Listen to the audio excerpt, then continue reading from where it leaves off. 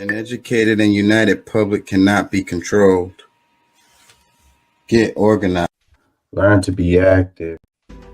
Yeah, man. That's hot shit right there, man. So what we gonna do? We gonna dub that? Yeah, man, let's do it, dog. Let's get it Your done. buttons and they get you emotionally charged.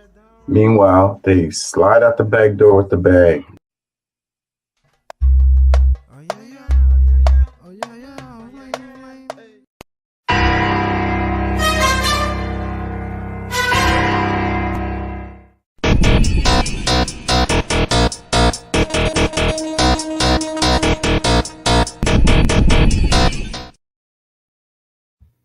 An educated and united public cannot be controlled. Get organized. Learn to be active. Investigate both sides of the argument. Come up with your own conclusions. Oh yeah. Oh yeah. Choose your destiny. Go right. Go forward. But never ever back.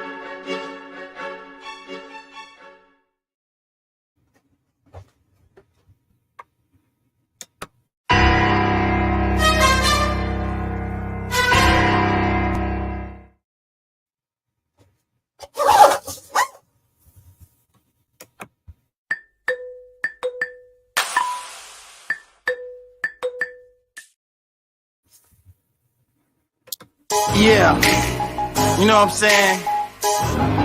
KCE, King Chaka. Yeah. Woke up.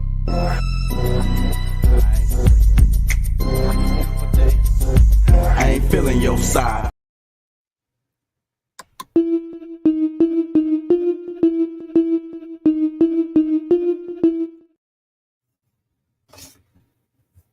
One second.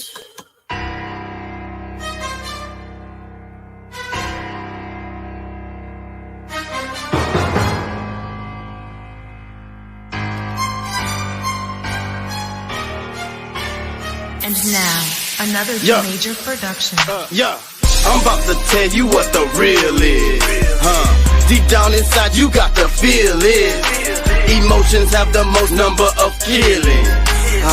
Pay close attention to your feelings. I'm about to tell you what the deal is. And when I'm talking, all I'm hearing is some crickets. Yeah, hurry, honey, run and get your ticket. Just get the money, it's not always the business. Yeah, forget the $1 million mission. Sometimes I just want to go fishing instead of physically grinding in the trenches. Finding me using my knowledge, intuition.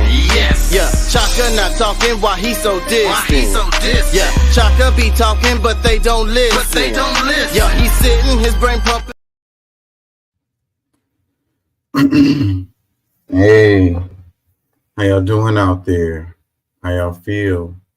Remember, an educated public cannot be controlled. Learn to be active. The views and events expressed here are totally whacked and are not necessarily the views of anyone. ¿Cómo estás? Bien, bien. ¿Podemos ayudarnos más? Si se puede. Don't take my word for it. Look that mess up.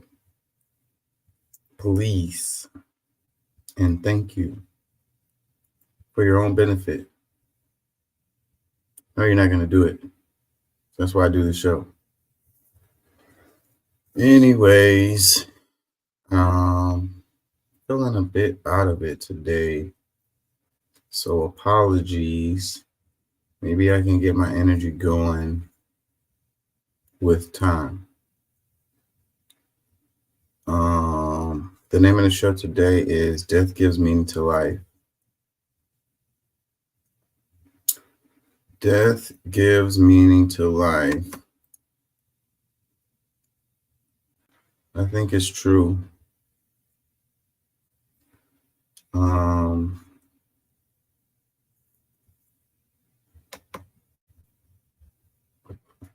What do we do? You know, I think if you live forever, like what they say with the vampires, it's like they say they're damned, but it's like the vampires live forever. But it seems like everybody, they want to live forever. But it's like, if you live forever, then you're damned to see everything that you care about wither and die. What becomes important to you, or what continues to be important to you, if there's no limit on the amount of time that you have here on the planet.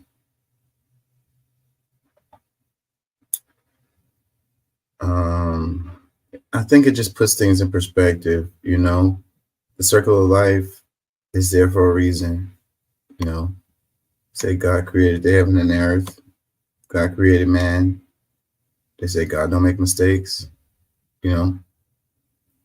Well, if you believe those things, then everything is perfectly balanced. Everything is perfect the way it should be. Just like us having a lifespan, a beginning, a middle, and an end.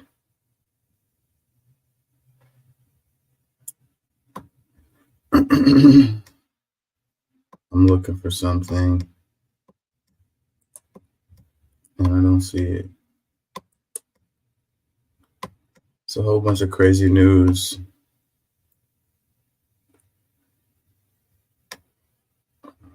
Where do we start? I don't see what I'm looking for. That's why I don't like to look for specific stuff. It never pops up when I'm looking for it. I do not see it. I'm sure I passed it up.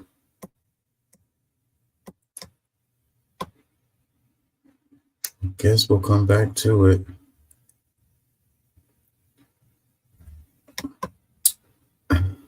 Alejandro Mayorkas got impeached, but it means nothing. Because once it goes into the next chamber, it's not going to be passed. So it's like all these political posturing, all of this pointless stuff. It's all about getting you emotional, but it don't accomplish anything.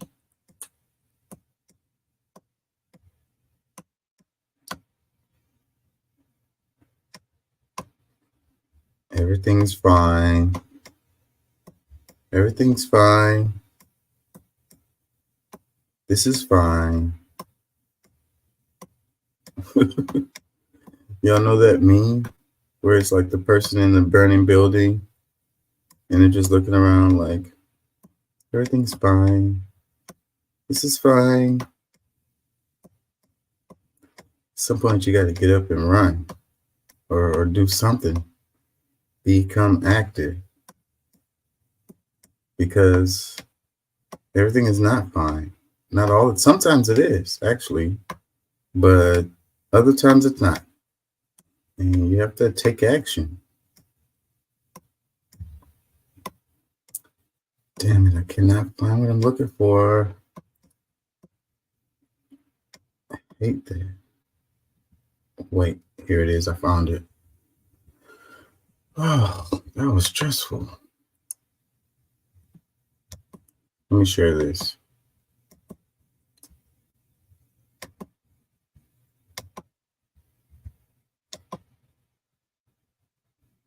If death gives meaning to life, then to live forever is to live a life with no meaning at all. For these reasons, death may be more important to our state of mind than we are willing to recognize. If you were to bring a colorful bouquet of flowers to a loved one, and those flowers were made of plastic or even silk, they would surely be less appreciated than if they were real. Flowers that live forever miss the point. We seek the increasing beauty of each flower in a bouquet. As they unfurl one by one in the light of day, we're absorbed by their irresistible aroma. We duly accept the care and feeding they require. Florists remain in business because the death of flowers, typically within a week of receiving them, is precisely what gives them meaning to your loved one. I don't know about the flower part. I don't like to give flowers because they die. I'd rather give a plant that's alive that you can care for and try to keep alive, but it's like you can only keep those cut flowers alive for so long, and I don't really agree with that. But it's the point of it is what's valid. You know, I'm an anthropologist, so I've studied a lot of ancient cultures, and there's a lot of cultures out there who put a lot of emphasis, historical cultures, who put a lot of emphasis on death.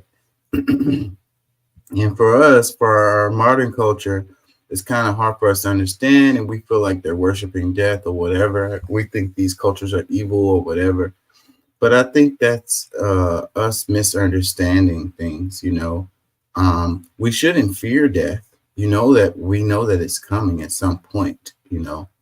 So living a life completely, you know, traumatized by the idea of fear is not being alive. So you have to find a balance in life. And the way you find that balance in life is not having fear of death, but knowing that it's coming and, you know, taking proper precautions. And I think that that's what a lot of ancient civilizations were doing. It was all about preparing for death.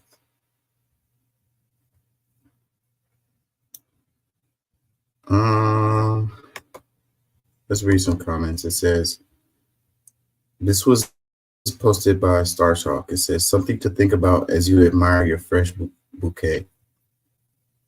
A lot of flowers came out recently for Valentine's Day. You know, happy belated Valentine's Day to all of y'all lovers out there.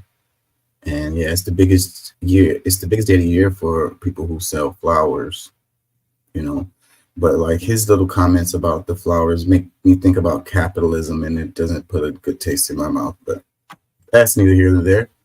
It says, another comment says, you've told one day that oxygen did not burn. It's not right. Take a lighter with oxygen to the tight end and light it there, it will burn.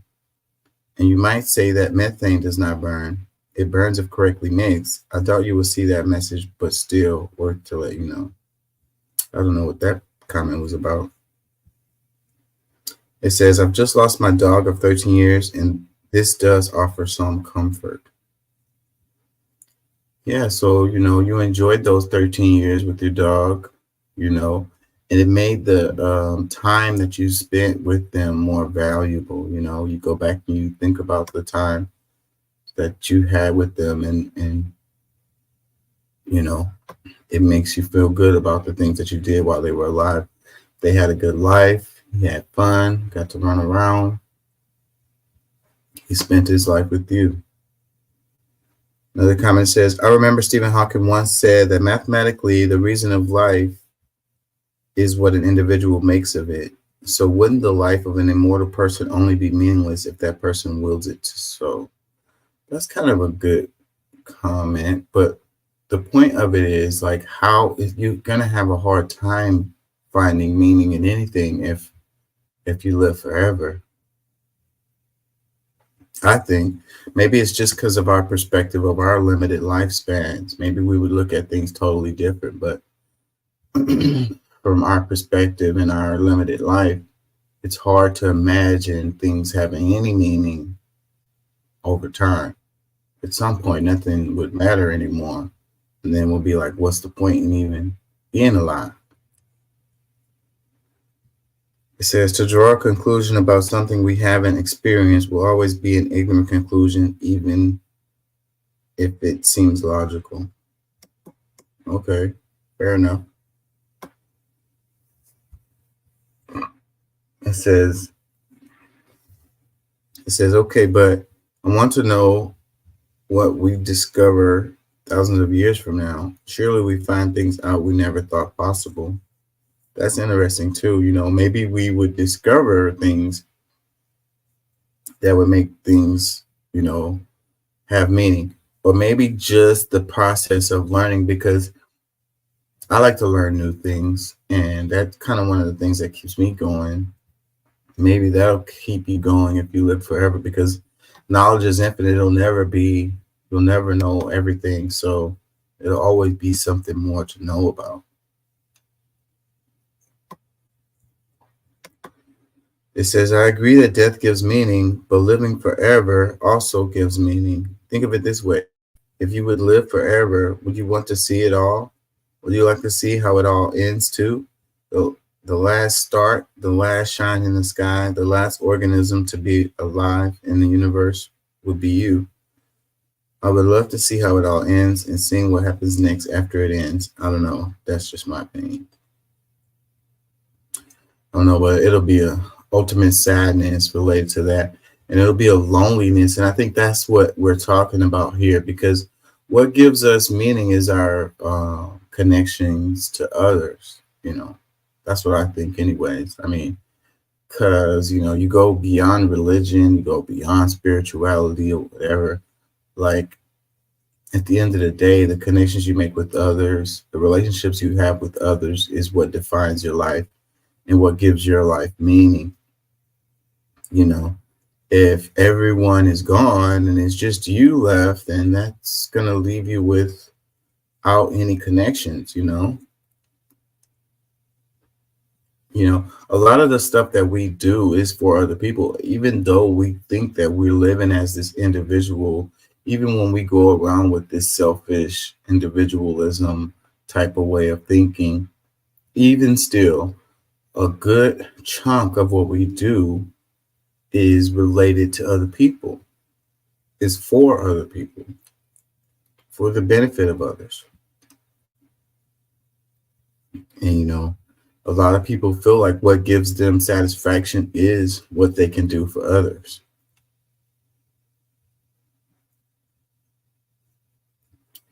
Another comment says, this is why we have kids instead of buying statues of kids. And then, having children is also a way to live forever, I think. Life is forever. It finds a way, it continues, and we are the result of our ancestors and their trials and tribulations, to give us a chance. If it wasn't for them going through the drama that they went through, then we wouldn't be here. They were obviously successful. We are the proof of that.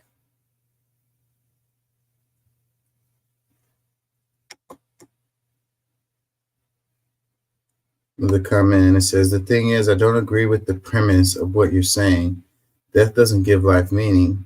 If that was the case, we would live our lives in fear, waiting for it to happen. The meaning of life for me comes from what I achieve, who I'm with, and my aspirations. I wish I'll get enough time to get where I want. Death is, in the best of cases, a factor to account. The time limit to get wherever I'm supposed to. Well, I think you're missing the point, because if death is giving you the time limit to get wherever you're supposed to get, then that motivates you to do things. Otherwise, what's the point of getting up in the morning and trying to accomplish what you can accomplish? We naturally procrastinate. Well, procrastinate. If there's no time limit, that's why when you have like an assignment or whatever it has a due date, because otherwise you'll never do it. Most of us, anyways. Most of us wait till right before that due date to get it done.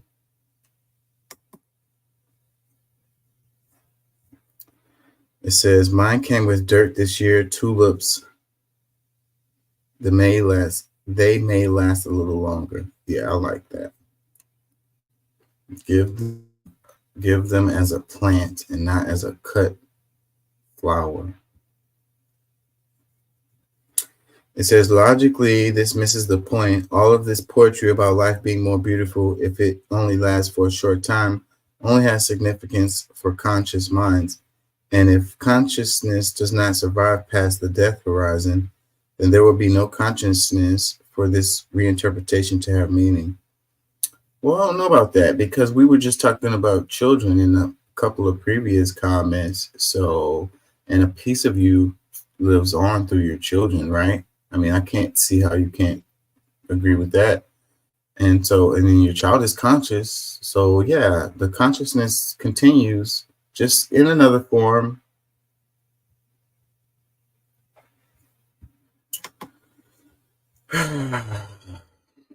need to get warmed up, y'all. How are we going to do that is the question.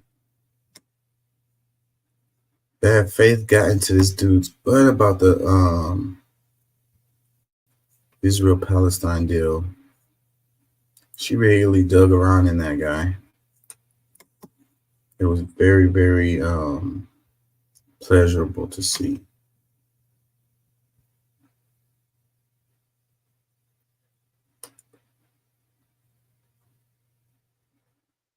Gabon, the coup in Gabon.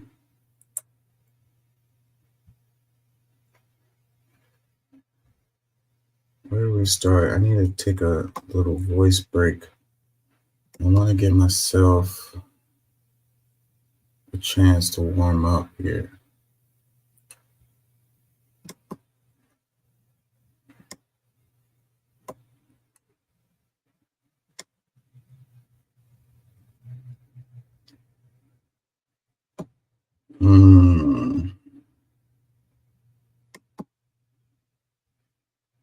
Saying some bullshit about wanting a temporary ceasefire, to which Bibi replied a ceasefire would be a prize for Hamas, to which Biden has not replied, thereby looking like a giant, disingenuous, powerless, wet noodle of a global leader.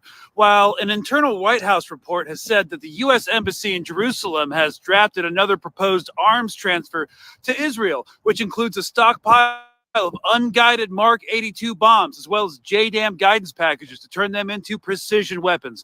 But of course, nothing says they have to attach the JDAMs to the bombs. And according to a December report from the Director of National Intelligence, 40 to 50% of the bombs dropped on Gaza have been unguided. So I sure hope that someone hasn't been accepting our aid and then pocketing the JDAMs. So Biden has been limp-wristedly calling for a ceasefire, and it's like, who is this for? If you wanted a ceasefire and you wanted Bibi gone, he'd be gone tomorrow. You'd cut off military aid, cancel the next round of F-35 shipments, and compel AIPAC to register as a foreign agent. But you don't. So who is all this sandbagging bullshit for? It's for liberals, so they can chant 4 more years and vote blue no matter who, and also say it's stuff like, it's so sad, like what's happening in Gaza, but Biden tried to stop it, and Israel is its own country. We can't like interfere in the policies of our allies. It's like, oh, thanks, Samantha, for that penetrating insight into geopolitics. It's the self-congratulating, virtue-signaling, performative activism, pumpkin spice, revolutionary bullshit.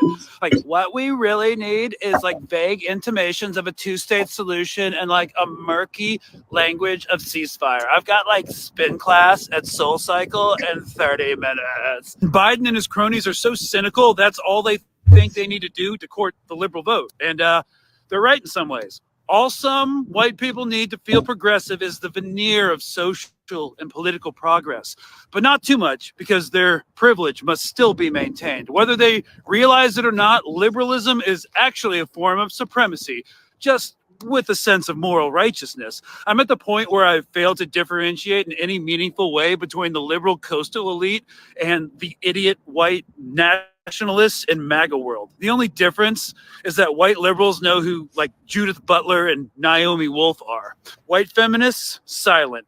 Animal activists, silent. New age spiritual leaders, silent. Namaste yogis, silent. Oh yeah, human rights attorneys married to George Clooney, also silent. So you can talk about bodily autonomy, great. That's a monumentally huge deal. And you can talk about defunding the police, so tight. Let's do it. Just want to let you know that you officially only care about issues that affect your own privilege. And you care more about that than children being slaughtered with your tax dollars. And fascism is on the rise. So if you don't want to challenge it, get your chakras aligned, get ready to go with the flow, toe the line, and start licking boots. Oh, wait, if you listen to Biden, you already do. This was supposed to be an intellectual video, but I'm going to a punk thing tonight, and I'm getting pumped up. So fuck neutral ass bitches. Fuck the pansies who are like, it's complicated. And fuck the fence sitters who are like, look at it from the other side. How about I just look at it from the side that isn't committing a genocide? So that kind of went off the rails. Good. Rant complete. So Biden yesterday I love his comments on the liberals. Oh my God. He's like, and then he's talking about Biden hit his limp. He said his limp wrist. Pumpkin spice. That is hilarious. Let me read this comment. It says, liberalism is a form of white supremacy. Going to punk thing later. So here's a Saturday evening rant. Getting in the zone. Free Palestine. It says, for the record, I'm a metalhead, not a punk, but some of my friends are punks, so sometimes I tag along. Yeah, I don't know how this guy popped up on my thing, but comments, it says, environmental activist silent. It says, a powerless wet noodle indeed. This rant is fire. Powerless wet noodle. Limp wrist wet noodle. How long did it take him to come up with that? It's pretty good. It says vegan silent. Another comment says Biden holds the purse strings. He doesn't need to call for ceasefire. He can just demand it. It's that simple. Yeah, the liberal imitation part he did was freaking. He says, no, don't use Samantha. He says, perfect rant sounds like a bit of George Carlin.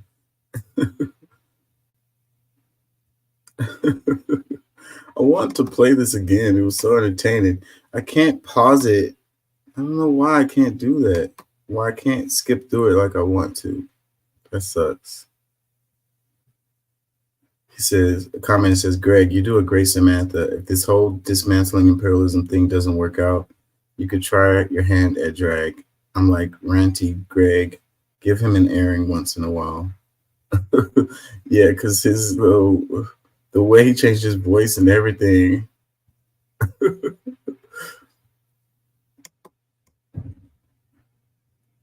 It says the GOP would have dealt with this situation worse than Biden. In fact, they would ask Israel to bomb more. I don't know. The point he's making is that there's not very much difference between the two parties, and that's what I completely agree with. I mean, it's the veneer, it's the appearance, it's the, incrementalism, it's the pacifist, it's the, pretend to try to do something or looking like I'm better. As long as I look, that's what it is. Like these liberals, like what they really care about is how they appear to others. Actually doing something is not nearly as important as how they look. It makes me want to vomit. As long as I could be a racist, but as long as I don't look like a racist, heaven forbid. Clutch my pearls. I'm not racist. It says, I agree with everything except calling people pansies to mean weak. Pansies are actually some of the toughest, hardest flowers and can live through frost like kill other plants. Another one says, we can't interfere in their culture and traditions. Some liberal somewhere, and Biden is still centering the ceasefire around the hostages that Bibi doesn't want because he wouldn't have an excuse to continue committing genocide.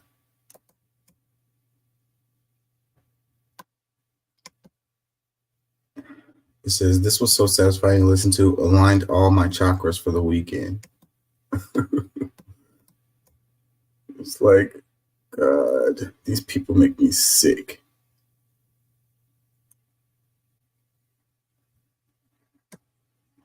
It says, I've been saying for years that Democrats and Republicans are besties, BFF forever and ever. And it's always met with, no, we're not.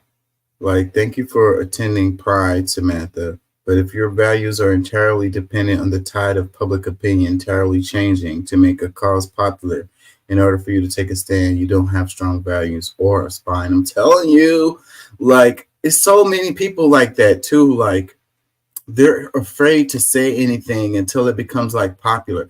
These people jump on trends. A lot of it is trends. Like a lot of the stuff where they have this super vitriol hate or like issue with the Hamas-Palestine war. A lot of it is just because it's like trending that way. Like it's like okay to be mad at Israel about bombing Palestine. So I guess I can make a stand and make comments about it now. Like Where were you years ago? Like,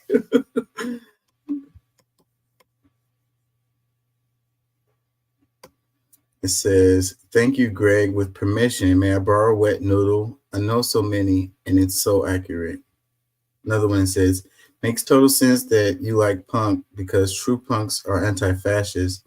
Love your rants, by the way. Another one that says, my stomach just dropped. How can we be sending more and more to this obvious problem? Another one says, wow, everything in this video, I can feel the punk thing pump. It's good. We need more of this version of you. My jaw was LOL dropping.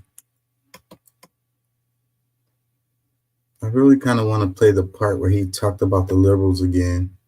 It says, absolutely, liberals are merely conservatives pretending to be morally and intellectually superior because they benefit from exactly the same systems of oppression and exploitation which their conservatives and fascist siblings fight to maintain, which is precisely why they support every fight for justice except the current one, because they only oppose oppression and exploitation when it's over and they don't benefit from it anymore.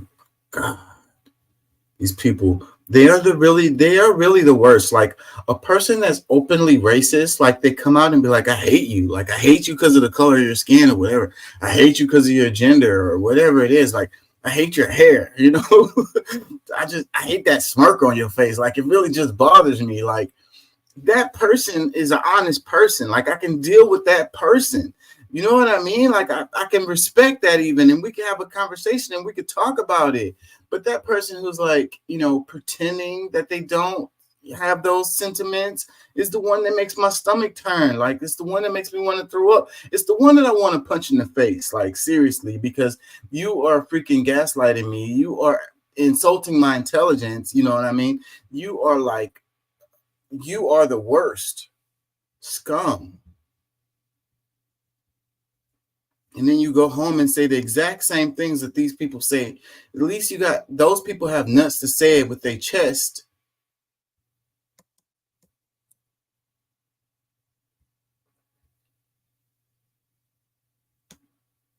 It says, Greg, it's pronounced Naomi, not Naomi.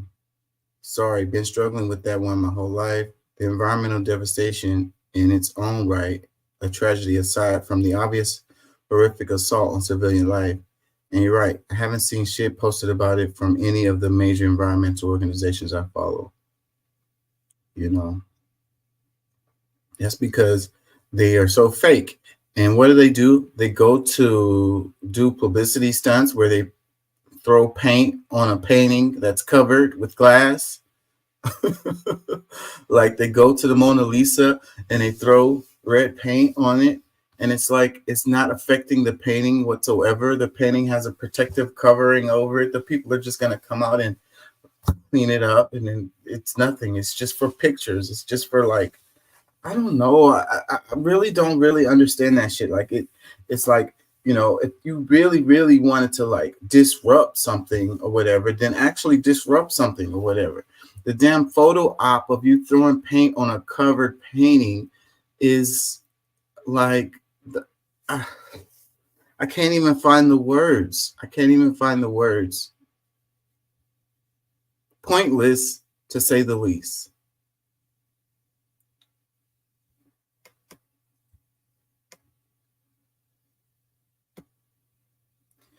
It says, how the F does the nation speak on democracy and human rights while they're funding effing genocide? Where do we go? I no longer want to be complicit. Our tax dollars are paying for this bloodbath. Let me see if we can catch the little part where he's making fun of the liberals again. So that's my favorite part. Performative activism, pumpkin spice, revolutionary bullshit. Like what we really need is like vague intimations of a two-state solution and like a murky language of ceasefire. I've got like spin class at Soul Cycle in 30 minutes. Biden and his cronies are so cynical. That's all they think they need to do to court the liberal vote. And They're right in some ways. They're right. All some white people need to feel progressive is the veneer of social and political progress, but not too much because their privilege must still be maintained. Whether they realize it or not, liberalism is actually a form of supremacy, just with a sense of moral righteousness. I'm at the point where I've failed to differentiate in any meaningful way between the liberal coastal elite and the idiot white nationalists in MAGA world. The only difference is that white liberals know who like Judith Butler and Naomi Wolf are. White feminists, silent. Animal activists, silent. So it's like, it's that veneer, it's that superiority, that I'm better than you part that really freaking bothers me a lot. It's like the way the liberals are. Oh, you can't do it on your own, so let me do it for you. I'm gonna spoon feed you and you can just sit there because you've been through enough, okay? So we're gonna just take care of you and make sure that you're good or whatever. And it, the reason why I'm doing this is because I feel like I owe you, okay? And I'm not that other guy. I'm much better than that guy because I'm willing to spoon feed you and make sure that you're okay. The other guy is not going to do that, is he? Get the F out of my face. Get the F out of my face. Let's do this one. It says the owners of the country didn't want an educated populace capable of critical thought sitting around the kitchen table, realizing how badly they're getting screwed. Can y'all hear me? Sitting around the kitchen table. Forgive my sound. I swear I'm going to have that fixed by next week. Yeah, the owners of this country don't want an educated populace capable of critical thought sitting around the kitchen table, realizing how badly they're getting screwed. George Carlin. And that is so true. You see evidence of this all over the place. They're gutting the education system, like dismantling it. And then these people go to these private schools and get educated even less as far as being able to understand the world, as far as being able to question things and how things are. They just get turned into worker bees. They get turned into little drones, that don't question anything, that, it's blasphemous to question things, and, I deserve my privilege that I enjoy, It says exactly who owns the country. So, I mean, that's a good question, but all you have to do is type in who are these billionaires or whatever, like, yes, they own like everything, literally, bro, like not complicated, and they want workers, if they had real competition, then they would be afraid that their companies wouldn't be so big and powerful. They don't want competition. They want workers. It says, we the people are the only threat to the billionaires. Another comment says, Carlin was 50 years ahead of his time and light years smarter than any maggot. Another comment says, sad but true, that's why Trump loves the uneducated. Not just Trump. Another comment says, this is a stupid country. I'm not trying to be funny. I'm embarrassed. It is embarrassing. Another comment that says, he nailed it every time, and look what America is today. Another one says, they're doing their best to hurt Biden. How does that fit? Another comment says, Full News Network and Republicans count on it.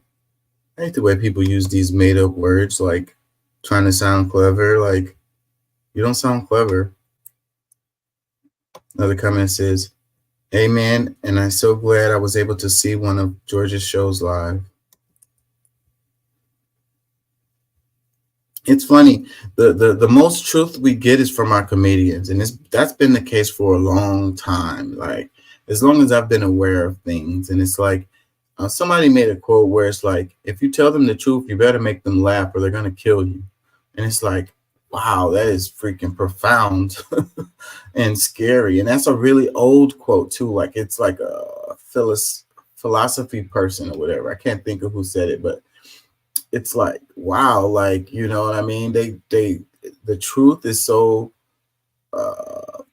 abrasive, if you will, or offensive, if you will, that the people will kill you. So the only way you can say it is by telling it as a joke. And it's like you can't take comedians seriously. So whatever they're saying, it's all just a joke. So you can't take it serious. So, you know, it's whatever. But you laugh at it. You laugh at it because you know it's true. You know, that's what makes the joke funny, because a lot of times the stuff, like even George Carlin, the stuff he was saying wasn't even really jokes.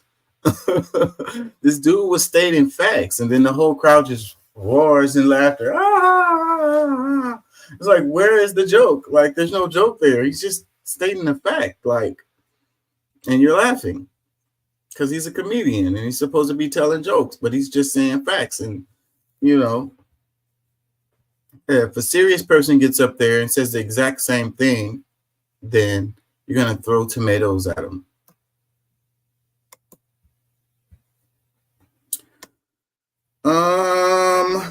Let's do some quick headlines. How about that?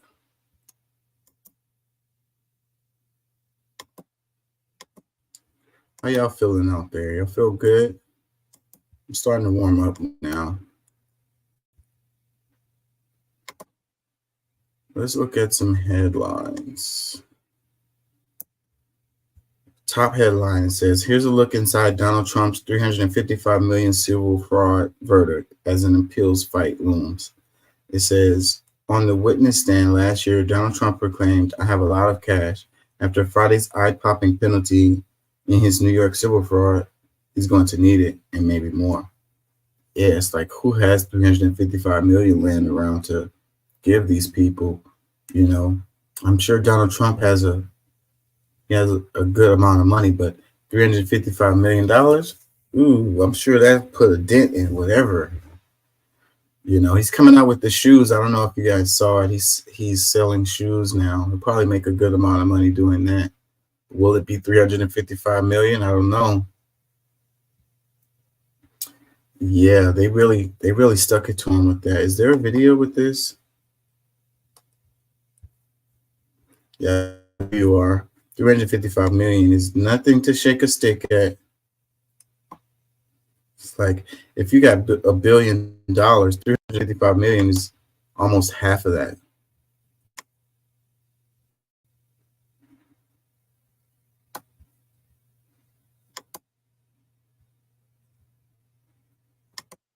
They're going at his pocketbooks. They're like, we're going to get you one way or another, buddy. We're going to make you hurt one way or another. Now we can selectively eliminate cancer-causing proteins inside the cell and leave the healthy cells. That's Today, a judge ordered Donald Trump and his company and other defendants to pay nearly $364 million in penalties for what the judge concluded was a years-long fraud involving financial statements that Donald Trump provided to banks and insurers and others that he did business with. These financial statements enabled Donald Trump to save nearly $168 million on loan interest because he secured lower interest rates. And it also enabled him to build projects, acquire a hotel, and develop a golf course that he otherwise might not have been able to do. However, there was a bit of good news for Trump and his company. The judge, before the trial in September, ruled that some of Donald Trump's companies and assets could be dissolved or put in control of a court-appointed monitor and receiver. The judge has since reversed that decision, allowing the company to continue to operate, but putting it under the supervision of an independent monitor for at least the next 3 years. Independent monitor. It's like, what is that really going to do? He could just put it in charge of, you know, his kids, one of his sons or something, like his lawyer or somebody that's beholden to him. I don't think that's going to really have any impact. They do those kind of things all the time. Yeah. Anyways, 355 million. It's okay. By Michael Sisek, February 17, 2024. New York AP. On Wednesday last year, Donald Trump proclaimed, "I have a lot of cash." After Friday's eye-popping penalty in his New York civil fraud trial, he's going to need it, and maybe more. A judge ordered the former president to fork over $355 million of his fortune plus interest, finding he lied for years about his wealth on financial statements he used to secure loans and make deals. He built the real estate empire that vaulted him to fame and the presidency. So to y'all people out there who's, on the Trump train, obviously this guy was doing something shady, right? I mean, you can call it a witch hunt, but they are saying that he did fraudulent stuff. So I'm sure they had to present evidence, and the judge came to the conclusion that yes, this guy did some fraud to the point where he felt like he had to pay $355 million. Like, I wonder, where does that money go? Who gets that money? That kind of fraud is like, who is the victim of it?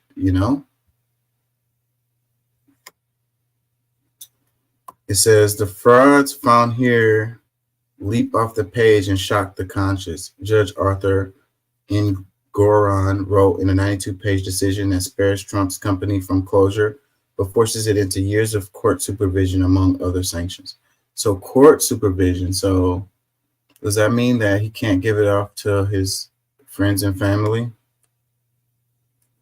It says the ruling after a 2.5-month trial in New York Attorney General's Letitia James lawsuit cuts to the core of Trump's image as a wealthy, shrewd real estate mogul turned into political force. The financial penalty is staggering even for a businessman who's seen casinos and airline and other ventures fail, adds to Trump's mounting legal debts, and could put the Republican presidential frontrunner in a serious cash crunch as he campaigns to retake the White House. Trump, who also dealing with 4 criminal cases, decried Friday's ruling as election interference and has vowed to appeal. Here's a look at the case, the penalties, and what's next for Trump. I think that at the end of the day, his cash issue won't be an issue because he's running for president. He's just going to do like a campaign ad and tell his people to give him money, and they're going to do it. He's going to say it's a witch hunt. They're trying to interfere the presidential election. So don't let them do it. Give me more money so that I can put radio ads and TV ads out so we can win this thing. And people are going to go, yeah, here's all my money. He says, what did the judge decide?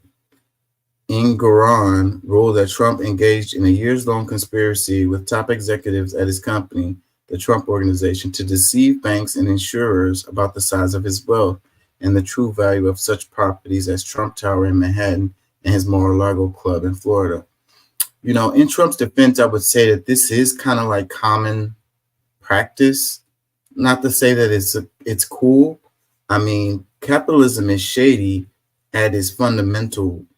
You come in and you strong arm other companies. You use your capital as leverage to win, and that's what they do. And, making it seem like you have more money is a way to do things.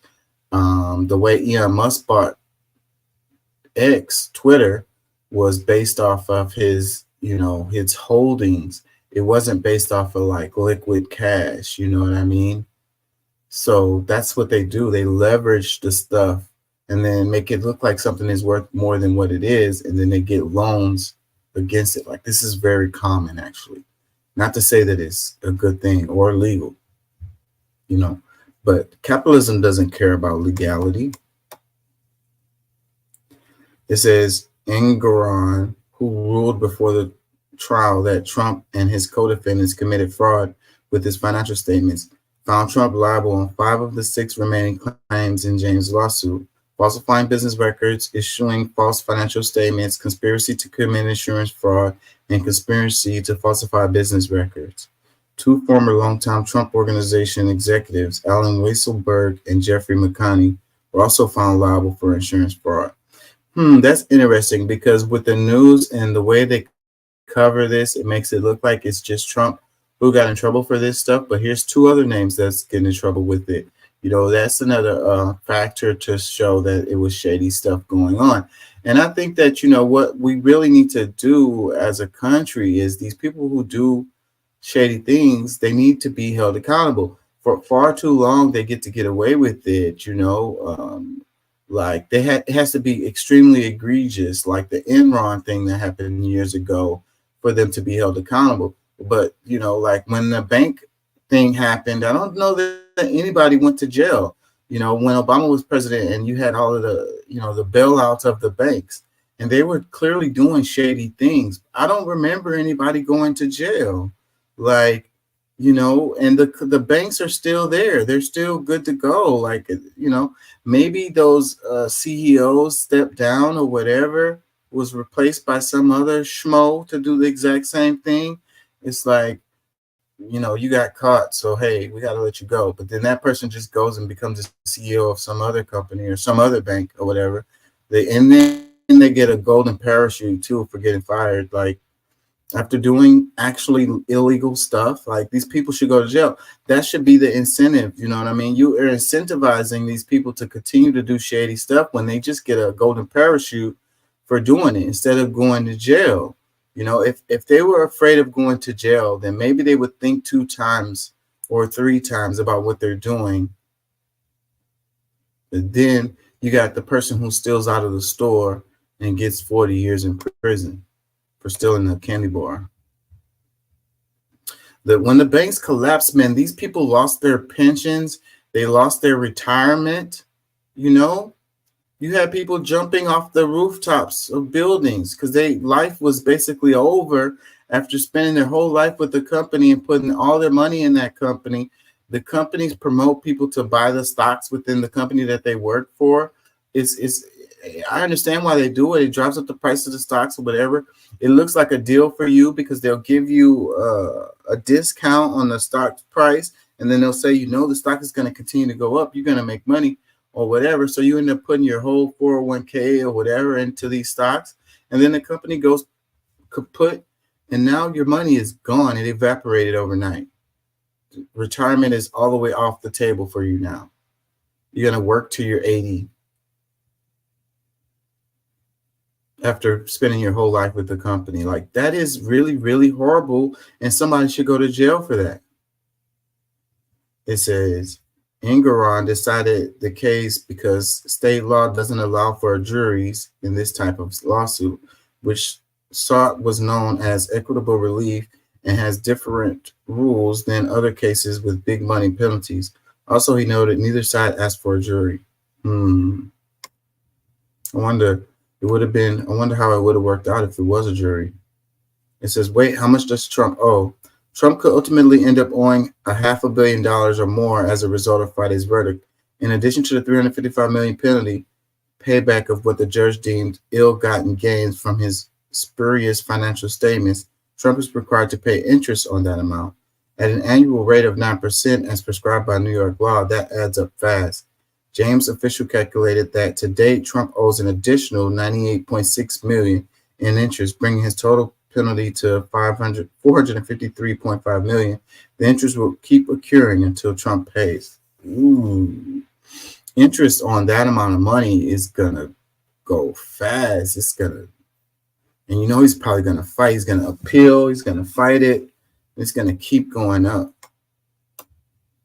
This is no chump change we're talking about here. It says in his ruling, Engoron ruled that the interest Trump owes on about half of the total penalty amount pertaining to loan savings can be calculated from the start of the investigation in 2019. Some interest on the remaining amount, which pertains to more recent transactions, can be calculated starting May 22 or June 2023. In all, Engoron imposed $363.9 million in penalties on Trump and his co-defendants, including his son Eric and Donald Trump Jr., or above $464 million with interest, according to James' office. Trump maintains that he is worth several $billion dollars and testifies last year that he had about $400 million in cash in addition to properties and other investments. Well, shit, he's gonna have to sell some properties or something so he can come up with that cash. It says, why does Trump owe so much? Igorong found that Trump's phony wealth claims were critical to his success, affording him lower loan interest rates and allowing him to build projects he wouldn't have otherwise been able to finish. The judge determined that those savings and windfall profits were ill-gotten gains and ordered him and his co-defendants to caught them up to the state with interest. So the money goes to the state, so New York. So I guess New York's going to have more money to spend on those immigrants, huh? It says Trump, both individually and as the owner of various corporate entities, must pay $168 million plus interest and savings on loans he obtained using his inflated financial statements for a golf resort near Miami, a Chicago hotel, a condominium tower, a Washington, D.C. hotel, and a Manhattan office building. Trump obtained 3 of the loans through Deutsche Bank Private Wealth Management Unit, which offered lower interest rates than its commercial real estate division, and used his financial statements to show the bank how he was wealthy and a good credit risk. $126.8 million plus interest in profit from selling the Trump International Hotel in Washington in May 22 to a company that now operates it as a Waldorf Astoria. Trump used $170 million of $375 million to pay off a loan on the property. Other proceeds went to his children. You know, what's weird to me about a lot of this is how, like, you know, people with money get to, like, get loans, you know, without having to pay, and poor people get loans and have to pay like these huge ass interest rates. And it's like, I don't know, man. How our system is set up is really hardcore on poor people and really friendly to people with money. You know, you end up having to pay a lot back in interest if you're a poor person. And if you're wealthy, you end up getting the loans basically for free.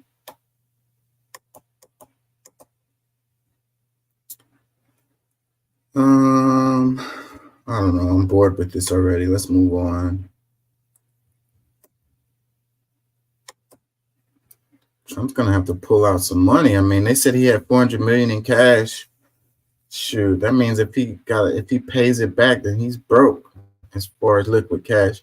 And people don't understand, a lot of these wealthy people don't have much liquid cash. Their money is all tied up in stuff, and it can't be moved quickly or easily. And if they do have to liquidate something, then they're taking huge L's because it's not going to be the value of what it is, because they need to sell it quickly. So people are not going to want to pay, you know, the inflated amount. Like let's say you have a house and you want to put it up for sale. You know, it's going to sit there until somebody comes along that wants to pay what you want to charge for it. You know, and if time goes by and still nobody wants to buy it, then you got to lower that price. So that money is just sitting there. And it costs you money to sell it too, because you're going to have to pay for people to go through the process. More political news. Trump hopped $399 branded shoe at SneakerCon a day after the $355 million ruling against him. Yeah, I mentioned this. So he's selling the shoe. I'm sure he had this planned beforehand, but it came out right at the same time, right after they said he got to pay that $355 million. So it's kind of like, it's like, okay, y'all want me to pay $355 million? Shit, I need to raise some liquid cash. Let's put that shoe out there. People are going to buy this damn shoe too. They're going to buy it, without a doubt.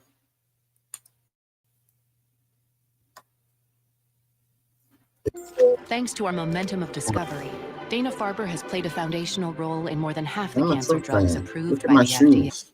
I just want to tell you, you know, I've wanted to do this for a long time. I have some incredible people that work with me on things, and they came up with this, and this is something I've been talking about for 12 years, 13 years, and I think it's going to be a big success.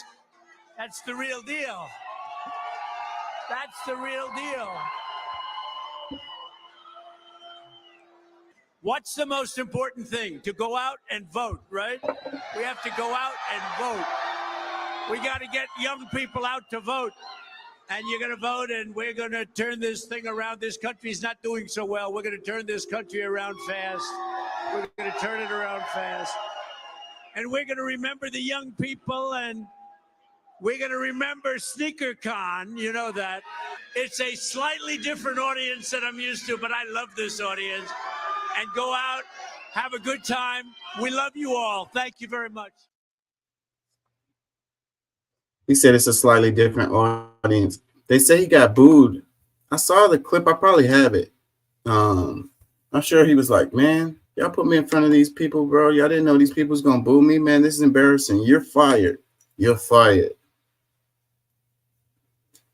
By Claudia Lohr and Jill Colvin, February 17, 2024, Philadelphia AP. As he closes in on the Republican presidential nomination, former President Donald Trump made a highly unusual stop Saturday, hawking new Trump brand sneakers at SneakerCon, a gathering that bills itself as the greatest sneaker show on earth. Trump was met with loud boos, as well as cheers at the Philadelphia Convention Center as he introduced what he called the first official Trump footwear. See, that's what I was saying. This clip right here didn't play the boos, but yeah, so, I mean, I guess he's used to being in front of the crowd because he does his Trump rallies all the time.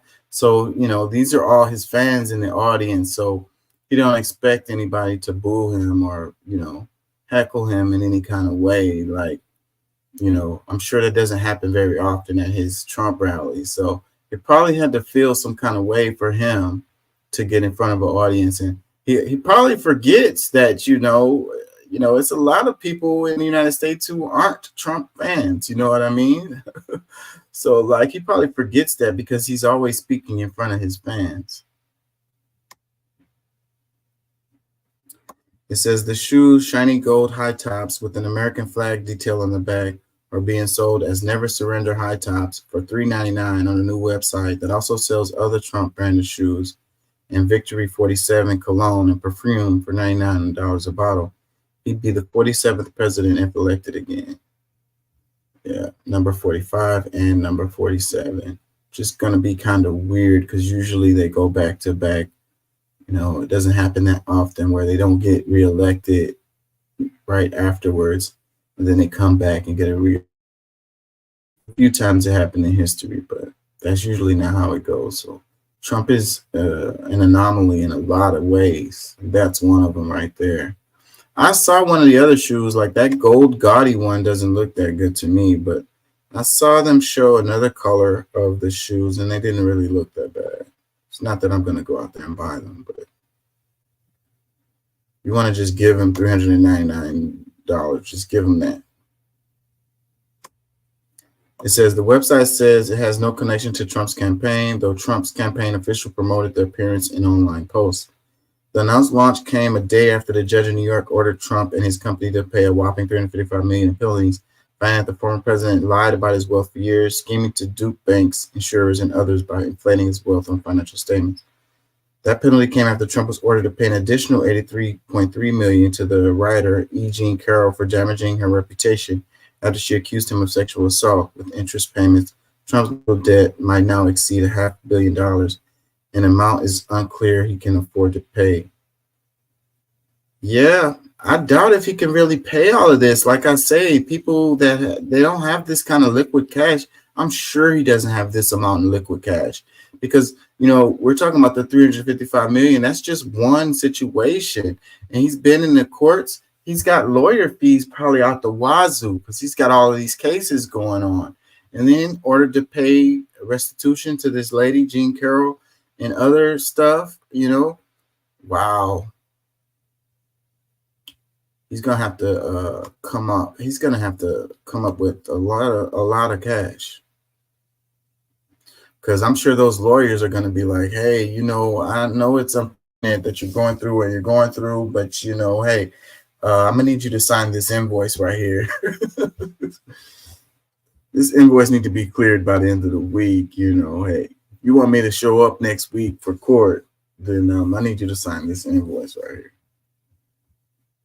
It says Trump's appearance was met with clashing boos from his detractors and chants of USA from supporters who arrived at the sneaker event decked out in Trump gear. The dueling chants made it difficult at times to hear Trump speak. Yeah, the clips that I saw, he was like talking over the crowd while they were booing and stuff. It had to be an uncomfortable situation or feeling for him. It says some had been given signs that read, "Sneakerheads love Trump." It says there's a lot of emotion in this room, Trump said of the reaction after holding up and showing off a pair of gold shoes, then placing one on each side of his podium. This is something that I've been talking about for 12, 13 years, and I think it's going to be a big success, he said.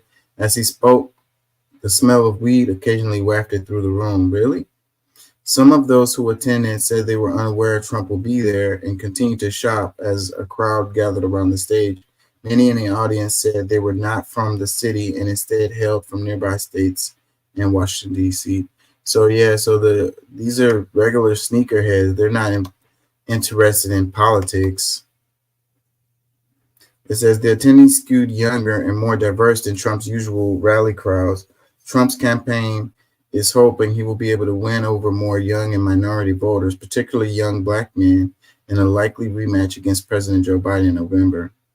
Yeah, well, the hood is, I've been seeing a lot of posts where they're like the hood for Trump, like, and a lot of them mistakenly thinking that those checks that they got came from Trump.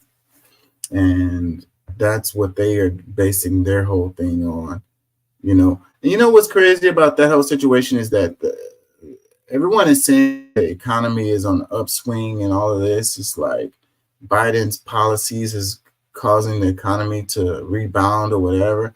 And I really just don't know how true that is, even though the numbers say that it is true. And I'm always the guy that's like, you know, we need to look at the numbers and go by the numbers or whatever. But I don't, it's like how well Wall Street is doing doesn't really relate to how well Main Street is doing, if you will, you know. And, you know, yes, these major companies are doing great. You know, these big corporations are doing wonderful, you know, record profits ever since COVID, you know. But the people that I know, like, it's kind of like that trickle down economics idea, you know. The people that I know are living check to check, you know, and have been struggling, you know. And it's like paying a lot of money at the grocery stores, even though the prices have kind of dropped a bit at the grocery stores. I've noticed them just slightly, though. But it's like, you know, they're saying the economy is so good, but everybody is struggling and working 2 and 3 jobs and stuff. And it's like, I don't know, man. I think there's a disconnect related to, you know, like if our GDP is up, that doesn't mean that the economy is good for Joe and Sally and Sue. You know what I mean? We don't have big corporations that are exporting products to markets overseas. Okay. So it's not, you know, and it's not like these companies are passing down their profits to their employees. You know, they're making record profits, but they're not sharing that wealth with the people who are helping, who's working for them. A little bit more. It says, this isn't the first money-making venture Trump has announced since launching his third campaign for the White House 2022. Trump last year reported making between $100 and $1 million from a series of digital trading cards that portray him through photo editing in a series of cartoon-like images, including as an astronaut, a cowboy, and a superhero. He has also released books featuring photos of his time in office and letters written to him through the years. Before he ran for office, Trump hawked everything from steaks to vodka to a venture he called Trump University, which didn't work out. The new sneakers website says it's run by CIC Ventures LLC, a company that Trump reported owning in 2023 financial disclosure. The website states the new venture is not political and has nothing to do with any political campaign. Still, it describes the sneakers as a limited edition, numbered true collector's item that is bold, gold, and tough, just like President Trump.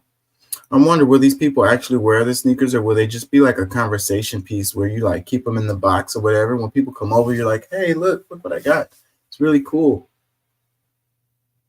They'll probably be worth money in the future too if they just keep them in good condition or whatever, because regardless of what happens, like, you know, it's going to be all of this is historical. We're going through historical times left and right. And, you know, as 10 or 20 years pass or whatever, you know, who knows? It'll become like a collector's item just so people can remember these times. What do y'all think? Am I missing comments? No. I don't know. How did this become the Trump show? That was not my intention. Couple more headlines. It says, what does it mean to claim the U.S. is a Christian nation? And what does the Constitution say? You know, we've made this argument on the show. Just real quick, let's look at this. It says, what does it mean to claim the U.S. as a Christian nation? And what does the Constitution say? That's kind of interesting to me. Peter Smith, February 17th, 2024. Many Americans believe the United States was founded on a Christian nation, and the idea is energizing some conservatives and Republican activists, but the concept means different things to different people. And historians say that while the issue is complex, the founding documents prioritize religious freedom and do not create a Christian nation. So boom, boom, boom, boom. I mean, that's pretty damn simple and straightforward. And I don't know how people can even argue with that. And, you know, but the idea that the United States is a Christian nation is etched into people's minds.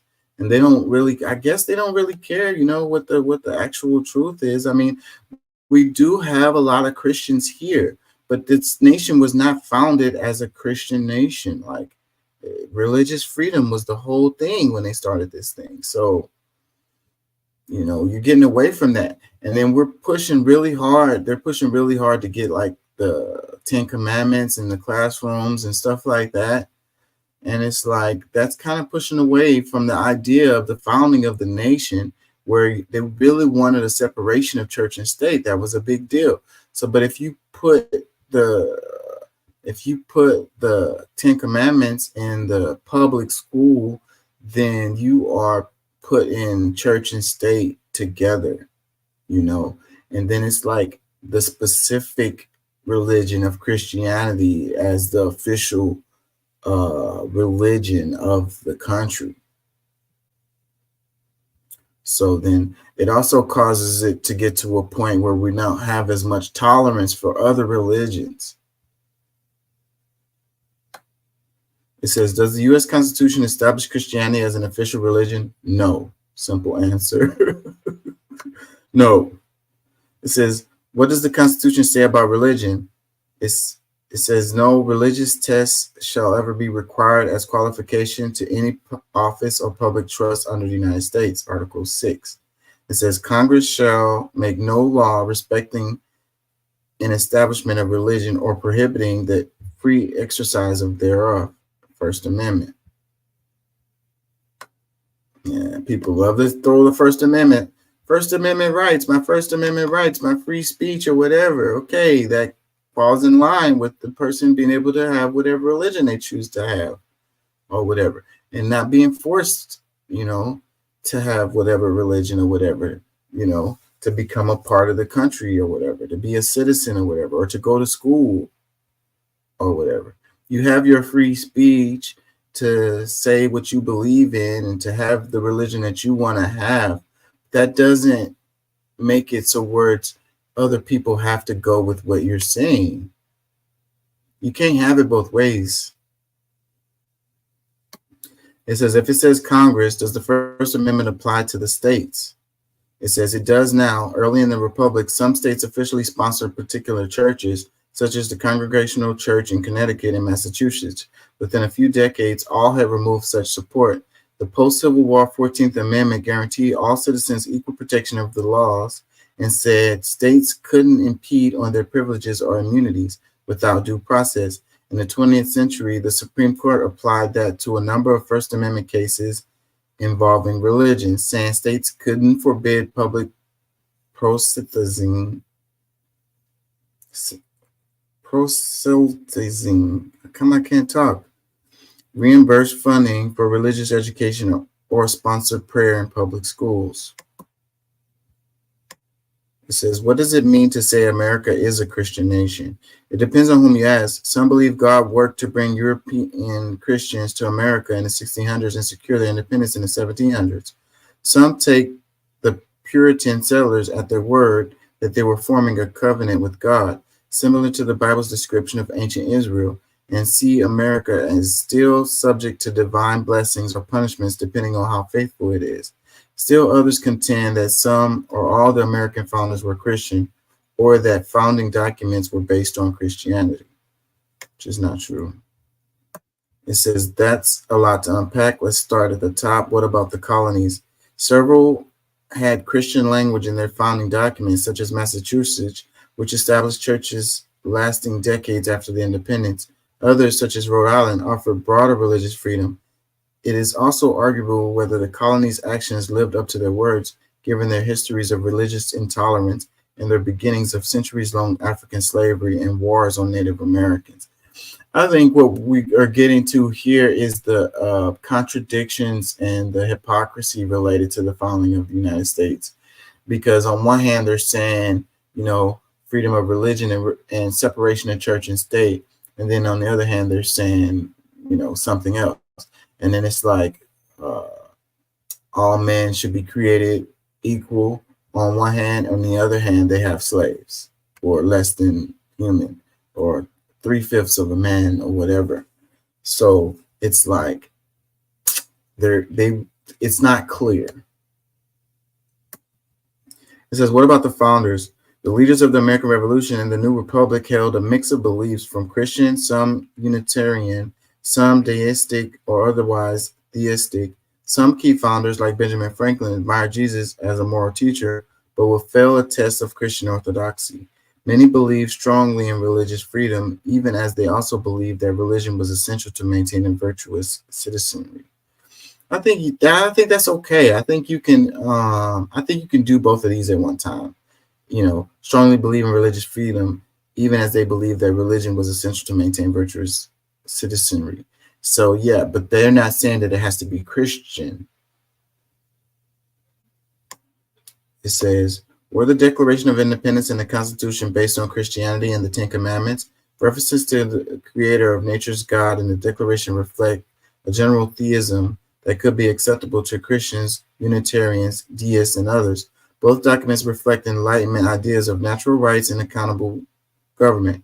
Some also see these documents as influenced or at least compatible with Protestant emphasis on such ideas as human sin requiring checks and balances.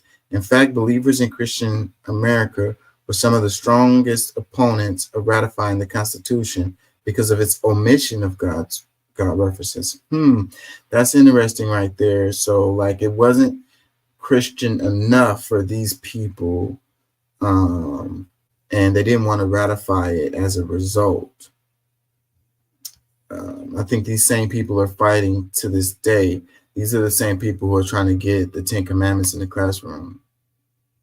It says, were most early Americans Christian? Many were and many weren't. Wow, that's a freaking weird ass. That's like not, many were and many weren't. I mean, anybody could say something like that. What kind of freaking, you might as well say nothing. It says early church membership was actually quite low, but revivals known as the First and Second Great Awakenings before and after the Revolution won a lot of converts. Many scholars see religious freedom as enabling multiple churches to grow and thrive. It says, were Catholics considered Christian? Not by many early Americans. Some state constitutions barred them from office. Wow, that's interesting. They didn't feel like Catholics were Christian. It's like, there's something with that, because you think about the founding of the United States and you think about the conquistadors who came into the South, you know, of North America, and they kind of conquered those areas, and Catholicism was a big part of that. These people were from Spain or whatever, and it's like the northern parts of North America was conquered by a different group, and they were not Catholic. So then those people were looking at the other ones as like, they're not Christian, they don't worship the way that we do. That's really strange to me, because Catholicism and Christianity, I mean, anyways, it says, how did that change? Gradually, but by the time of the Cold War, many saw Catholics, Protestants, and Jews as God-believing American patriots, allied in the face-off with atheistic communist Soviet Union. They conveniently left off Muslims. I wonder why. So then they're saying the atheist communist Soviet Union. So these people didn't believe in God, and they're communists. They're communists and they don't believe in God.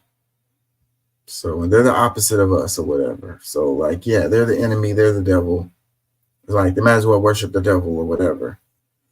I don't know about that. And then, you know, what is in the news right now? We just played a clip in the other show about Putin, and he was talking about the Catholic Church and talking about, you know, it's like the Roman Catholic Church, the Orthodox Church, I want to say, and how important it was to the cohesion of the Russian people.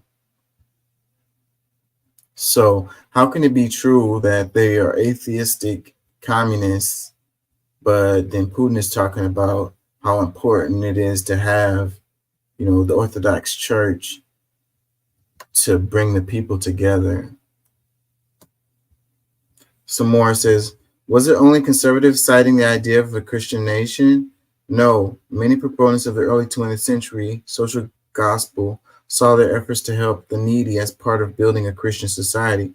During World War II, President Franklin D. Roosevelt prayed on national radio for God's blessing in our united crusade over the unholy forces of our enemy. The Reverend Martin Luther King Jr. wrote that civil rights protesters stood for the most sacred values in our Judeo-Christian heritage. That's interesting too, how you got these people on opposite sides of the spectrum who are basically using God and Christianity in like the same way. But then they said social gospel saw their efforts to help the needy as part of building a Christian society. So they're helping the needy on one hand, but then they have slaves on the other hand. Would you not consider slaves as needy? I guess they're not human. So what do progressive Christians say today? Christian nationalism has traditionally employed images that advocate an idealized view of the nation's identity and mission, while deliberately ignoring those persons who have been excluded, exploited, and persecuted, said in a 2021 statement from the National Council of Churches of Christ in the USA, an umbrella group that includes multiple progressive denominations. Christian nationalism has traditionally employed images that advocate an idealized view of the nation's identity and mission, while deliberately ignoring those persons who have been excluded, exploited, and persecuted. Yeah. So it's perverted, I think, when they say Christian nationalism. That term is perverted. It says, what do Americans believe about this? 6 in 10 U.S. adults said the founders originally intended America to be a Christian nation, according to the 2022 Pew Research Center survey. 45% said the U.S. should be a Christian nation, but only a third thought it was one currently. So a third of the people felt like it was a Christian nation. It says 6 in 10 adults said the founders originally intended America to be a Christian nation. It's like, where are you getting that from? Like, there goes the failure of our education system. It says among white evangelical Protestants, 81% said the founders intended a Christian nation, and the same number said that the U.S. should be one, but only 23% thought it currently was one, according to Pew. You know, and what constitutes a Christian nation? Does that mean like no gay marriage? Does that mean no abortion? You know, does that mean giving money to the needy and the homeless, you know, feeding the homeless and housing the homeless? Is that what a Christian nation mean? What do they mean by a Christian nation? What would a Christian nation look like? If the United States was a Christian nation, what would that look like? Would that mean, you know, no Muslims or any other religion, Buddhists? It says in a 2021 Pew report, 15% of U.S. adults surveyed said the federal government should declare the U.S. a Christian nation, while 18% said the U.S. Constitution was inspired by God. It could be inspired by God and still not be Christian. Can you agree with that? It says 1/3 of the U.S. adults surveyed in 2023 said God intended America to be a promised land for European Christians to set an example to the world, according to the Public Religion Research Institute Booking Survey. Those who embraced this view were also more likely to dismiss the impact of anti-Black discrimination and more likely to say true patriots may need to act violently to save the country. It says those who embraced this view were also more likely to dismiss the impact of anti-Black discrimination. God intended America to be a promised land for European Christians. So it's not just Christians, it's a specific sect of Christians, not the Catholics, not the Ethiopian Christians, the European Christians specifically. What did they say? Manifest destiny.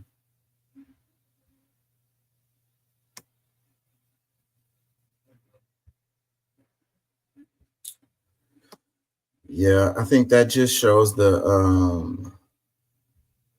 what is the word I'm looking for? It's the hypocrisy. It's the double-minded. It's the double speak. It's the left brain and right brain not communicating with each other. It's the schizophrenia of the United States.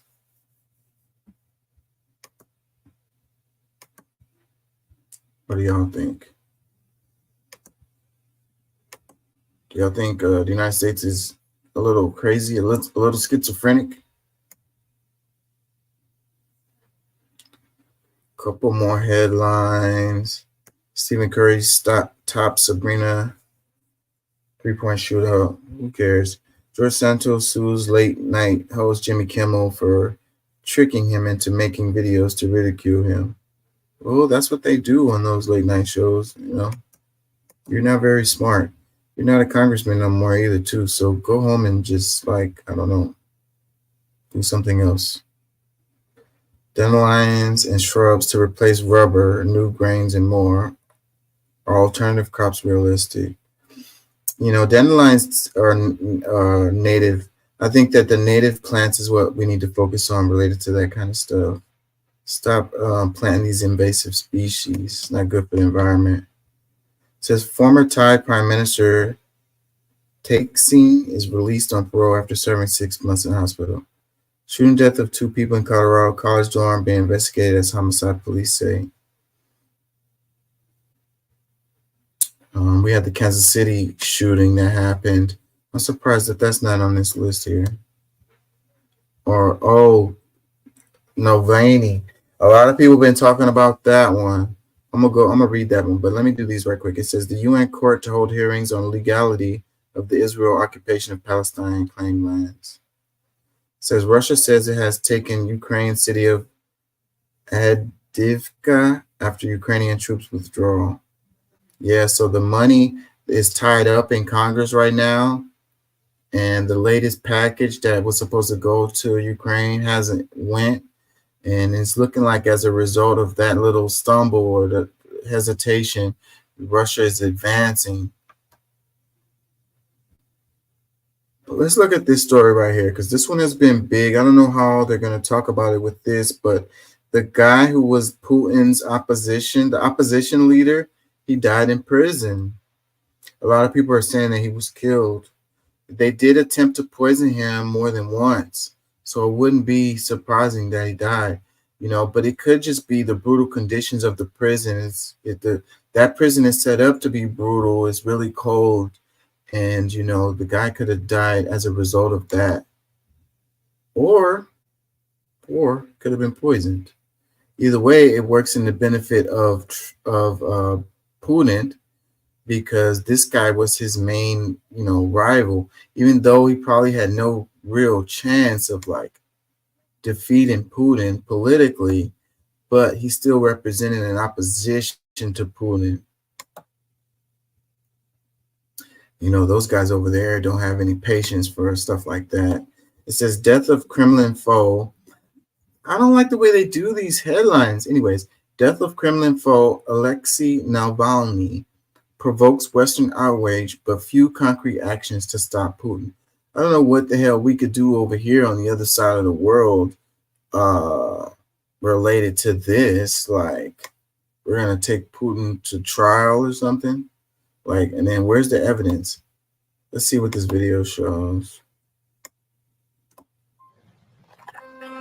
We can add. Medical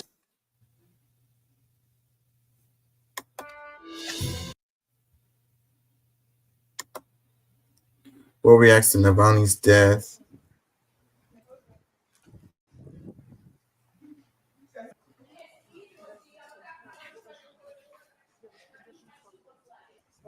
Says people and politicians around the world have been reacting to the death of Russian opposition politician Alexei Navalny. Я обещаю, что я не сдамся. I promise I won't give Я up, and I отомщу will за take the Алексея revenge for любыми Alexei способами, by any которыми мы possible можем. means. И призываю I'm всех calling не everyone not to give сдаваться. up. These Эти scumbags твари don't deserve our недостойны desperation. нашего отчаяния. Не сдавайтесь, друзья. In Munich, U.S. Secretary of State Antony Blinken expressed his condolences to Navalny's family. For more than a decade. Wait, let me pause for a second. This is a thing that shows, like, you know, people want to say that Russia is like united behind Putin, but they're clearly not. And the government of Russia isn't the same as the people of Russia. And we have to make that separation, because here in the United States, Biden is the president. And then you're like, the other people in other countries around the world are like, hey, he's your president. Don't you support him or whatever? Like, whatever views or political views or things that he say while he's on TV, they're like, you know, that those are your views because you are a citizen of the United States and that's your president. So then the same thing, you would be like, that's crazy talk. But we tend to forget it when on the other side, when we look at Russia and we're like, oh, it's Putin and he's the Kremlin and he's evil and whatever, and the people of Russia are the same. And it's like there's a disconnect there in our thinking to think that we don't agree with our president here in the United States with the things that they do, and we feel like it's unfair for other countries, people from around the world, to align us with the political views of our president. But we turn around and do the same thing to the people of Russia and act like they're all just evil or whatever because Putin is their president. Russian government, Putin, have persecuted, poisoned, and imprisoned Alexei Navalny. And now, the reports of his death. First and foremost, if these reports are accurate, our hearts go out to his wife and to his family.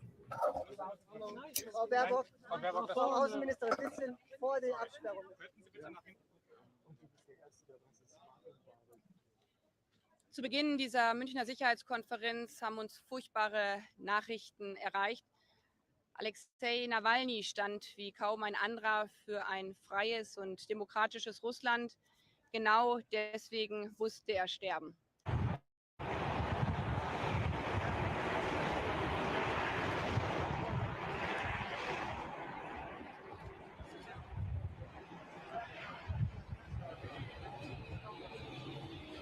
It says in Russia, ad hoc expressions of respect were shown as people laid flowers.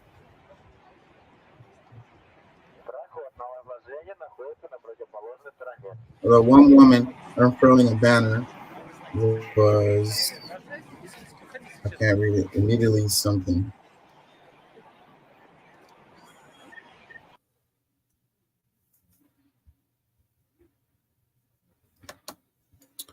Yeah, so this is kind of a big story, and well, the media is making it into one, but I think it is something, you know, because it's an election happening, right? Election happening over there. Putin's going to win again, of course, but it's like, I think political opposition is a healthy thing. um, in politics. You know, if you don't have any opposition, then how can you keep them honest or whatever? They're just going to do whatever they want to do. They don't have any opposition. You know, the people aren't going to completely agree with them all the time. So there needs to be pressure to push them into directions that the people, you know, that reflects the wishes of the people. Like I have a post, I'm going to get into it in a minute, but it's like about how, you know, they're supposed to be our representatives, but the way things work is more like the politicians tell us what to do instead of vice versa. So, you know, in Russia, you know, if there's more pressure against Putin, then it would put him in a position where he needs to make decisions that benefit all of the Russian people, not just his cronies or whatever, you know. And it's important because we think about how it is here with Trump and his fans or whatever, and the stuff that he does to please his fans. But if he becomes the president, you know, at the end of this year, at the beginning of next year, he'll be the president of the whole United States, not just his fans, you know. So therefore, his policies should reflect, you know, the wishes of, you know, the American people as a whole and not just his fans, you know. And we can see how a small group can have so much power. Looking at the House of Representatives and the Senate, and you look at the House, and the House is a mess, and you have a small group that is just wreaking havoc in the House and basically getting their way, you know, and it's not representing the will of the majority of the people. It's only representing the will of an extreme minority, which is not good. So it says, as outrage over the death of chief Kremlin foe Alexei Navalny reverberates across the world, Russian President Vladimir Putin is turning a deaf ear to Western anger as he prepares to extend his 24-year rule in an election next month, and police across Russia continue to squelch any protest attempts. So it's like, you know, that's the thing here in the United States. They always be like, when people are protesting, they're like, get a job, go home. It's like, you don't have anything else to do or whatever. When they're protesting against something that they don't, you know, agree with or whatever, you know. But if it's something they do agree with, and they're like, oh, they're doing some righteous thing or whatever. But people should have the ability to protest and have their voices heard when they don't agree with things. And so, but here, you know, in Russia, they're not being very friendly to people who are, you know, not happy with the way things are going. So here in the States, we are having that more and more here also. So the way we point fingers at Russia and saying they're so horrible or Putin is so horrible, but then we turn around and do the exact same things, it's kind of weird to me how we don't make that connection. It says the U.S. and its allies are pondering new sanctions against Russia over Navalny's death and the Kremlin's recent actions in Ukraine. But as U.S. aid for Ukraine remains stuck in Congress and NATO allies in Europe struggle to fill the gap, many wonder what the West can actually do to stop the ruthless Kremlin leader, given that multiple previous rounds of penalties have failed to.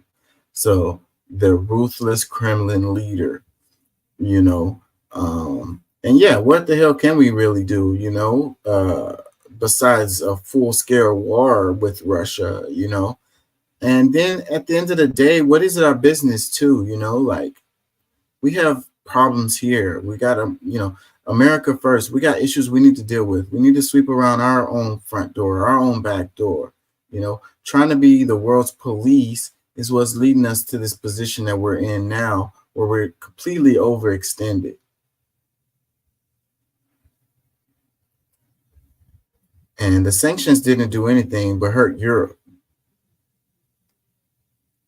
you know, and the regular people of Russia. And like I said before, those people don't necessarily agree with the things that Putin does. But then we do these sanctions, and the elite people in Russia, you know, are fine. They're good to go. The regular Russians are the ones that's going to suffer as a result of those sanctions.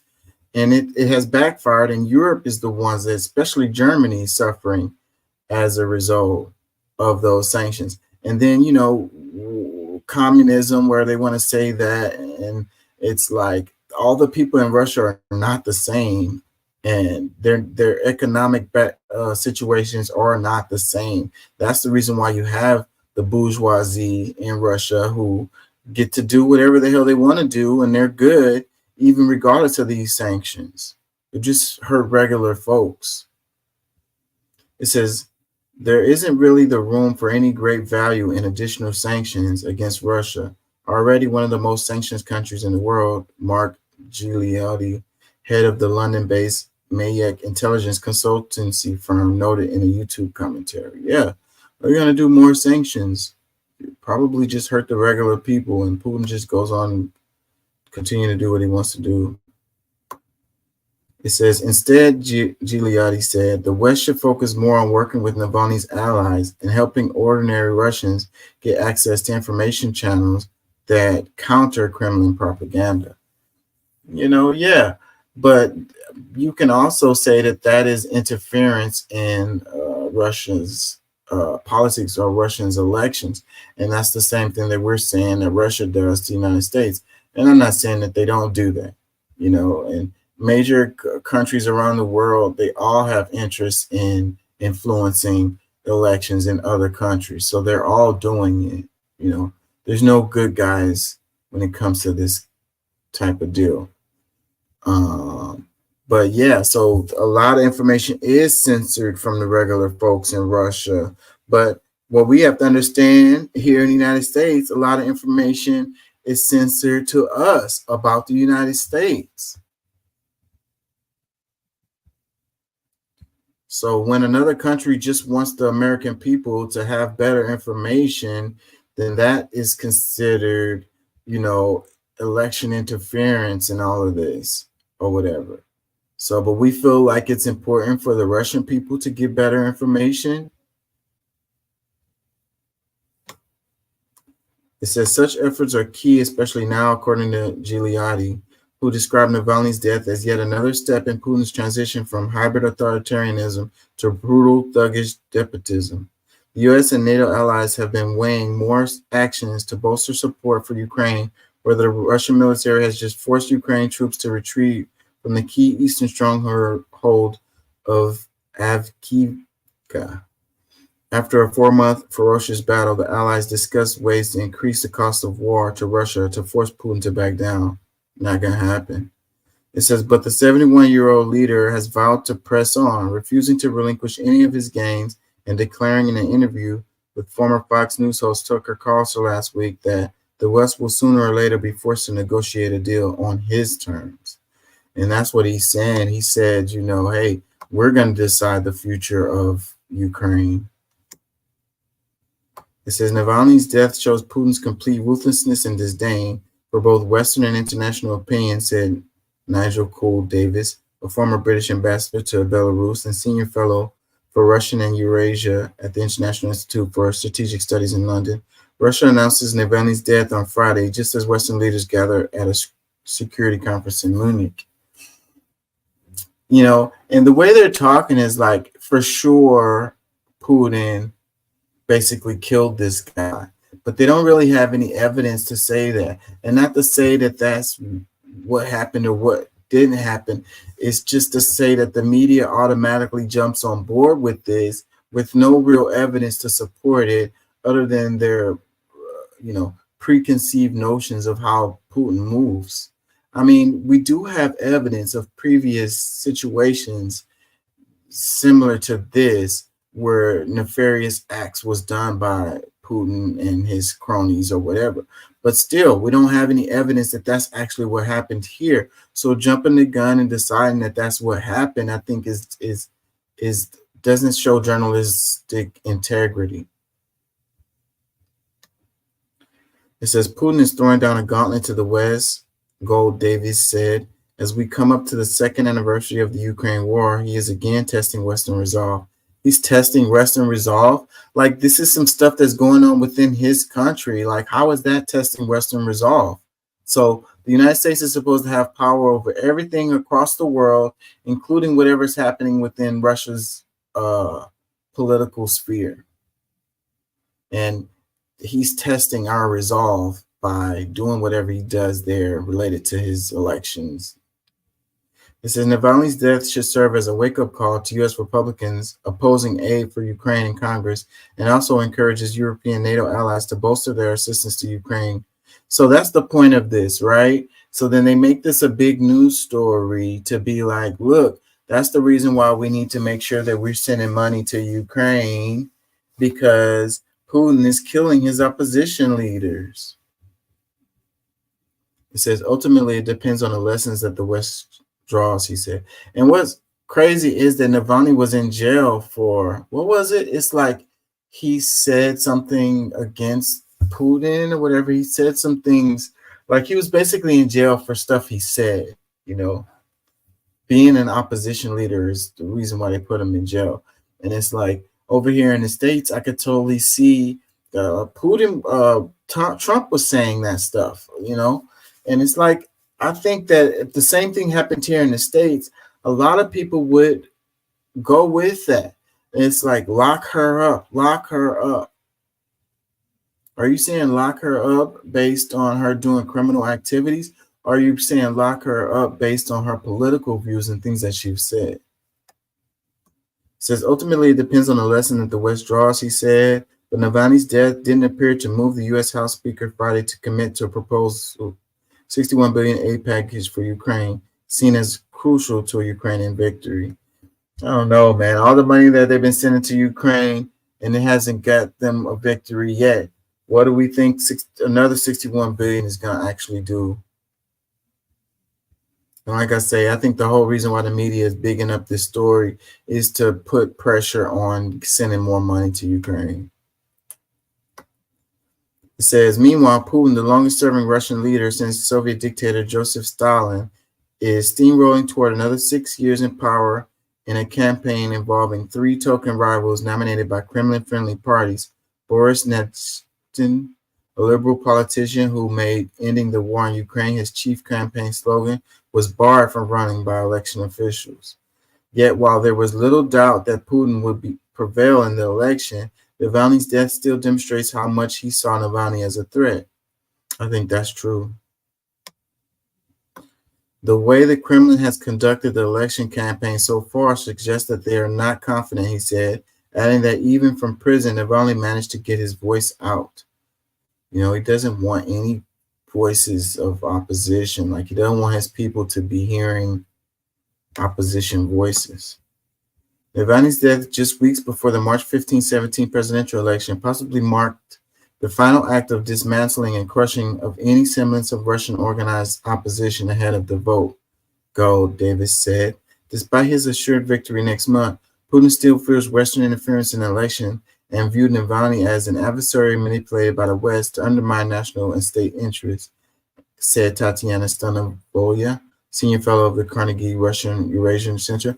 Of course he would say that, but I mean, so he feels that there aren't people that are in Russia that don't agree with the stuff that he's doing.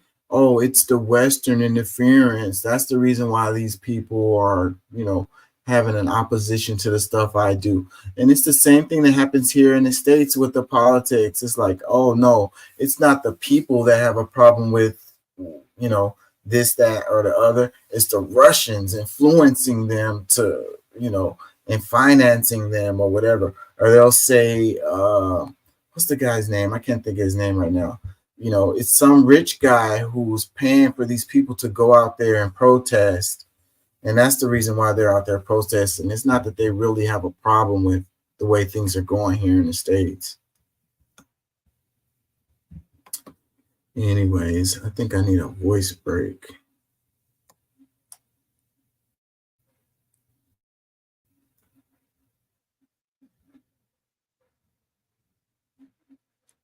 U.S. Space Force faces challenge of Russian anti-satellite weapon.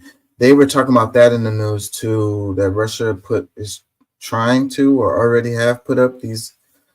So it's like the space war. Star Wars is starting. It says the White House publicly confirmed this week that Russia has obtained a troubling emerging anti-satellite weapon, but said it cannot directly cause physical destruction on Earth. Yeah, well, they were making it big, like, basically Russia is going to be able to send nukes from space and blow up the United States. That's what the headlines, kind of made it seem.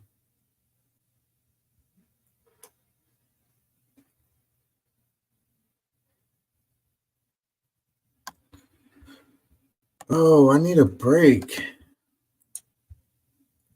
Let's see. Do I have something? Where y'all at? Where my dogs at? Woo, woo, woo, woo. Where my dogs at? Where y'all at? Where you at, Doc? Come on in here so I can freaking rest my voice.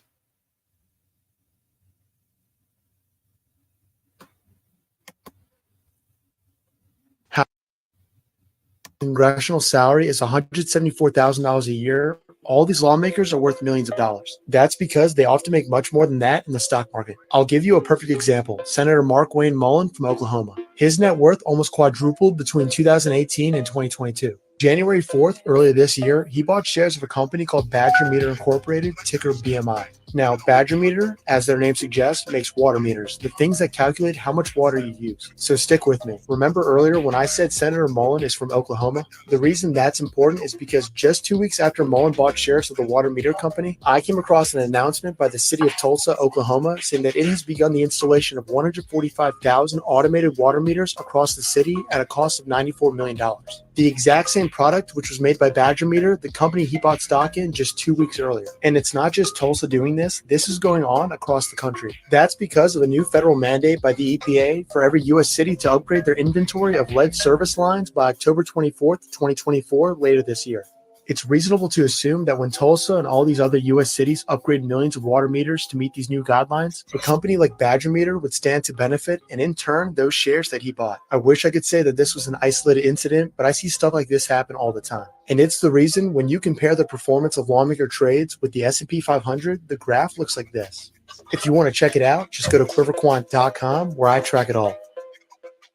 How is it possible that even though the congressional salary is $174,000 a year, all these lawmakers are worth millions of dollars? That's because they often make much more than that in the stock market. I'll give you a perfect example. Senator Mark Wayne Mullen from Oklahoma. His net worth almost quadrupled between 2018 and 2022. January 4th, earlier this year, he bought shares of a company called Badger Meter Incorporated, ticker BMI. Now, Badger... Look at this shit, And this is happening on both sides of the political spectrum. The Democrats and the Republicans, they're all doing this, This is shady. This is corruption right here.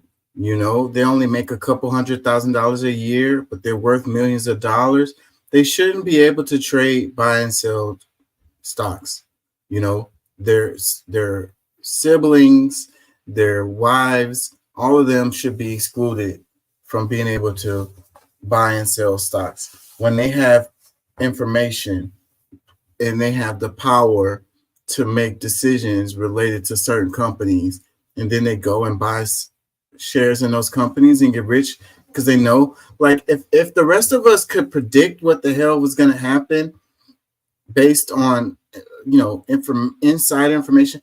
That's why these companies, if you're like a CEO of a company or whatever, you have this exclusive information. It's illegal for you to do these things. So why is it legal for these damn politicians to do this shit? It's illegal for everybody else to do it, but it's legal for them to do it. And then it's like, it's complicated, and you really would have to look at it to be able to see these examples. But that's the reason why you need like a oversight committee or whatever. You need someone to look at this shit and be like, look at what this person did. They made, and then are they working for the American people, or are they making decisions for themselves? I mean, if I can make millions of dollars by making this decision. And, you know, I would do it, you know, over making a decision that's going to be good for the people. Like, being good for the people doesn't help my pocketbook at all. Like, oh man. And this is the kind of stuff people should be angry about. But we're talking about all of these cultural stuff that's going on. And that's why they distract us with these stories to get us all emotional and talking about that stuff and not looking at this stuff here. Corrupt. Comment, it says insider trading is illegal except for politicians. For them, it's legal. Telling you. Another comment says, why is this not illegal? Another comment says, so where can I find out what they are buying and when? See, and a lot of us just care about that. They're like, okay, just get your money in the whole thing. And that's what keeps the whole train going, because a lot of other people are thinking the same way. They're just going to try to get close to these people and, you know, get the little stock tips from them. You know, this company right here is going to blow up. Trust me. You know, you might want to go ahead and buy some stocks in this company right here. You know, everybody just wants to get close to them, get next to them, be a friend to them, so then they can make money. Nobody cares about the damn corruption. Hate these damn comments. Where can I find out? And I get it. I mean, I don't blame you for thinking that way or whatever, but look how effed up this is. This is not right. The game is rigged. It says this is all insider trading. These politicians need to go to prison. Yeah, not just not get reelected. They need to go to jail. They locked up what's her name? What is her name? Why can't I think of her name? God, they locked her up for the same thing. And they used her as a scapegoat to take attention off of them. What is her name? She came out with that. It's Snoop Dogg and what's her name? Why can't I think of her name? She came out with that wine, the bullshit brand. It says, comment, it says, so when are they going to jail? Another one says, isn't that insider trading? Another one says, don't forget to pay your taxes this year. Israel needs more of your money. Another comment says, senators, congressmen, POTUS, etc., none should be able to trade the stock market while in office. So much insider trading going on. It says, obviously they make coffee at home. See, because that's what they tell us, you know. Don't buy that coffee every day or whatever, you know. Skip the avocado toast or whatever, you know. That's the reason why you're not rich, you know. And these guys have as plenty of avocado toast as they want. They don't make coffee at home. They go to Starbucks. Another comment says, everybody complains about Pelosi, but MTG, Cruz, Mullen all made a few dozen million in a couple of years. Yeah, so Pelosi is the poster child for this shit because her husband is so successful with the trading or whatever. And, you know, so everybody talks about Pelosi, but it's like, that's the whole Republican Democrat deal where they're like, you know, the other guys are the bad guys. The other guys are the ones that are corrupt. The other guys are the ones that are shady or whatever. But then if you look at the guys that are on your team and they're doing the same exact thing, then you are willing to overlook that because of your partisan politics and the way the media is telling you that you're supposed to hate the other side and you're supposed to, you know, support your team or whatever. So much bullshit. I don't care whose side it is or whatever. Corrupt is corrupt. Illegal is illegal. Shady is shady. whether they have a R or D next to their name, it doesn't matter. Another comment says, this should count as corruption. Yep, and it does. Another one that says, how is this legal? It says, just a coincidence. Would love to see his explanation of how this isn't insider trading. If only journalism was still alive. Yeah, we don't have any journalists anymore. We get the best journalism now from independent people on TikTok and YouTube and so forth and so on. But what really sucks about that is that a lot of these people don't have integrity or knowledge, and like the vast majority of the TikToks is misleading garbage. And then we're not educated enough to be able to distinguish the difference.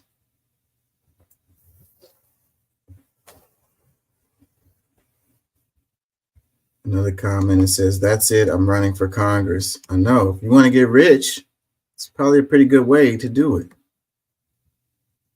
It says, this is lobbying at its finest. It says, the hypocrisy of these politicians, disgusting. Supposed to be public servants, instead greasing their own wheels. Time to sharpen the pitchforks, you know? You know, it's like, the reason why you would want to do those things is you want to make a difference, right? You want to help people. You want to improve the lives of Americans. And that should be your motivation to run for public office or whatever. But that they say that, but that's not what they're doing. You know, that's not their real motivation. Clearly, you know, when they, you know, and it's set up to be shady because a lot of these jobs, like I say, you know, they don't make as much money. We're looking at the Congress people making 200 and something thousand, but a lot of the smaller office, they hardly make any money at all. Some of these offices, they have to have other regular jobs just to have enough to pay their bills. So this incentivizes them to do shady stuff, you know, to make money because they have, you know, access to certain information or whatever. And then it's like, it's hard to, you know, hold, you know, you can't expect somebody to not, you know, be shady in those situations. Like, I mean, what I'm trying to say is it incentivizes people to be shady, you know, pay them enough that they're making enough money to pay their bills. And then maybe they won't be incentivized to do shady stuff. But when you go to the upper levels of government, a lot of these people are in it just for that reason, the power and the money.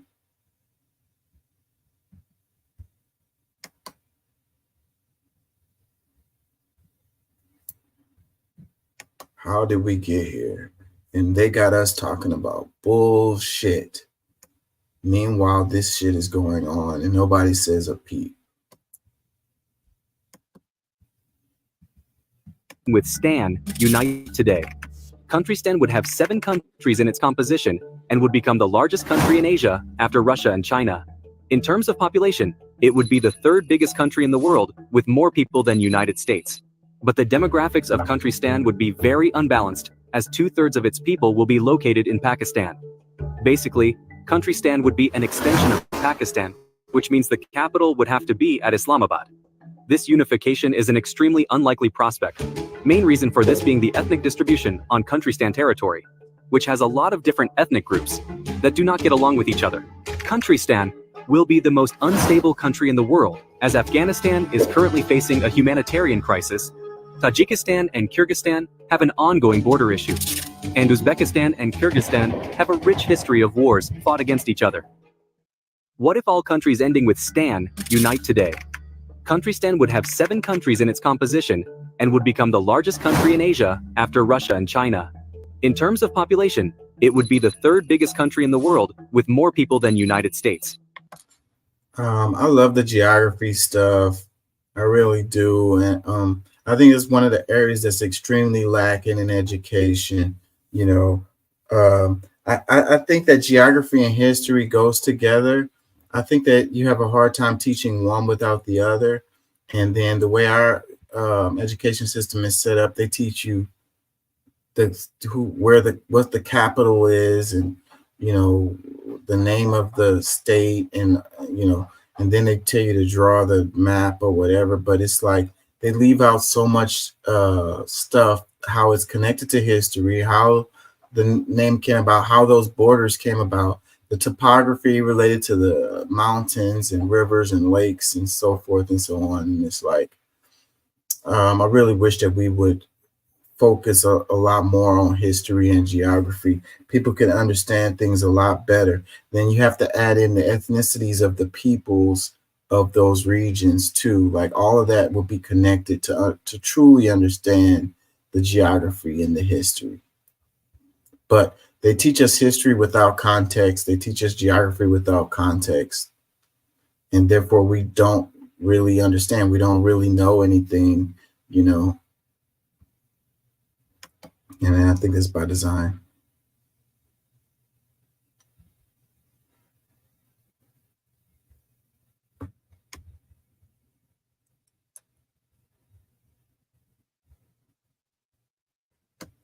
Comments aren't very friendly.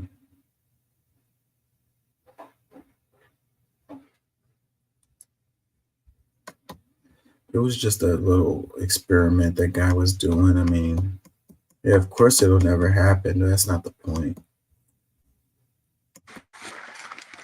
Russian forces raid flags in Ukrainian city.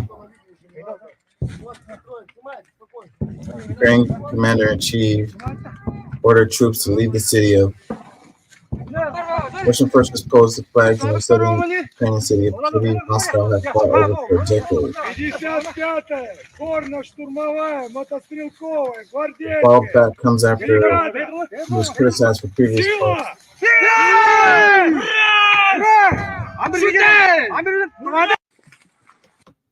It says Russian forces posed with flags around the southeastern Ukrainian city of Avdiivka on Friday, February 16th. At the Kyiv's new commander-in-chief ordered the troops to fall back after months of heavy fighting.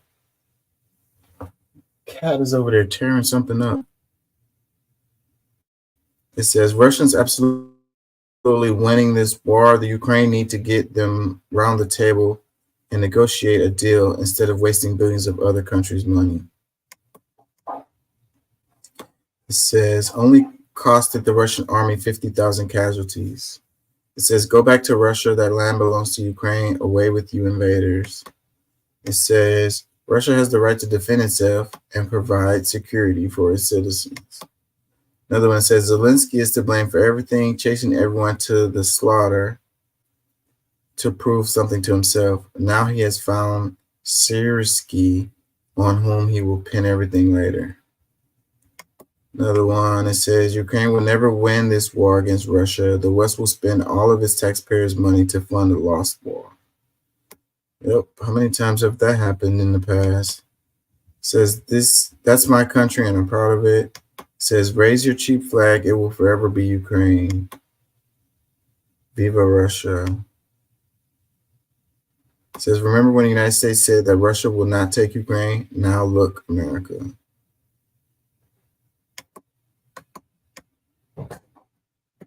It says it's because Ukraine didn't receive U.S. support. The support was being purposely withheld by Russian agents in the U.S. Congress. They're called MAGA. It's widely known that Putin installed Trump in the presidency. Oh my God. Like, I don't know where to begin with the craziness of this comment right here. Like, it says Russian agents in the Congress, they're called MAGA. The way she spelled Putin. And it said, Putin installed Trump in the presidency. Oh my God. Let me move on because that comment just killed my brain.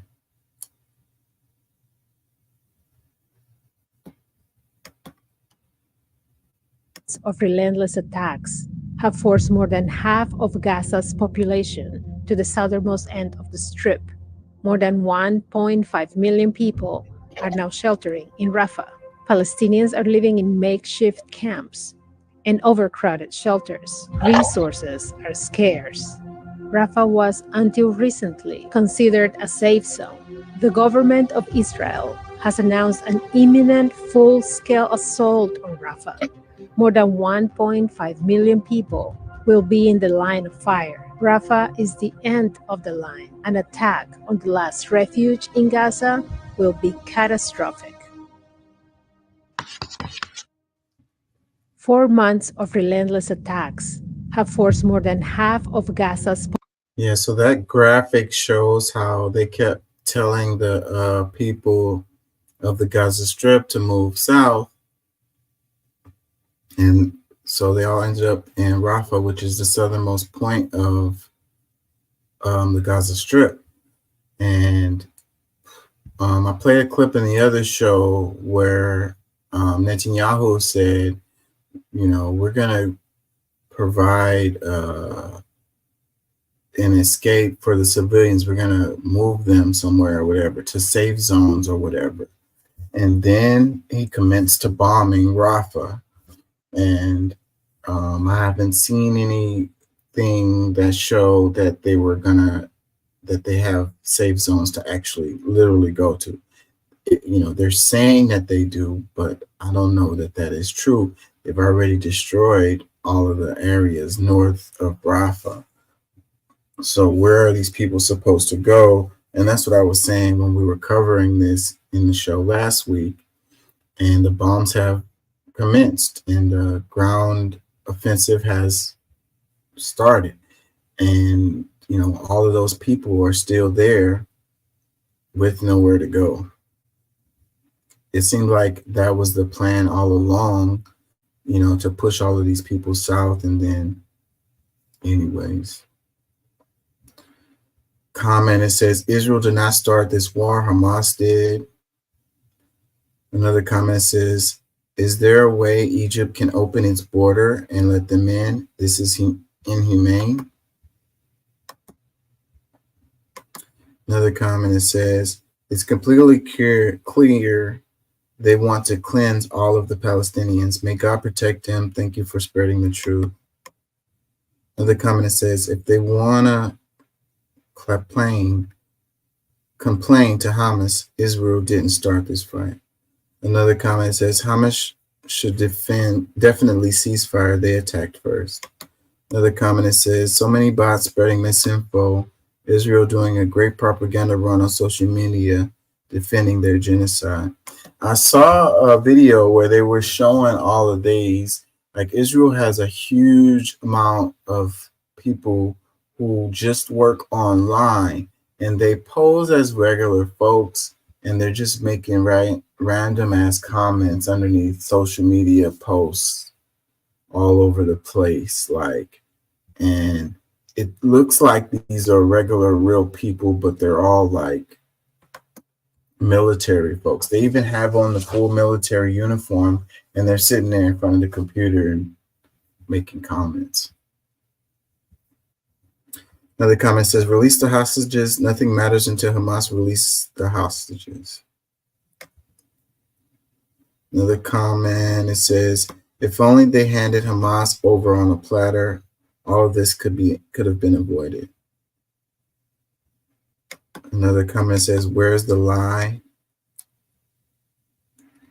It says, who attacked Israel? Should Israel not defend its citizens? Is Hamas not to blame for the senseless violence? It says, why won't Egypt let them in? Get ready to find out when they're shipped to America. Another one, it says, Palestine is everywhere, not just in Gaza. That's the truth. They cannot kill. As long as Palestinian exists, resistance will always be present. Long live the resistance.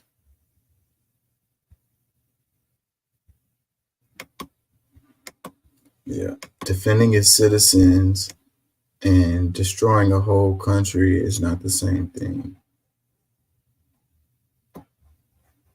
Another comment, it says, we got everyday problems over here that they don't give a damn about. Stop posting this. It says, why is it so hard to free the hostages and move on? Another one says, they're pushing them out of their own land, the evils. I don't know why this topic is so hard to talk about. It says, I guess launching a terror attack 50 times the size of 9/11 stealing 243 hostages, abusing and torturing and starving them, and shooting 1,200 rockets from one border while continuing terror acts for 4 months, and attacking with missiles from another border while stealing billions in aid to use it to build terror tunnels underground. And while Hamas Palestinians both hold hostages, but they are under attack. Lawyers who are anti-fact or something else. It says, wouldn't it be wise to release the hostages? Are the hostages worth all these deaths? It says, this post does nothing more than draw hate towards both Jews and Palestinians. The world should be pushing toward peaceful acceptance of all terms of both sides. If you look at the reality, one side is accepted globally as a country that adheres to international laws and has accumulated international investment, trade, and diplomacy. The other side has not have the same level of international trust and buy-in. This is a shame and the reality of bad leadership and no intention of diplomacy. At the same time, if you're not part of the international system, I guess you can get away with the planned terrorist events and argue that it's okay because you have no reputation to trust to keep. And on Instagram, people will actually defend you, call you a country, validate your rogue and reckless attacks by random historical timeline and false equivalence, and essentially treat you like you are the model of leadership in the world, while a true leader cares about current lives of their people enough to do anything it takes to protect current lives of his own people. And by this, I mean returning the hostages, building farms and factories instead of tunnels, and agreeing on a land treaty as opposed to forcing Israel to babysit the refugee camps and rogue militias.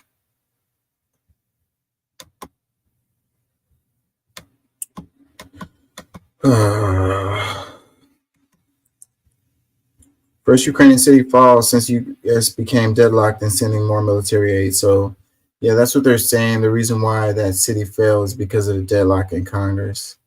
It says Ukrainian troops have withdrawn from Avdiivka, the first Ukrainian city to fall since U.S. became deadlocked in sending them more military aid. Avdiivka is the first notable Ukrainian city to fall to Russia since Bakhmut nearly a year ago. It was a small city with 32,000 inhabitants that has been on the front line since 2014. Russia has now reduced it to a few skeletal ruins.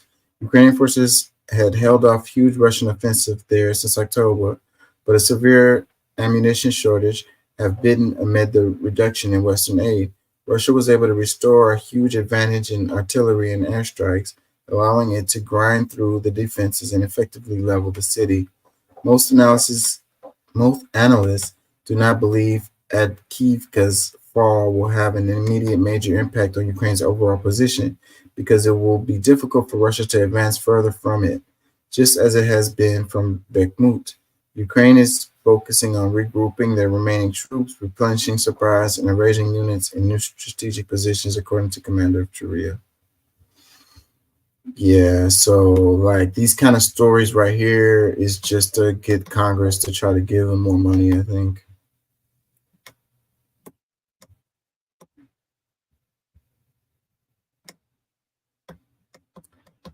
The comments related to the Palestinian stuff just kind of took all my energy away. Let's read this. It says, just a reminder that the overwhelming majority of fentanyl brought across the border is brought by American citizens through legal ports of entry. The chief medical officer for Customs and Border Protection pressuring his staff to order fentanyl lollipops for him to take to the UN General Assembly, whistleblowers say. So yeah, this one fights against that whole border argument where they're like, oh, the illegal immigrants is so horrible, you know, it's an invasion and they're coming over with fentanyl, so forth and so on. And fentanyl is an epidemic across the nation and people are dying. Yeah. But it says the overwhelming majority of fentanyl brought across the border is brought by American citizens through legal ports of entry. So you can't say that all the fentanyl that's over here is brought by the cartel and the illegal immigrants because it's simply not true. But they still going to use that argument as a reason to politicize the border. Comments. It says American law enforcement agencies are the largest fentanyl traffickers in the world. It says, this begs a fundamental question. Why the F does a fentanyl lollipop exist as a product? People want to get a buzz. Another comment, it says, recently here in Spokane, Washington, there was a batch that was Narcan-proof fentanyl that killed 20 people in just a couple of weeks. My daughter and I were just talking the other day about how suspicious that seemed. Another one, facts, furthermore, 0.02% comes across the border transported by illegal immigrants. Conversely, 90% comes through legal ports of entry by American citizens. Source, Cato Institute. It says, people forget the CIA set up the initial drug trade from Colombia through Central America to the U.S. Another one, it says, I blinked so hard reading this. Another one, it says, well, it's not exciting news for the big outlets to report for clicks, ad revenue, and ratings unless the headline says it's Black and brown people breaking the law. Why do you suppose when the Christian nationalists shoot up a school or, well, anything else, they don't call it domestic terrorism, which it's 100% is? It's more exciting as a headline if outlets can blame anyone else. Another comment, it says, and the largest import busted was brought in the San Jose port by the San Jose Police Union Chief. Another one, following the rights movement, you clamped with your iron fist. Drugs became conveniently available for all the kids, minor drug offenders. Fill your prisons, you don't even flinch. All your taxpaying for your wars against a new non-rich utilizing drugs to pay for secret wars around the world. Drugs are now your global policy. Now you police the globe.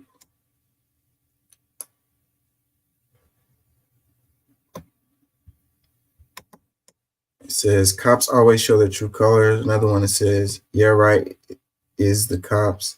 It says, wasn't an American city council leader smuggling large amounts?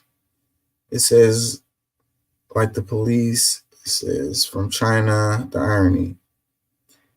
You know, these people want to make a lot of money. People want to use drugs, and you got people that want to make money, and, you know, capitalism, right? You know, it's all about making money, you know, profit over people. And then they use the politics of blaming others instead of blaming their greed to want to make money, you know. It's the illegal immigrants bringing over all the drugs. That's why we need to close the border. And we go ahead and close the border, and all the drugs are still going to flood in because it's the American citizens that were bringing it in. But the border, but the illegal immigrants. That's the real problem. And I told D.A. Willis I'd lived with bodyguards for 4 years, and I didn't like it. And I wasn't going to live with bodyguards for the rest of my life. So ultimately, you turned down. Yes.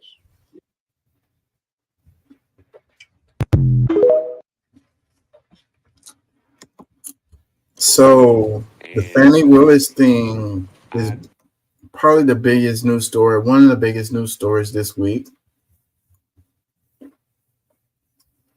And we're going to get into it. It says, former Governor Roy Barnes explains why he turned down the offer to be special prosecutor. I lived with bodyguards for 4 years, and I didn't like it, and I wasn't willing to live with bodyguards for the rest of my life. And so the whole thing with the Fannie Willis thing is saying that, you know, she was going to benefit monetarily, and that's the reason why she supposedly chose the guy that she used to be dating to be the prosecutor in the case. But her first choice was this guy, and he turned it down. And he turned it down because he didn't want the scrutiny, you know, from the MAGA crowd, you know, the Trump fans. he just didn't want to deal with it. So it kind of goes against the narrative that of her motivations for what she did. So that's the reason why they're covering this, because this guy was her first choice. It says, can we just step back for a moment and recognize what this man is saying? A former governor turned down prosecuting Trump because he knew his life would be at risk. And there's an entire political party that's just okay with this. It says, why Fani Willis brought Nathan Wade onto the Trump RICO case. No one else was willing to face the death threats from Trump supporters.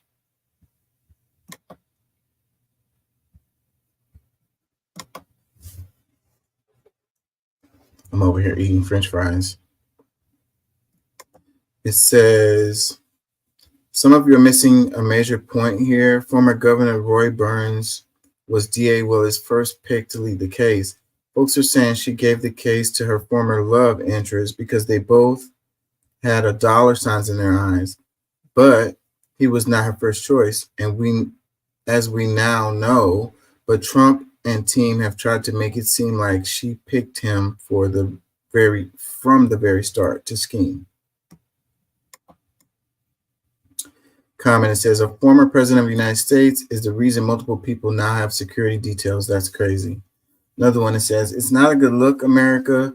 So the two black prosecutors who were the only ones brave enough to take on this all-encompassing burden are now being publicly crucified and discredited by a team of all-white lawyers. Not a good look.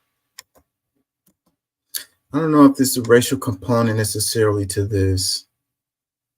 Another comment, it says, I'm glad this office chose to tell us some facts and truths. No one is safe around Trump. His thug or rogue antics are on display. Another comment says, Fani risking her life and her family's life to do what's right, holding number 45 accountable for his actions. Another comment, it says, this is why it's hard to persecute Trump, because these white men are afraid for their lives. Trump uses mob tactics. Another one says, ridiculous that a person can't do their job without death threats. Another one, this is a former governor saying this, that he did not choose to fight for justice because he feared for his life. And that's a former governor, not just a regular person. Wow. Another one that says, absolutely wild and not discussed the way it should be. Trump has forever altered America for the worse, where elected officials, election volunteers, judges, and more can no longer do their jobs without death threats. It says, only in America the DA get interrogated for prosecuting the criminal. I think that is the point right there. And the way a lot of people was talking, I was reading comments, and then people were saying, take her to jail. She should go to jail, like lock her up or whatever. And it's like, she is not on trial, bro. Like, she's not the one on trial. I don't know how the hell did they flip that. I mean, you know, they were questioning her related to her connection to the prosecutor, but these aren't criminal charges. Like, they're just saying, you know, there's a conflict of interest and maybe she shouldn't be the one presiding over the case, but this is not a criminal case. And the way the news has been covering it and the way people are, like, I don't know, internalizing this because they're questioning her and she's sitting on the other side. Like, she normally would be on the other side questioning people, but she's the one being questioned. So then they automatically jump to the conclusion that she's going to go to jail, like she's being criminally prosecuted for something. And that's not the case.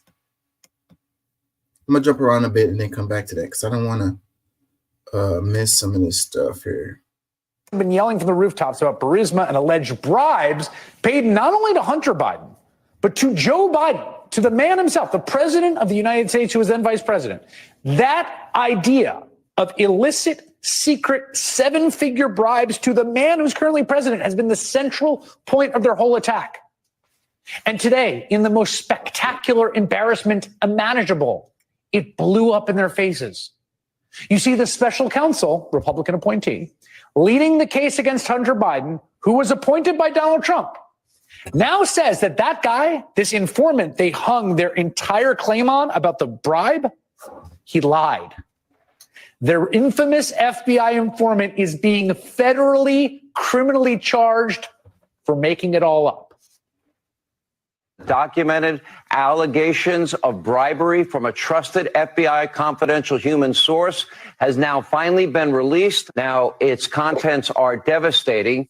Okay, I am sparing you the amount of Sean Hannity I could play you. For my sins, I watched about 30 minutes of monologues. But in his show, Fox host Sean Hannity alone promoted the claim of this single FBI informant no less than 85 times last year.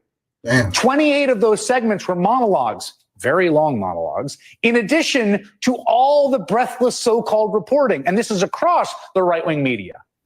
Hannity had House Oversight Committee chairman and chief Biden crime family investigator James Comer on as a guest 43 times in 2023. Today, James Comer and Sean Hannity's favorite informant, the smoking gun for their investigation, was arrested at Harry Reid International Airport in Las Vegas. He was indicted on 2 counts of feeding the FBI false information about President Joe Biden and his son Hunter. According to that indictment, 43-year-old Alexander Smirnov's story about Burisma officials paying the Bidens millions, quote, was a fabrication, an amalgam of otherwise unremarkable business meetings and context. Republicans have been yelling from the rooftops about Burisma and alleged bribes paid not only to Hunter Biden, but to Joe Biden, to the man himself, the president. So it says this should have been a much bigger news story today. Instead, wall-to-wall coverage of Fani Willis getting grilled about her personal business. Special counsel David Weiss, who was appointed by Trump and is leading the case against President Biden and Hunter Biden, now says the informant they based their entire bribery claim on was arrested today.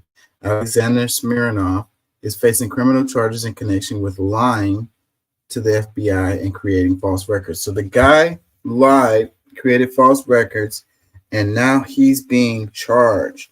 And their whole case, their whole, media outrage was based on this guy. And it's like, oh, he's so honorable or whatever, but obviously not. I mean, when it comes to the point where you're getting criminally charged, people lie all the time, but if your lie is pretty damn serious when it leads to criminal charges. It says an FBI informant has been indicted on 2 counts of allegedly feeding the Bureau's false information about President Joe Biden and his son Hunter Biden during the 2020 presidential campaign.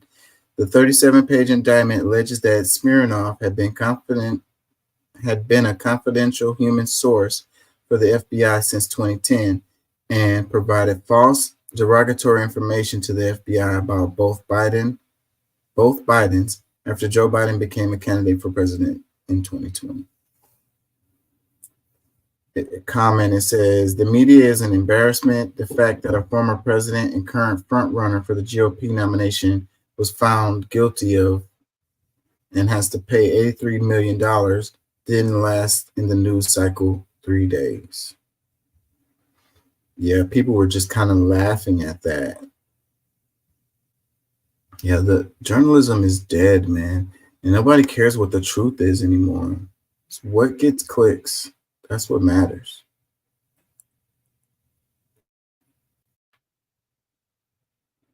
It says, and the NYT put a picture of Hunter Biden in the story. Why not Smirnov, the perpetrator of this long-held false report? Why? I know, I haven't seen no pictures of that guy either.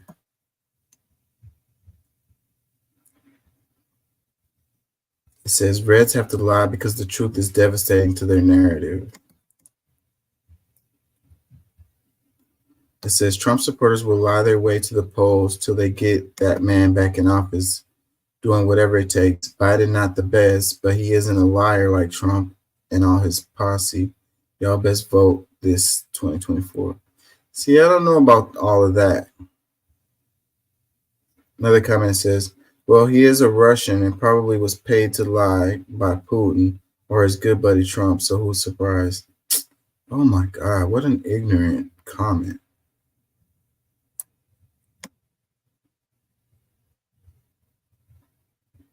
It says, yo, Hunter laptop stuff is literally on the internet. No matter how they try to twist this or who changes their minds about what they want to say, all the evidence is literally on the internet. I mean, and that part is true, you know, but what we're saying here is that this guy, you know, he lied, you know, and he made things up. He falsified records, you know. It was all for political reasons, you know. Trump is talking about the witch hunt, you know. So, but you can believe it's a witch hunt when it's on Trump, you know. And for the FBI to file charges, I mean, why would they do that? Like, you know, they have to, if you are giving testimony or whatever, you're giving evidence to the FBI, then they use these in cases, then they have to rely, you know, they have to trust that this information is true and accurate, you know, or otherwise it will break apart any other cases that they have. So they can't let that slide, regardless of which side it is, or otherwise their credibility is shot. It says, is James Comer on the flight to Moscow? It says, Hannity, whoopsie poopsie, that's a little lie, teehee. Another one, it says, the Democrats are so good at this. It really is amazing. I'm so proud of them. They let this S and the innuendos go until it's an election year. Then they just dropped bombs after day. It works.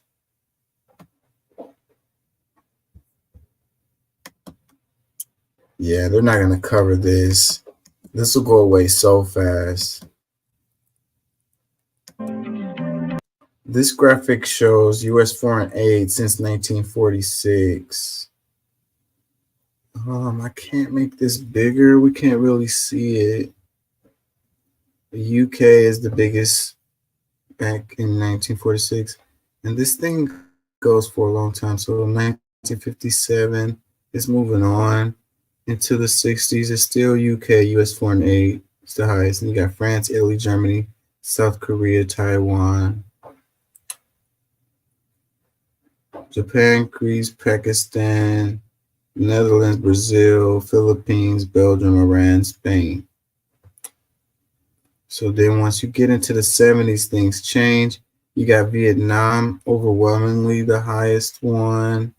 UK is second. South Korea, France, India, Turkey. Going into the 80s, you still have Vietnam as the highest one. Here comes Israel, is second now as we're going into the late 80s. And once we get into the 90s, then Israel becomes the highest that's getting U.S. foreign aid. And it's blowing everybody out the water as we go into the late 90s.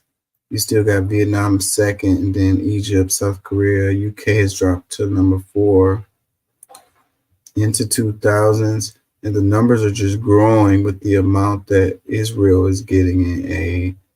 It's blowing everybody out the water, like way out the water,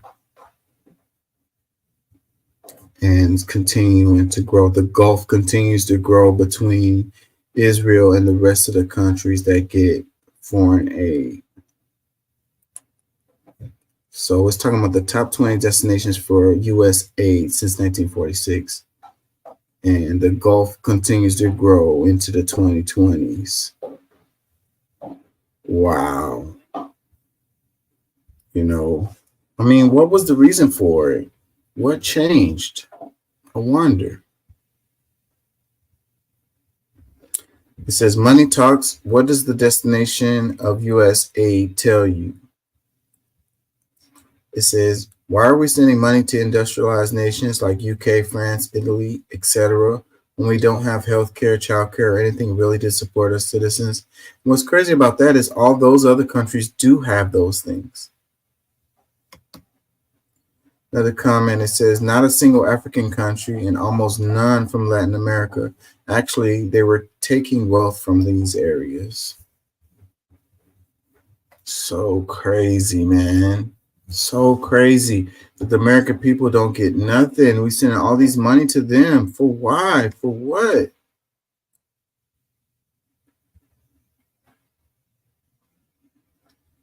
It says Israel went from non-existent to first in a matter of seconds.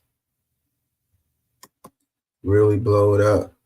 And that's a huge amount of money over that amount of time, too. It's like in the 90s, it was 136 billion. Then it just starts growing. 150,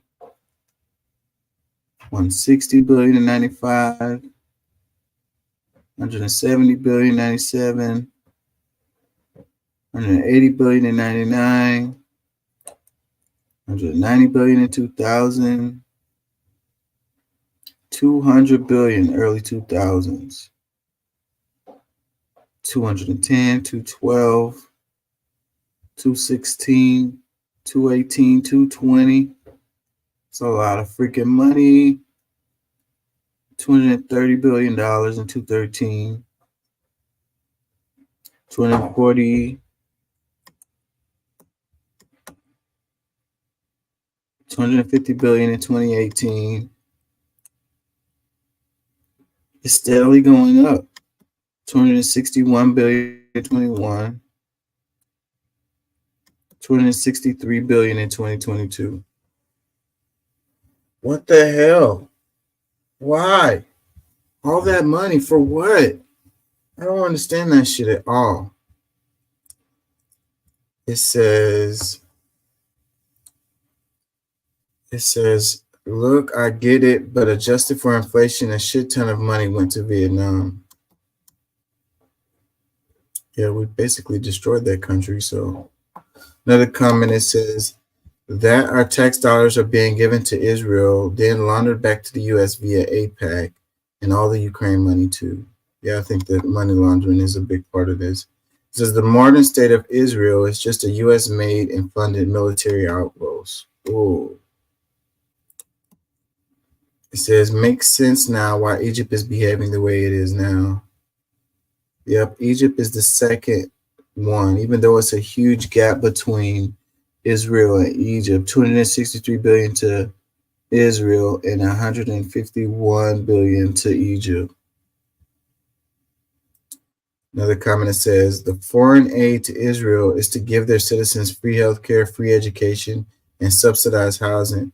Israel has much lower debt to GDP per capita, meaning Israel has a much lower debt and the United States to funnel money to them, while the United States has a balloon debt. The United States debt is facilitating the luxuries for Israel. When are Americans going to say enough is enough and not be triggered by the next cultural war, which solely aims to divide the masses? It says, holy F, we really are modern slaves.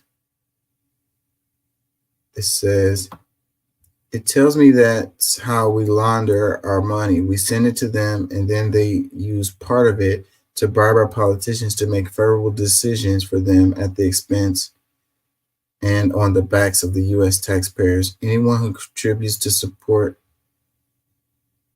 Israel is a clown. Keep slaving for them at the expense of yourself.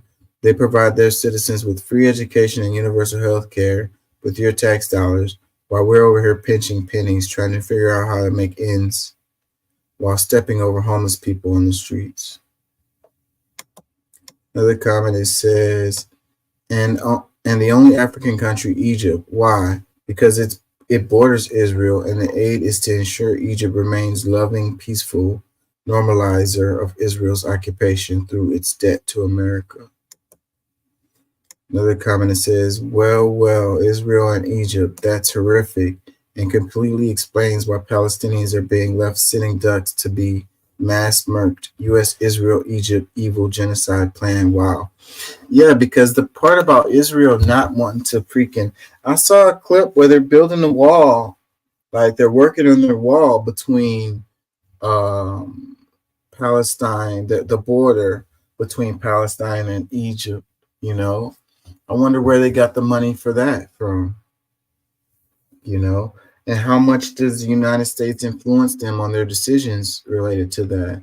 And people are like, well, why Egypt won't just accept them or whatever? Why Egypt won't help or whatever? Well, it may have something to do with this $151 billion that they're getting from the United States. Because the United States could be like, oh, you want to be friendly to the Palestinians? Well, that check that we sent you or was going to send you is no longer, it's void. We're going to bounce that check. It says, all the while, tens of millions of Americans are going homeless, hungry, without health care, and in debt for basic education. This is beyond upsetting. The hypocrisy is so clear. You know, that's the biggest part that I really, really, really do not understand. Here in the United States, we can't seem to get paid family leave. We can't seem to get any kind of health care system that's functional and not predatory. You know, we can't seem to get proper education, you know. These countries, they can go to school for free in those countries. You know, we pay out the ass to go to school, you know, all of this stuff. And the reason why we say we can't do it is because where's the money going to come from? That is what they say. Where's the money going to come from? We don't have the money for this stuff. Okay, but we giving money to these countries that have that for their people. Help me understand that. Help me understand that. What is that?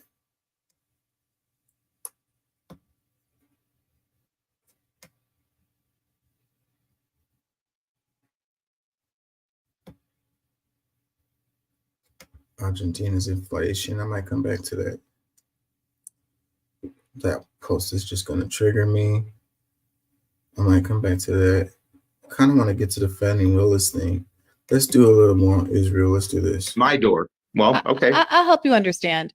For one, Representative Phillips, strikes me as a little ironic that you're going to say to me in my face as a Black American who doesn't have the option of someone that the United Nations and the international community having intervened on my behalf to create an entire country for my people who have zero options of some place to flee, who have been living in an apartheid state of our own in the United States of America, which has the 25% of the world's prison population that was disproportionately filled with my people, who was reported this week, substantively make all of the paint and slave labor products in the United States of America so we can compete with China and the rest of the world.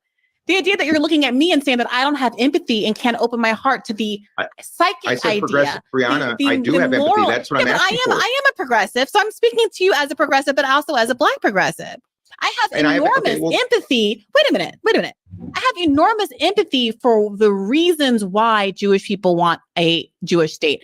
I talk about this on the podcast a lot. There is a big part of me that says, oh, I get it, because I do not feel safe in the United States of America, not just me as an individual, but statistically as an aggregate.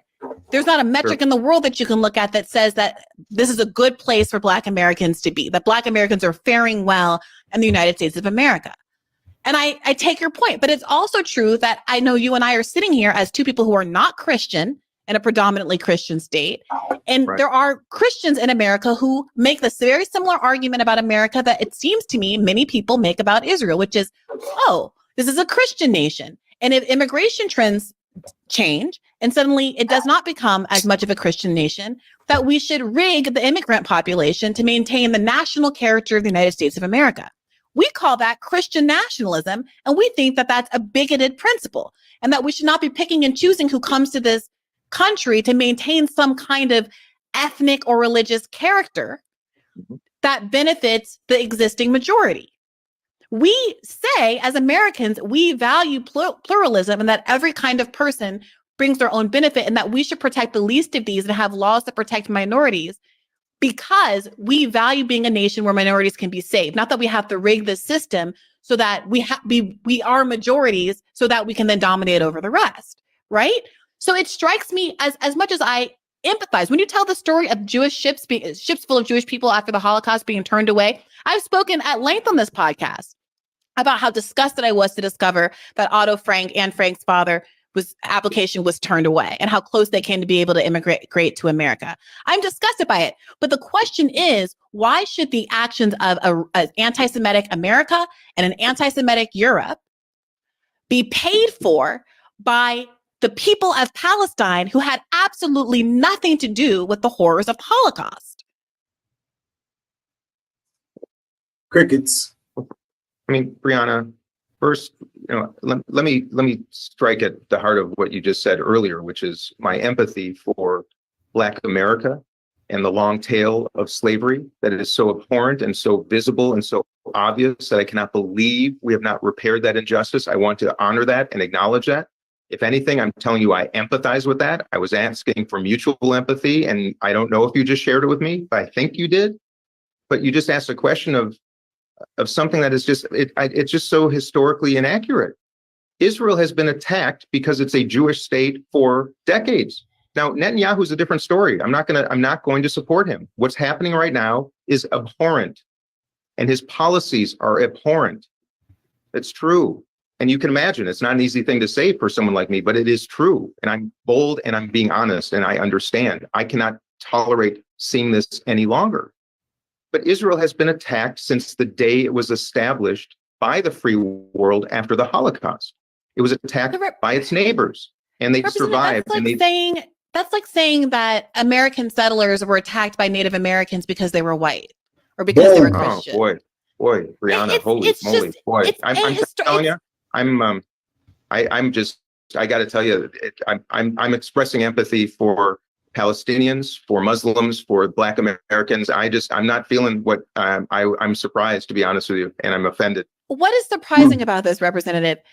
I'm just surprised. I'm surprised by the lack. I just explained it. I'm surprised by the lack of empathy of progressives relative to the Jewish people and the state of Israel, not Benjamin Netanyahu. What do you say, Dean Phillips, to the thousands and thousands of Jewish advocates for Palestinian rights who comprise organizations like If Not Now and Jewish Voice for Peace?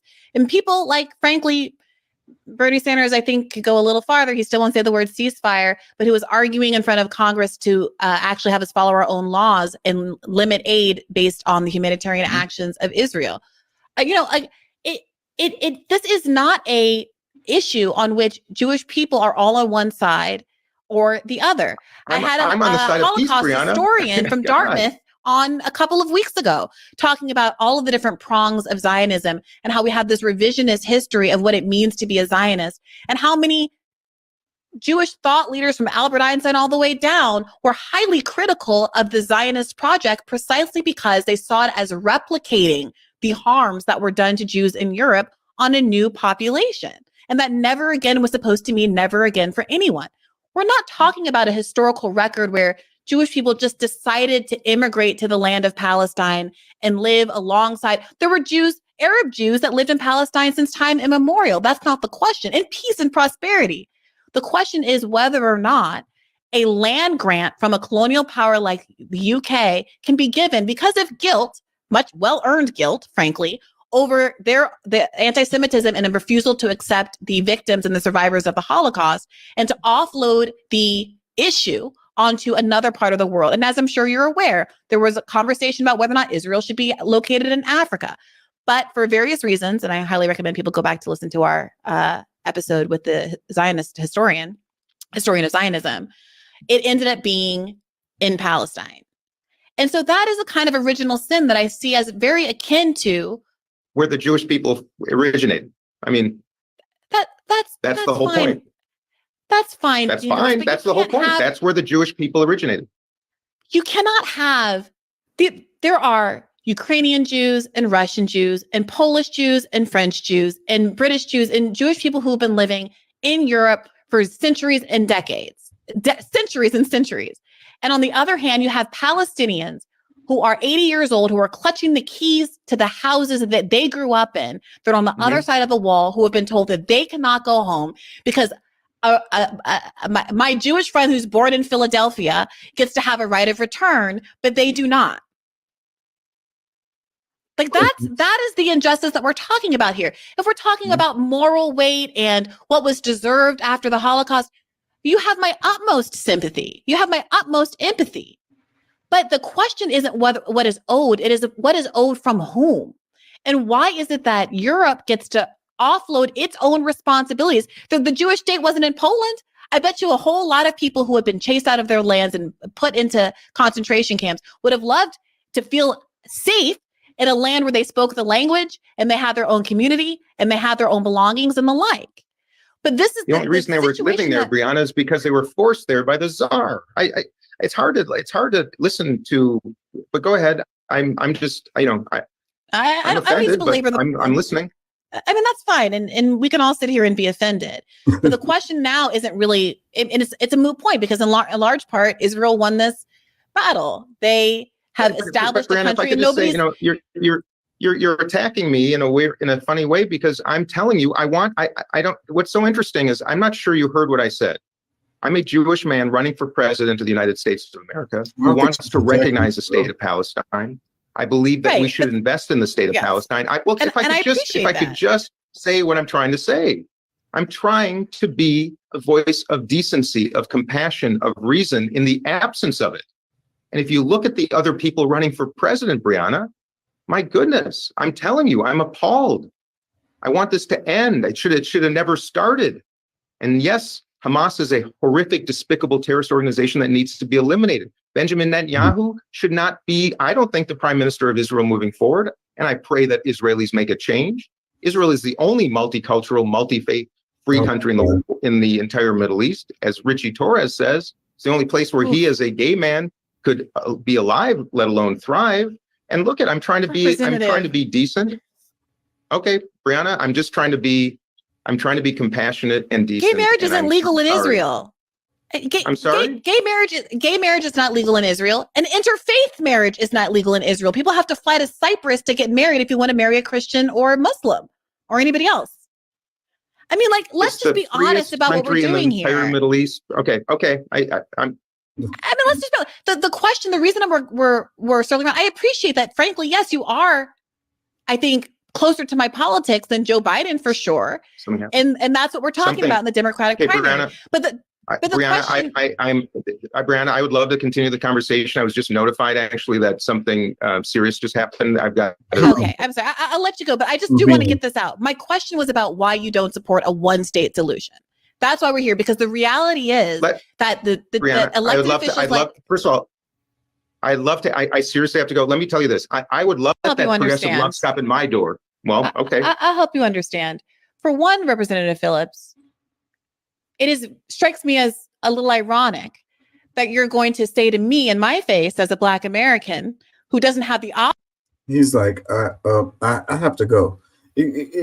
All he was doing was repeating talking points. Like, it's like, hold on, let me be careful. Like, I'm gonna offend somebody, you know, one of these powerful Israeli people or whatever, and I need to make sure that they don't have sound bites in here that they can use against me or whatever, saying that I'm not sympathetic to the Israel plight or whatever.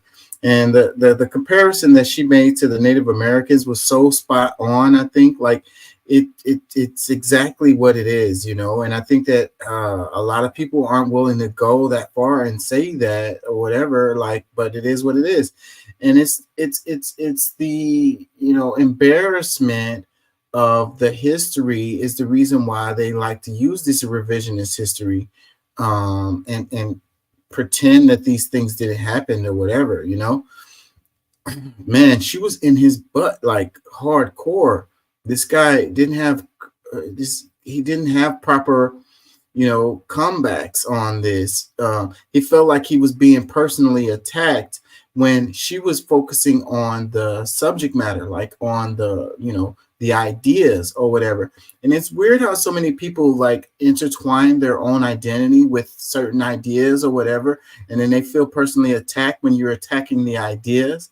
It's like separate yourself from the ideas and let's have a conversation on the ideas instead of feeling like you have to defend yourself personally. You're so intertwined with the idea that you can't separate yourself from it. It's so many good points in here that Brianna made. She's so like well spoken, like it's great, you know. We don't get to hear conversations like this. We don't get to hear it's always talking points, the ones that he was saying, instead of actually looking at the like digging through the weeds of the details of the situations, you know? I don't know. I'm probably losing y'all. Comments. It says early delicious. Another one says Bad Faith Podcast, Brianna Joy Gray pressing Dean Phillips on that made up country, Medicare for all, progressive messaging.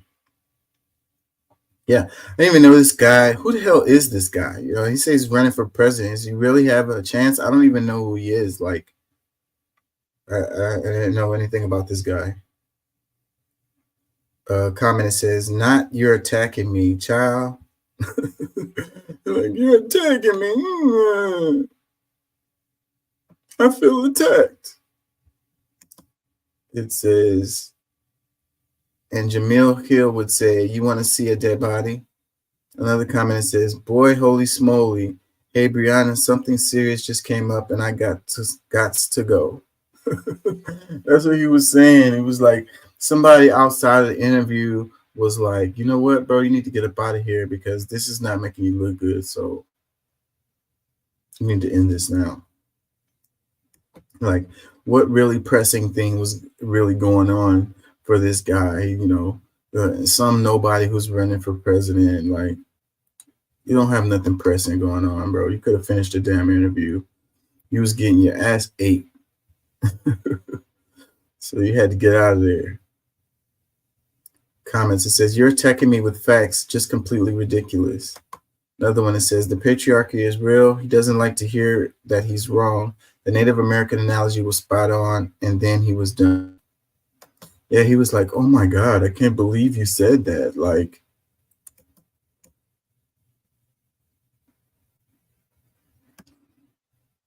it says, I don't know if you even consider this cognitive dissonance at this point. It's like he's choosing not to even think about what she just said.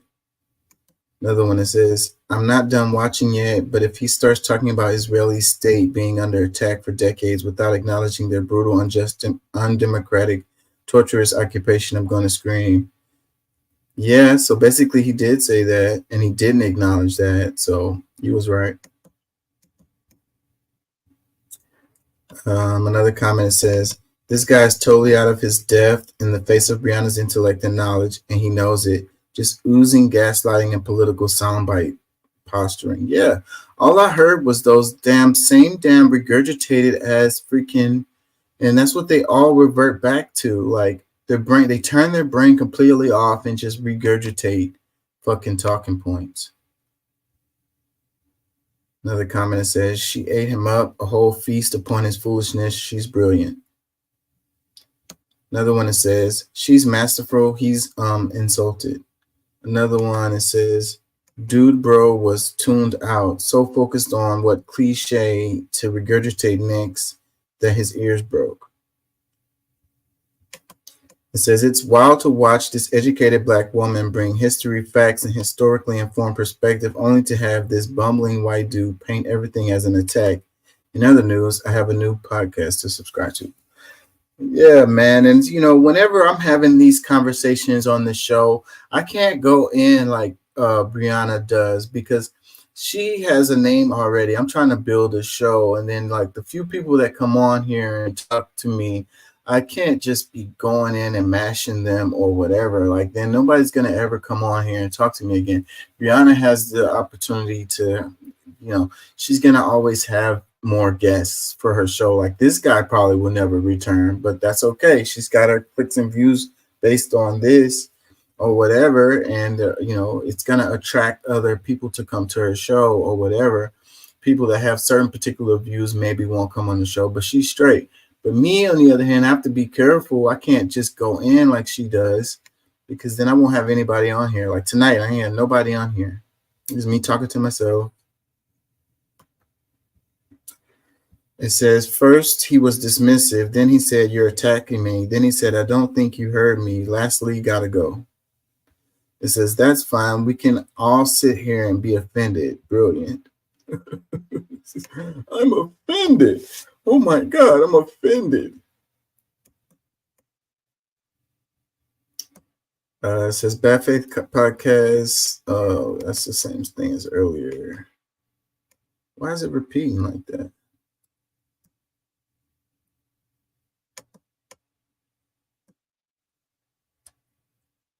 Hold on, let me go back up.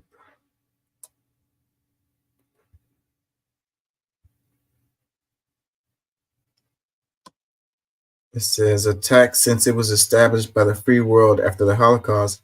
This is a problematic statement. This is what he needs to be questioned. What does it mean to be established? What exactly was the free world? Who weren't the living inhabitants considered? No, why weren't the living inhabitants considered as part of this free world? He's on the side of peace, but the establishment of the free world was done through a method of belligerence. What is inaccurate is to view that time period through a glorified lens of potential, a palatable rethinking. It's what we as Black people see every day through the whitewashing of history. It says, there are Jewish people who have been living in Europe for centuries and centuries. On the other hand, you have Palestinians who are 80 years old who are clutching the keys to their house they grew up in. They are on the other side of the wall who have been told they cannot go home because my Jewish friend who was born in Philadelphia gets to have the right to return, but they do not. That is the injustice we're talking about here. That was the quote from what she said, and that was so great. Like, what is you guys' answer to that? It's like, well, this is Israel's homeland. This is, you know, where they're from historically or whatever. This is the birthplace of the Israel people. Okay, well, what about the lady who's been living there her whole life, whatever? You're just going to take her house? What justifies that?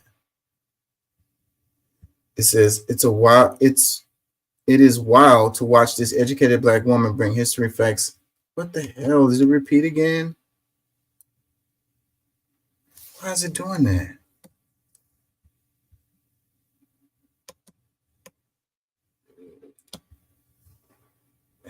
It says, we know he ain't have to go. Somebody behind the camera told him he was getting his ass handed to him by this Black woman who was much more qualified and informed leader, and it was bad for press. So now he gotta go. But yeah, she got it all the way right and with nuance. Yeah, I'm sure that's what happened. Somebody outside the camera was like, bro, it's not a good look. You got to get up out of here. Another one says, she's great. He is trying not to understand. He victimized himself when he was never under attack. Her intelligence and knowledge bodied him. Another one says, I think he pretended that he had to go. Another one says, they seriously can't put together that this long chain of events where Jews were supposedly scattered across the world in droves. In some cases, that is true. Does not mean they can just repeat the same process and make the Palestinians pay for it with their blood and land. Apparently 2 wrongs or 75 years of them make a right. Some BS from the people appalled at land back all over the world. Cognitive dissonance and intentional misconstruence. Another comment, it says, I never heard of him. So he emphasizes with the Palestinians, but doesn't want them to live and doesn't believe that there is an apartheid. Yeah, you're not sympathizing with them very much. You know, it's kind of like what they were talking about earlier when they were talking about the liberals and just pretending that veneer of revolutionary or that veneer of being better than the other ones.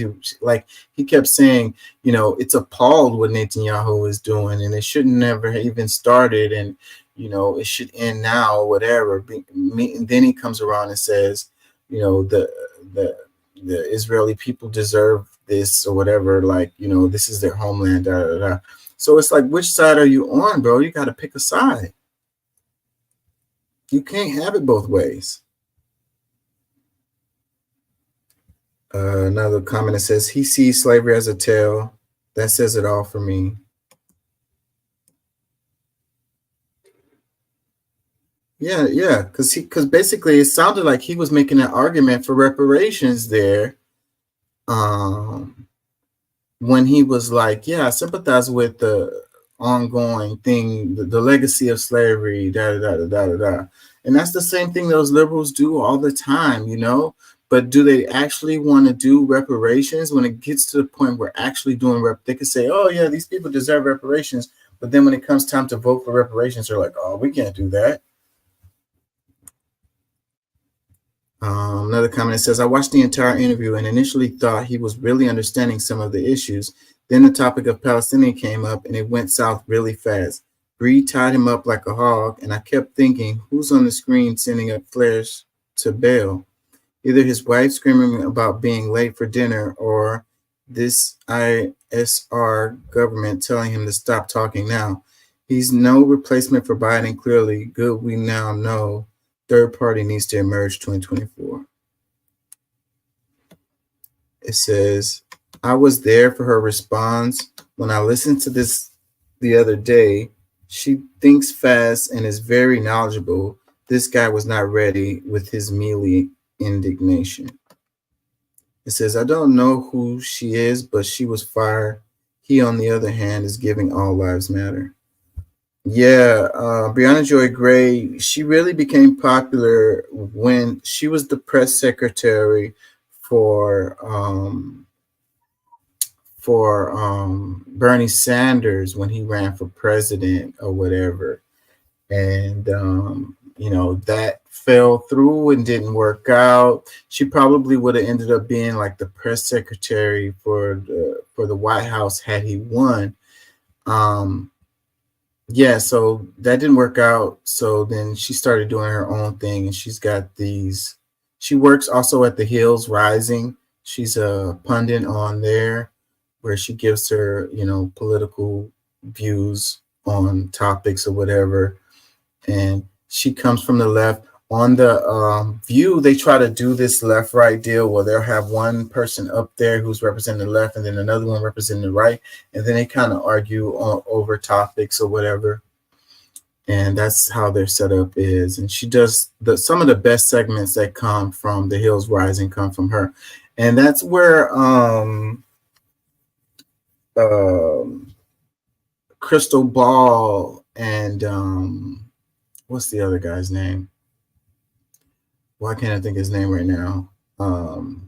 Sager and Crystal, they were on the Hills Rising, and then they wanted to do certain segments, and they wouldn't let them do it, so they both left and did their own show. So on the Hills Rising, they had that left-right dynamic, which was the setup for the show, and so then Crystal and Sager they opened Breaking Points, which is their own deal, and they still do the same thing where Crystal comes from the left and Sager comes from the right, and then they argue over segments.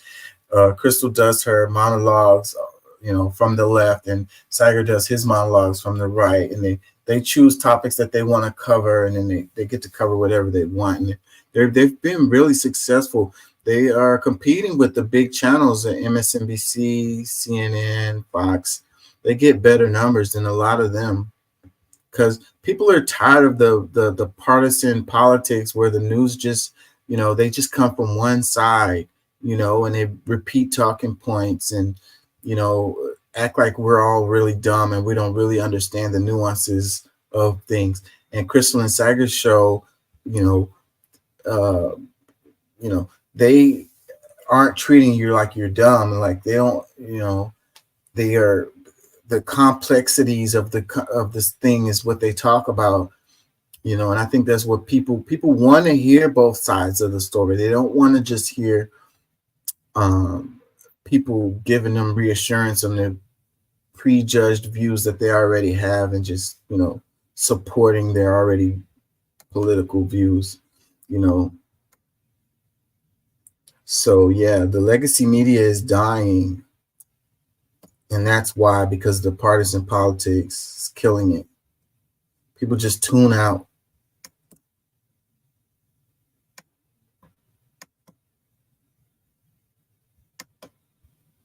New York State just ruled, and he's crooked as you can get. And a lot of people expected something like this, but not for the amount. But this is a very dishonest man. This is a man that's been overturned already on this case 4 times. But a crooked New York State judge just ruled that I have to pay a fine of $355 million for having built a perfect company. Great cash, great buildings, great everything. It affects New York. It's mostly talking about New York, where we have a totally corrupt attorney general. She campaigned on the fact that I will get Trump, I will get Trump. Everybody's seen it. Letitia James, they've all seen it. Well, we'll be appealing, but more important than that, this is Russia, this is China, this is the same game. All comes out of the DOJ, it all comes out of Biden. It's a witch hunt against his political opponent, the likes of which our country has never seen before. You see it in third world countries, banana republics, but you don't see it here. I think it's worth delving a bit further into this repeated claim that all this comes out of Biden and the DOJ and it's Biden-directed election interference. New York Attorney General James filed the lawsuit that led to this judgment in 2019. So that is before Joe Biden even became president. She began the investigation in 2019 before Biden became president, and she filed a lawsuit that led to this judgment in 2022. That was before Donald Trump even launched his campaign for the 2024 election. So not only is there no evidence, Brianna, the timeline makes no sense whatsoever. Now, he repeatedly accused Judge Engoron of being corrupt and crooked, a serious charge against a judge, zero basis for that whatsoever. Rather, he is a judge who came to a conclusion that Trump didn't like.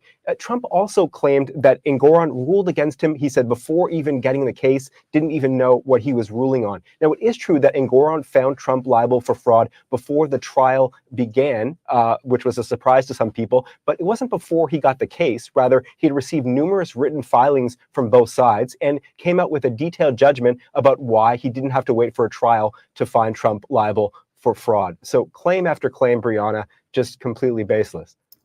New York State. Yeah, they give Trump, they give Biden way too much credit.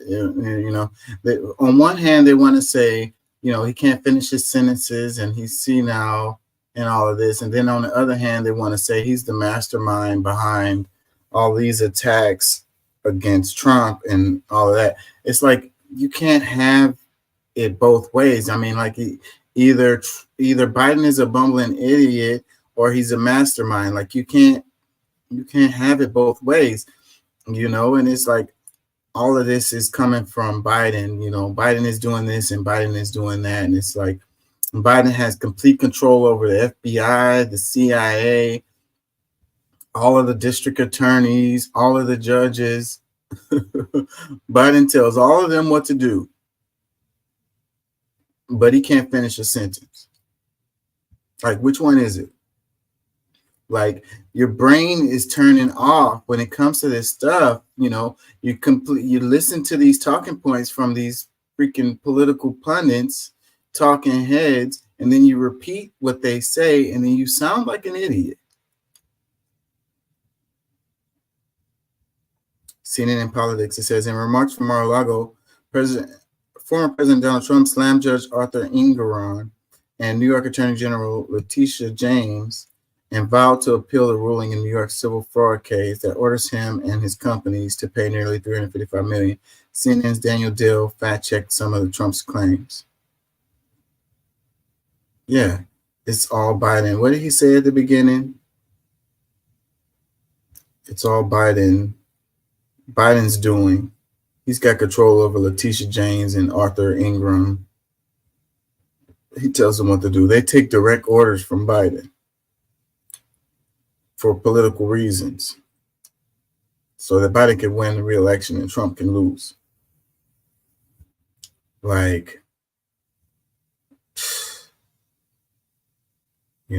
some of these conspiracy theories are so, like, complex. Just ruled that he's crooked as you can get, and a lot of people expected something like this, but not for the amount. But this is a very dishonest man. This is a man that's been overturned already on this case 4 times. But a crooked New York State judge just ruled that I have to pay a fine of $355 million for having built a perfect company. Perfect company. Great cash, great buildings, great everything. It affects New York. It's mostly talking about New York, where we have a totally corrupt attorney general. She campaigned on the fact that I will get Trump, I will get Trump. Everybody's seen it. Letitia James, they've all seen it. Well, we'll be appealing, but more important than that, this is Russia, this is China, this is the same game. All comes out of the DOJ, it all comes out of Biden, it's a witch hunt against. It comes out of Russia, it comes out of China, it comes out of DOJ, and it comes out of Biden. So the DOJ, Biden, China, and Russia are all colluding against Trump. Comments, it says, poor Trump, he's the biggest victim in U.S. history, according to him. Another comment, it says, shut up, the audacity of him talking about corruption. Another comment, it says, the fact that someone who works at McDonald's would lose their job if they had the number of indictments he does, yet this one is still running for president. Another one, it says, it's almost hysterical at this stage, anyone who buys his BS anymore. This man has never been tethered to the truth or ever anything remotely resembling the truth. At some point, you have to just give up. Mr. Trump, we see you. Another comment, it says, his cult believes whatever he says and donate their money to help him pay his fees. Imagine being so stupid that you pay a billionaire politician legal fees. I'm an idiot, but damn, that's dumb. Another one, it says Biden 4 more years. Another one, the saddest part is that many people believe and support that lunatic. Another one, it's everyone else's fault but his. The guy that screams law and order means it for the poor and disenfranchised, but not for him and his cronies. It says, I remember those Polish laborers who built Trump Tower had to sue for payment. Took 20 years before getting their money. Another one, just wondering how much Judge Ingram would be awarded if he sued Trump for defamation. Yeah, what benefits does he get from it? Come on. Another comment that says, he still had to fork over $350 million to hold, plus daily interest until his appeal is over. Another one that says, poor Woodle Don Don, the entire world is rigged against him. Yep, his fans believe it. It says, why don't you fact check the White House when it says our economy is flourishing?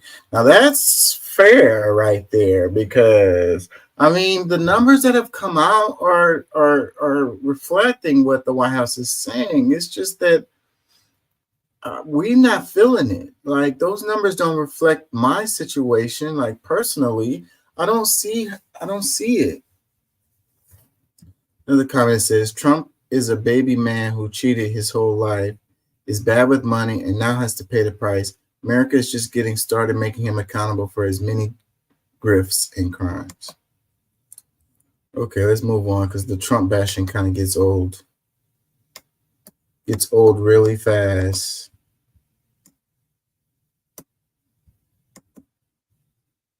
It says last year handguns killed 10 people in Japan, 50 in Great Britain, 47 in Switzerland, 611 in Canada, 105 in Israel, 41 in Sweden, 38,658 in the United States. God bless America. It says, okay, comments. It says, okay, but what if you show it as a percentage of the population? I know we have a problem, but these numbers are misleading. Japan has a lot of people. Japan has a lot of people, y'all, and only 10 people died in Japan. So, okay, the percentages would probably help put this in perspective, but at the same time, I mean, the reality is the reality. Another comment, it's not a fair comparison. Those other places are developed nations. The U.S. is not a developed nation. Another one that says, at least the U.S. is still number one at something. Yep, there's one. Got to look at the bright side. It says, I'm going to keep saying it. Guns can't shoot by themselves. Okay, that's true. But if there wasn't so many guns, then there would be less people getting shot. Okay, I mean, that's a dumb-ass argument. You know, guns don't kill people. People kill people. Okay, yeah, that's fine. But you're way more efficient when you have a gun at killing people. Another comment says, let's not forget the majority of those 38,658 gun deaths from that list are from suicides. Well, that still doesn't really matter. It's still a person dying, you know? And if they didn't have that easy capability with the weapon, then maybe they weren't going to be able. A lot of people try to commit suicide and fail. You know, it's kind of hard to fail at shooting yourself.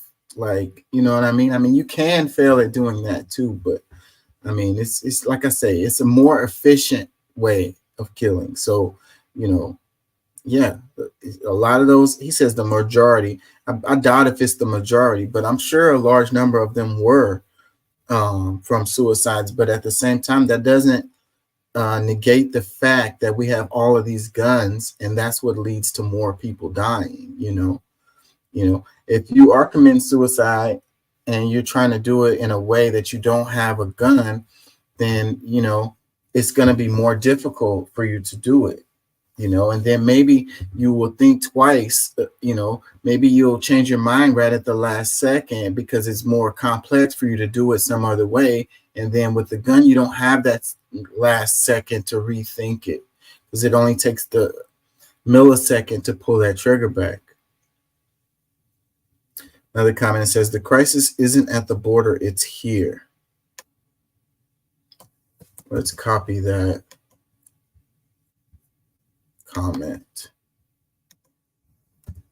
We do have a crisis, but it's inside the border. Great comment there. Another comment that says the most deaths by all guns in Canada has never been more than 343.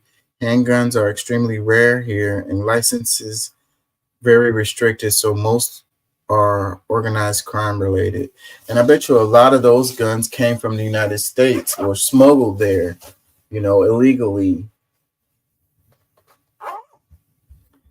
Another comment says the true problem in America is not necessarily guns, it's the lack of mental health help and indoctrination of violent culture and fear that is widespread through media outlets. There are plenty of countries who have the same access to guns and they do not face the same issues with mass shootings and police violence that the U.S. does. And this is a fair comment right here. But what I always say is that when they say mental health is the issue, then put your money where your mouth is. There was a thing that came through Congress where they were talking about spending money on mental health help in schools, you know, related to having counselors there and stuff like that. Basically just putting money into the schools that focused on mental health. And guess what? It got voted down by the Republicans. They were like, no, we're not with it. So, but then whenever the gun issue comes up, they're like, guns don't kill people, people kill people. And the real problem is mental health. Well, then, okay, we can go with that. But then where's your money to support that idea? It's like, do you really feel like that is true? If you do, then you would vote for better mental health issues. And the part where he says indoctrination of violent culture and fear that is widespread through media outlets, that is freaking all the way true, I think, you know. And, you know, what do we do about that? You know, we have to change the culture, you know, and education is key related to that. But then we have this individualism thing that we have going on here in the United States where we talk about pull yourself up by your bootstraps. And that leads to the mental health issue. And that also leads to this culture of fear and violence where, you know, you have a problem, then, you know, you kill it. Comments that says, sign up to take your guns, trust none of this, lock your guns up, practice gun safety with your kids, never trust the government, you know. Yeah, so lock your damn guns up, you know. People have their guns in their car and they feel like the gun is locked up because it's the car is locked, but that's not the case. When somebody breaks your window and then they get into your car and then they take your gun or whatever, the gun was not secure. Okay. And so we need to have policies and laws in place to punish people who don't secure their weapons. And we also need to force people to have better gun safety, you know, and be able to handle their weapons better. But anytime we go down the road of talking about any of that stuff, then that's when people are like, oh, I have the right to have my guns, and you don't have a right to tell me what to do with my guns or whatever. And you're just trying to take my guns away. It's like, no, we're not really trying to take your guns away. We're just trying to make a better, safer environment for everyone. No, you're trying to take my guns away. No, we're just, background checks and stuff like that, waiting period, that kind of thing. No, you're just trying to take my guns away. Okay. Another comment says, but Hunter's laptop. Another one that says, no handgun killed anybody. People killed other people with handguns, and they would still kill without handgun. History proves that. Stop blaming guns and keep criminals accountable. Yeah, hold the criminals accountable. That I'm all the way on board with that. And people do find other ways to kill people, but guns are way more efficient. Okay, you can kill lots more people with the handguns or the rifles or whatever.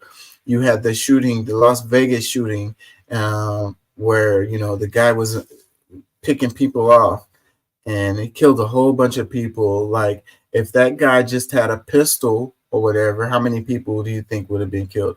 What if he didn't even have a pistol and he just had a knife? How many people would he have killed?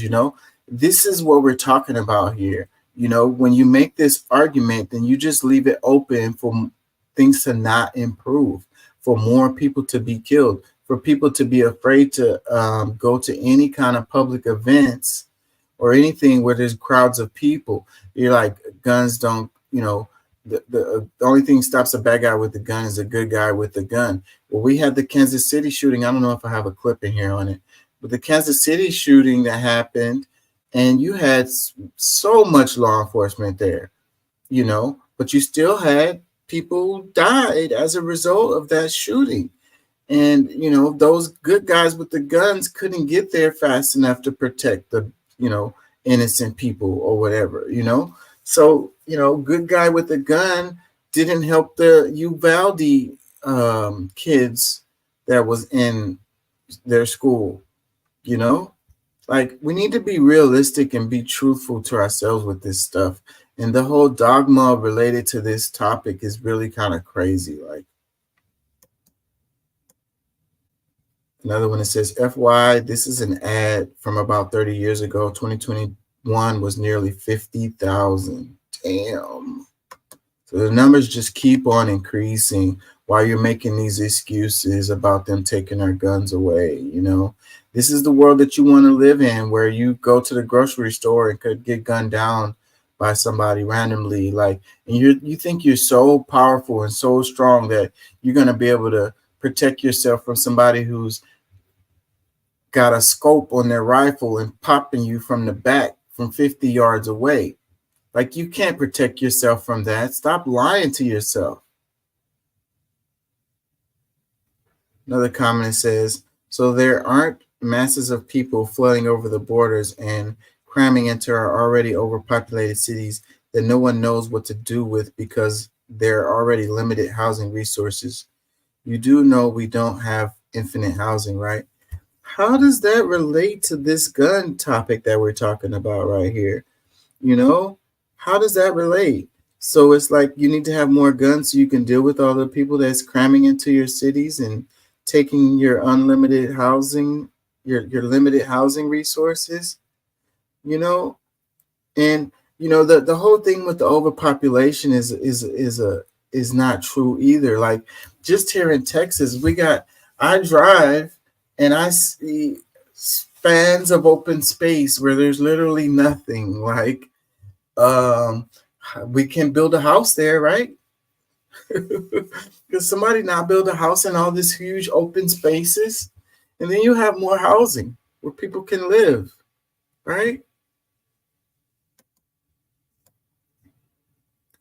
Another comment, it says, I just cannot wrap my head around these comments about suicides, populations, blah, blah. Look at those numbers, people. It's about Walmart excess, no background check. It's about not amending the Second Amendment.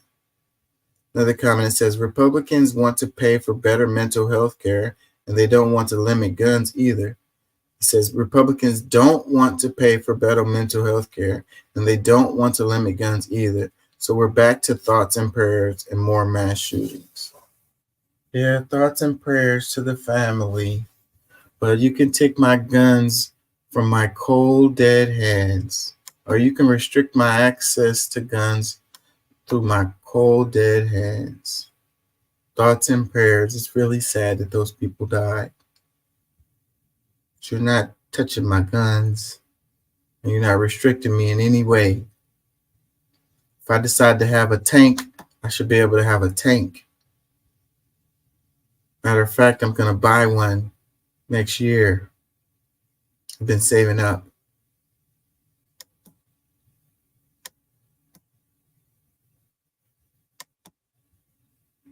It says 95 billion more for war, but no to 1 billion to feed 2 million families. In the view of the administration and the majority of members of Congress, some emergencies count more than others, wrote one policy analyst. Following the passage of the 95 billion foreign aid package that includes funding for Israel's relentless assault on Gaza, economists and policy experts this week are expressing alarm over the failure of the U.S. Congress to ensure a federal program for low-income parents and their babies is fully funded, a gap that could leave 2 million children and parents without sufficient food. So yeah, and this is what we say all the time on the show. It's like they have money for all kinds of stuff, but whenever it comes to like, you know, stuff that's going to actually help people, then all of a sudden we don't have the money. Like, where's the money going to come from, you know? We can't be just feeding everybody, you know, the SNAP benefits for these low-income people, you know. We don't have the money to keep funding that program. I'm sorry. You know, we don't have it. By the way, $95 billion for Israel. Oh, yeah. Here, take it. You want some more? It says the Special Supplemental Nutrition Program for Women, Infants, and Children, WIC, has never turned away eligible families in its 50-year history. But analysts say that with Congress deadlocked over whether to fully fund the program, states may soon be forced to place up to 2 million families on waiting lists, jeopardizing access to this highly effective program during an important window for child development, the Center on the Budget and Policy Priorities said in December. So on one hand, we're forcing these families to, you know, to have babies. They can't get abortions or whatever. And the WIC program, especially for pregnant moms and newborns or whatever, small kids, and like the WIC covering the freaking formula is such a big deal. Formula is expensive, and the kids like basically need that shit. Like, so if you have to choose between paying your rent and buying formula, you're gonna probably buy the damn formula. You know what I mean? Because the baby is crying, you know, and it's like WIC is a really cool ass program. And it's like, it's really restrictive too. Like, you can only buy certain things. Like, it's really strict on what you can buy with the WIC. So people can't really, they can't really use this for like nefarious reasons, really. Like, it really does go to help the kids and the mom while she's pregnant. You know, you can only get like cheese and milk and other specific as items with this program, you know? And so, you know, they don't want to fund that. They don't want to feed the kids. It's like pro-life until they're born. And then after that, freaking starve, you know? You should have made better decisions with your life. You should have kept it in your pants or whatever, you know? It says the program, which has been linked to a decrease in infant and maternal mortality in the past 5 decades, is currently being funded by a short-term continuing resolution that Congress passed in January to keep the government running until early March.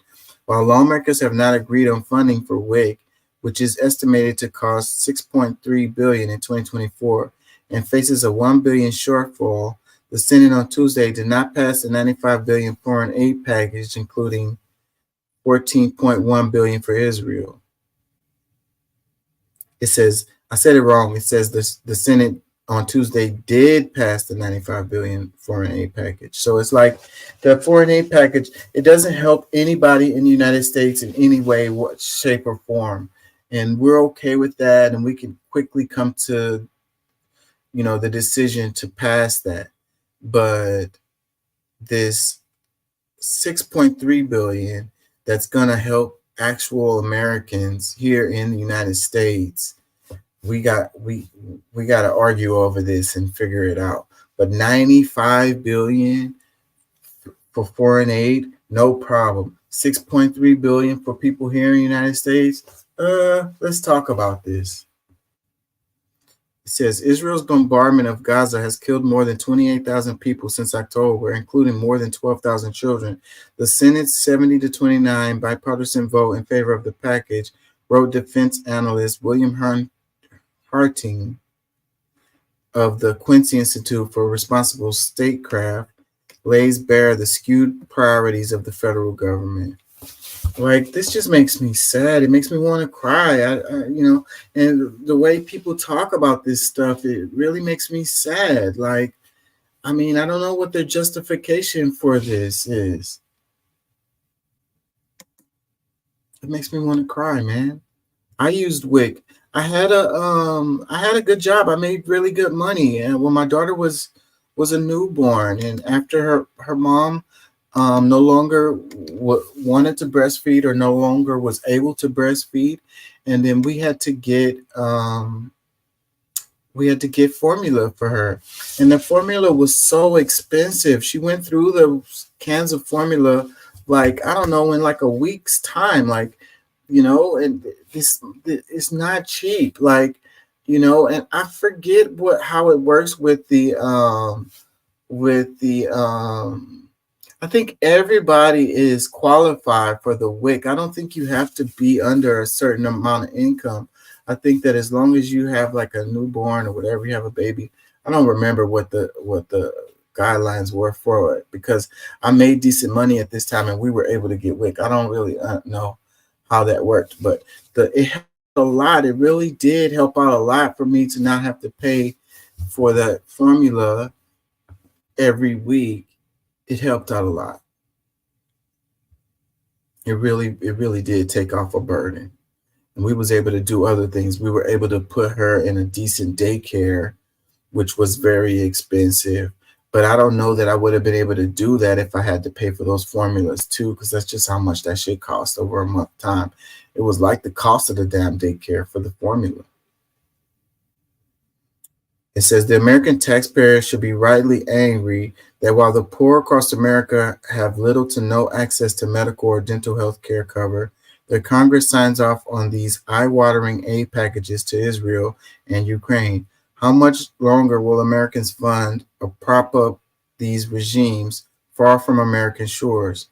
It's not like the MAGA folk have any valid solutions, but Trump's scaremongering about things like American funding of NATO do at least prompt some debate about the absurdity of America's continued disproportionate funding of weapons to foreign governments for skewed geopolitical purposes.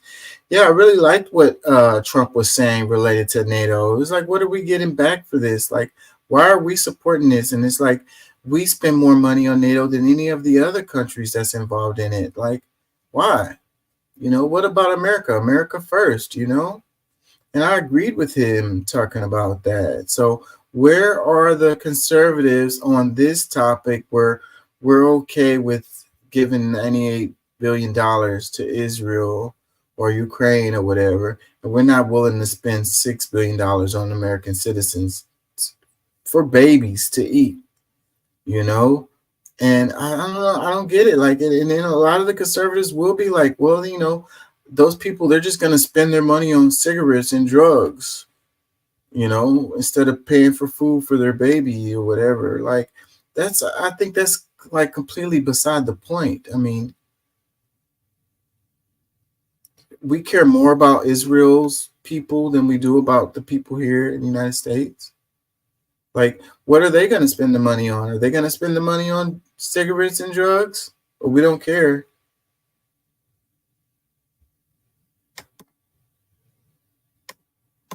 We just care what they're going to do with the money when it comes to United States citizens.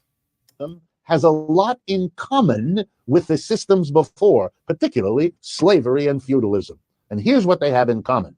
A very small group of people, masters, lords, employers, are dominant, have the control and amass the wealth relative to the vast mass of people, the slaves or the serfs or the employees. This latter group, the majority, the vast majority, do the bulk of the work. The wealth produced is gathered into the hands of and controlled by the small group. A small group vis-a-vis a large group. That capitalism has in common with slavery and feudalism. And that means capitalism is subject to the same tensions and criticisms and revolutions that plagued slavery and feudalism. Why? Because sooner or later, when things go bad, the mass of people figure out that they're locked into a system where they get the short end of the stick. They are the majority, but the wealth they produce goes to somebody else. They are the majority, but the power is in the hands of somebody else. And they figure out that rather than begging as slaves that the master treat them better, or begging as serfs that the lord treat them better, or begging as employees that the employer treat them better, what they ought to do, maybe, is change the very system. Sooner or later, everywhere, a recognition that this strategy didn't work, that capitalism wasn't freedom, that capitalism didn't fundamentally change the situation of a few people with the wealth and power and everybody else without. It just changed the rules for that system. It replaced master-slave, lord-serf with employer-employee, so that what remained, if you were going to achieve the freedom that people in all those systems sooner or later felt, was a system that didn't organize production that way, that didn't divide the people who participate in producing and distributing goods and services into a minority with the wealth and power and a majority who do the work.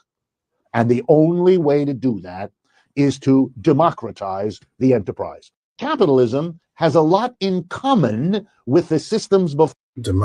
Democratize the enterprise. It's like how much, like, democracy doesn't matter when it comes to your job. Like your job is not democratic. You don't have any say in how they spend the money or what they do or anything at all, really, you know?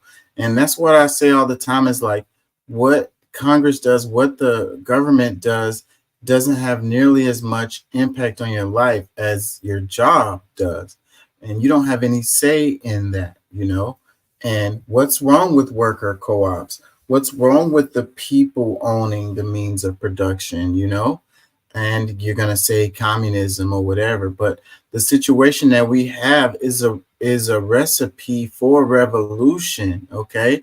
And you might end up with communism landing on your lap if you don't make any sacrifices or compromises to this situation, you know? The pitchforks will come out, you know, and maybe you will end up with communism. If you don't want communism to happen, then make some kind of adjustments to the system so that people aren't suffering so bad and that they can have some kind of say in, you know, their lives, you know, have some kind of autonomy, you know, some kind of job security, you know, some kind of just a little bit fair, more fair. Nobody is saying that the employees should get all the money from the profits of the company, you know, but be fair with them. Don't treat them like slaves. I really don't think it's a stretch to compare slavery with our present form of capitalism, you know, and like he was comparing it to the serfs, you know, the feudalism. Like, I think that it's just the evolution of those systems, feudalism evolving and slavery evolving and landing on the present form of capitalism that we have today. And I don't think it's a stretch to say those things, you know, that, you know, it's pretty simple, you know, but then people argue, they're going to say, we don't want to be in a socialist country. We don't want communism or whatever. So then, okay, then we just want, we just want vulture capitalism then, you know, that is the default, right? It's like, well, it's better than communism or socialism. Is it? Are you sure? It's like, well, I won't get to own my own we won't get to own any property. We'll all be the same, and all of this. And it's like, okay, man, like you don't really even understand it, and you're just repeating talking points that people have said. It's like the McCarthy era, the Cold War era, and the propaganda that they fed us over years has set in, and people really believe that bullshit. And then they get lied to. And then the countries that do this stuff that they call socialism or communism or whatever, they constantly go and they sabotage these countries, especially if they're anywhere near the United States. They can't have any examples of a different economic system that works for the people. So then they're going to go out of their way to sabotage that, because if people see it and they see that it works, and then they'll be like, wait, we could have that, something like that over here, like, no, we can't have that. So we're going to sabotage these places like Venezuela or Cuba or whatever. And they're like, oh, it's because it's communism. That's the reason why it's socialism. That's the reason why their country is failing. Oh, it doesn't have nothing to do with the outside influences related to like the sanctions and the wars and the assassination of their political leaders and so forth and so on. The way that the private capital comes in and snatches up everything, like that doesn't have anything to do with it. It's just those countries just can't seem to get it together, or it's because they have communism and that shit just doesn't work.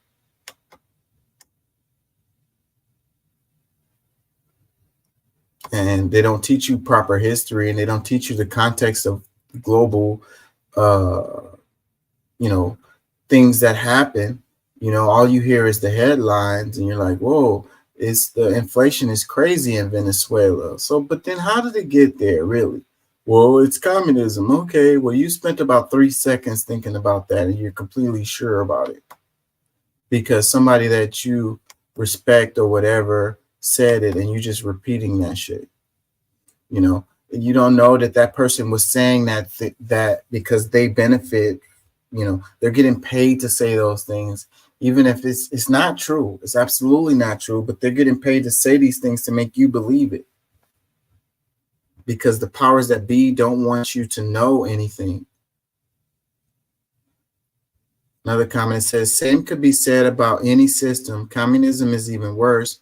People are way better off under capitalism than they are under feudalism.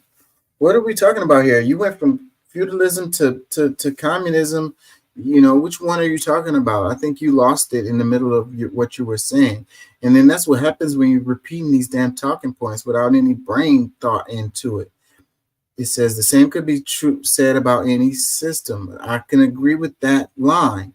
And so communism can be exploited, and capitalism can be exploited. That is true.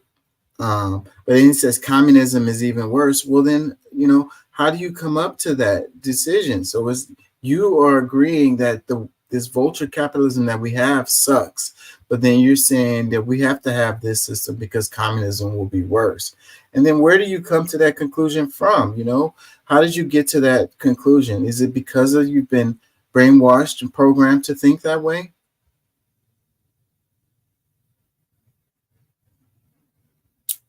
I kind of wanted to read some of the replies, but it's 115 of them.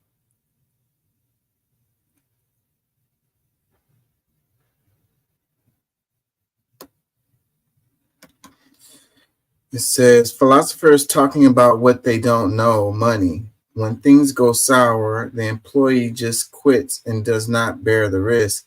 That, my friend, is why they get the short end of the stick, because they do not bear the risk. I mean, that's a fair argument or whatever. That's a fair argument. But, there's no loyalty no more between employers and employees. They don't even care about the customers who they're providing services products to anymore because these companies are just too big. They got global conglomerates and monopolies where there's no real competition. So if capitalism was working the way that it's supposed to work, then there would be fair competition where the people that provide the better services and products would win out and the ones that don't would go away. But that's not how it works because we have this subsidizing where it's rugged capitalism for the individual and it's socialism for the corporations.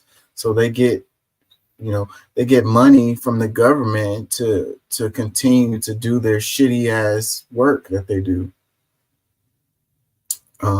He says philosophers talking about what they don't know. This guy is not a philosopher. Actually, he's an economist. Like, that's what he does know. He knows money. Like, that's what he's like a PhD economist. Like, you don't know that because you just want to go against what he's saying, call him a philosopher and saying that he doesn't know what he's talking about. This guy knows money. Like, that's what he knows. That's what he knows. This guy has like a PhD in economics or whatever the hell. Like, he knows that will be considered an expert.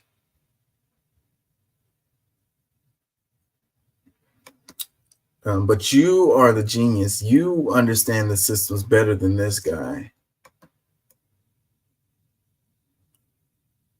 It says, this is idiotic and simple-minded. Capitalism is a system of voluntary transactions, while in feudalism and slavery, you are forced into labor. You don't have to work if you don't want to. The reason why only a small group of people have so much and so many have so little is the majority of people choose to waste their time and money on useless and non-profitable things, basically buying junk and screwing around instead of investing in businesses, ideas, and products. Those people who are at the top worked their ass off, and the people at the bottom did the opposite. Some people start off better than others, but everyone can reach the top if they want to. Just ask the CEO of Starbucks. And capitalism is one system that has pulled more people out of abject poverty than any other system has ever come close to. And don't get me started on socialism and communism. Those are complete forms of slavery.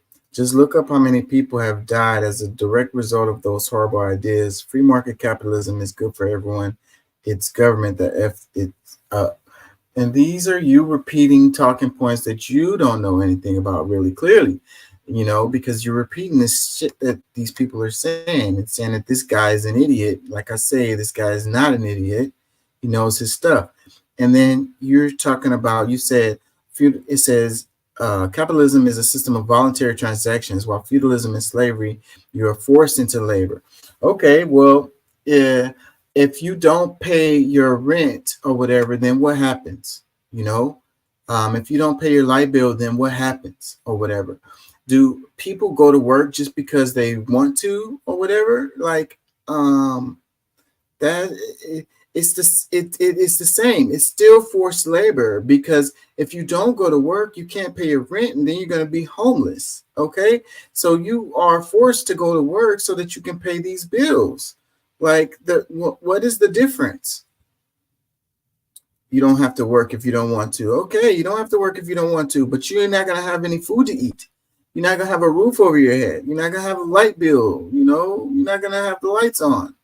You're not going to have clean running water. Like, where do these people go, the ones that don't want to work? That is very naive. It says the reason why only a small group of people have so much and so many have so little is the majority of people choose to waste their time and money on useless, non-profitable things. Okay, well, that's fair, except that, a lot of, these people, besides the point of people being born into money, you have the power. Capital has power. Okay, so a person that has capital can make many mistakes and still be okay. The person that doesn't have capital can't make any mistakes, because every little mistake that they're making is going to be detrimental and leave them out here homeless. Okay, so people are just lazy, and that's the reason why they're poor, is what a lot of people like to say or whatever. But I see people around me who bust their ass morning till night, into the night, and they're still, you know, in the same boat. And that's because the system is set up for that to be the case. It's not that these people are lazy and that they waste their money. They can't make investments. They're too busy trying to pay their rent.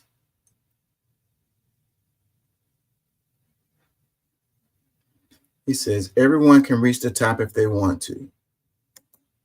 I don't think that's true, man. I really don't. Nope. You know, if working hard, what is it? It was a post. There's a meme that's been going around. It's like if working hard is what made you rich, then you have these construction workers or whatever. I'm getting tired now, so my brain is kind of foggy. But it's like people bust their ass and they're still in the same boat. So, you know, and you're telling me that these guys, that's the CEO of these companies, work harder than that guy who's flipping pineapples out there?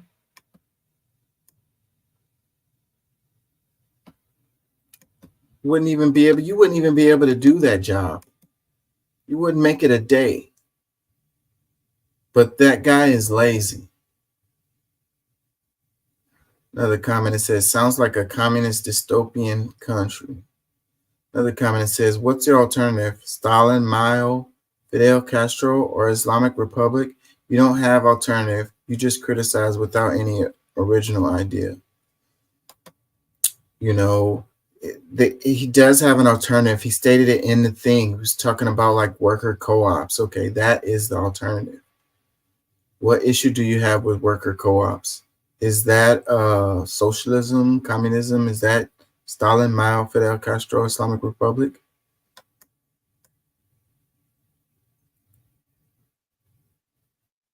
People are too lazy to do worker co-ops.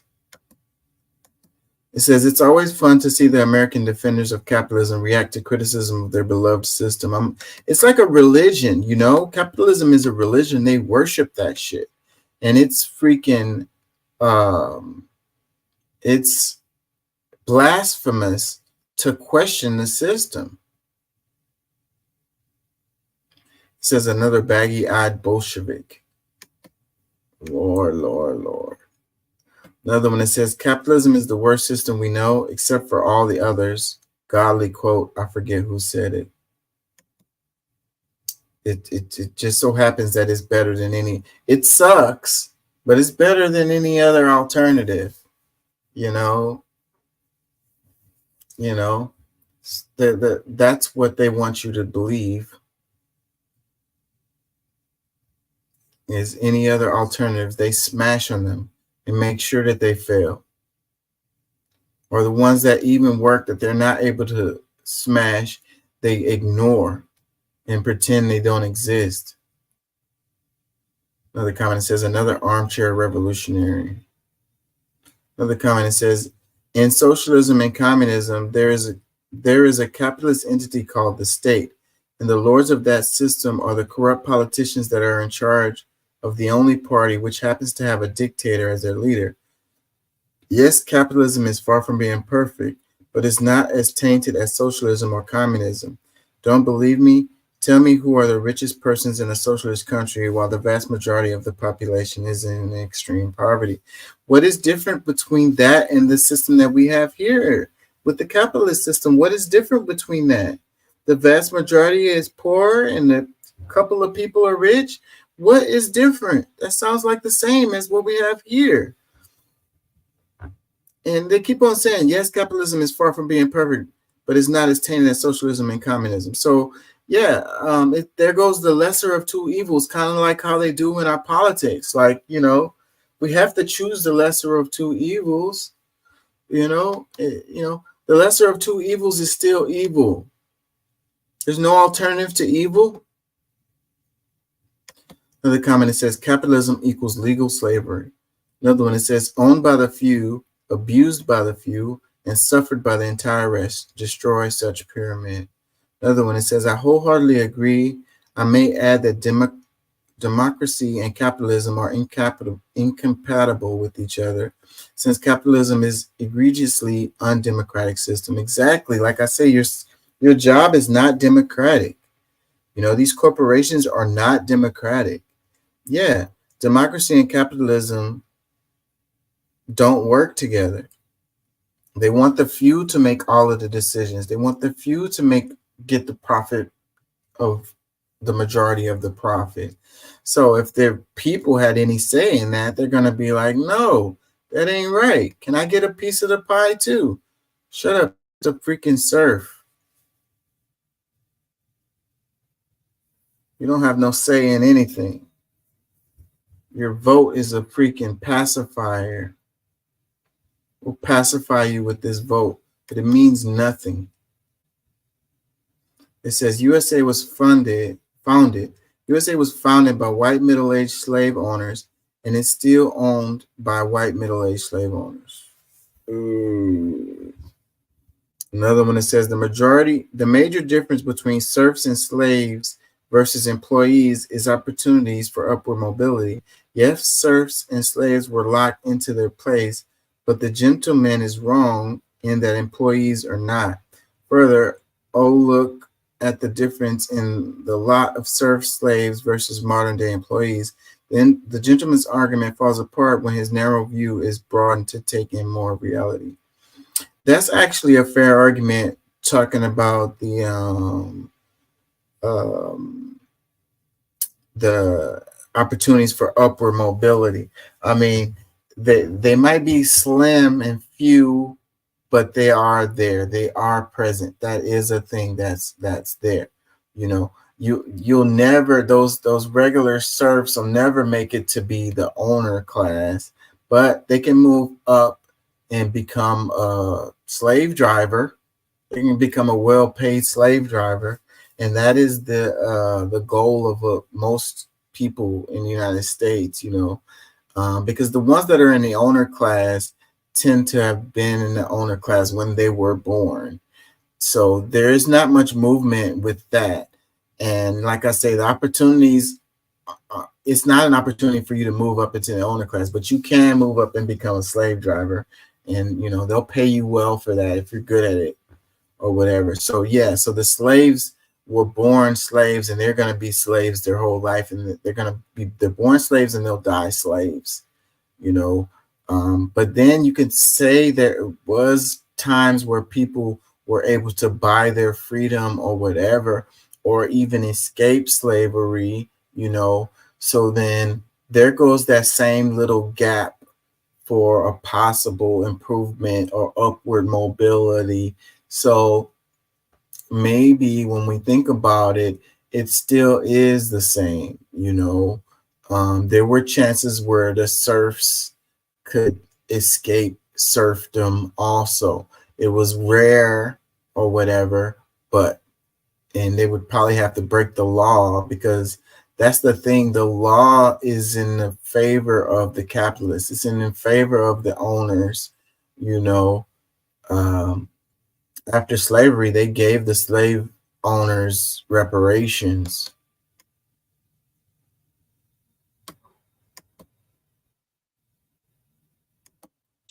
So actually, I think I'm gonna have to take it back. You know, he's still right. It's still not much difference between the two, because a slave could end up buying his slavery, or he could be escaping slavery, and then that would be upward mobility, you know. And there was cases where serfs got out of serfdom. It's just very few or whatever. So it's the same thing in our capitalist situation. If somebody could win the lottery, you could win the lottery. It could happen, you know. It's just you have a better chance of getting struck by lightning 3 times in the same day. Another comment says, same could be said about any system. Communism is even worse. People are way better off under capitalism than they are under feudalism. Another one says, philosophers, see, why does it do that? Anyways, let's move on. Anybody trying to hear that? They're thoroughly programmed on that topic. They spent a lot of money to ensure that people think the way that they think about that topic. Particularly in a city called Avdiivka. It's a city that we've talked about several times before. Unfortunately, we're getting reports from the Ukrainians that the situation is critical, with the Russians continuing to press Ukrainian positions every single day.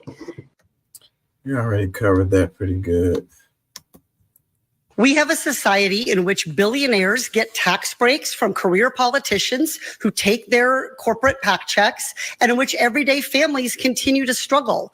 Look, Nikki, this issue is personal for me. My own children are questioning whether they're going to be able to live in California when they graduate from high school because of the high cost of living. That's why I've released a 10-point plan to address the housing costs, which is available at my website, katieporter.com. And I've focused on signing bills into law that actually reduce costs. For instance, my bill to bring down pharmaceutical prices. We have a society in which billionaires get tax breaks from career politicians who take their corporate PAC checks, and in which everyday families continue to struggle. Look, Nikki, this issue is personal for me. My own. So Katie Porter, she says, I don't want my kids to leave California after high school because they can't afford to live here. I'm squarely focused on creating a California that's affordable for future generations. Well, good luck with that. Good luck with that. It doesn't look like that, it's just going up and up and up. The real estate in California is just crazy.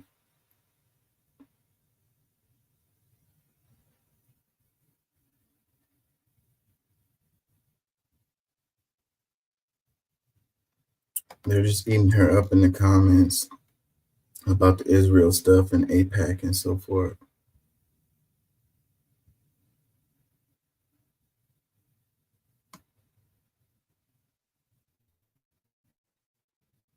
It says Katie can't do anything she speaks about unless we vote her in.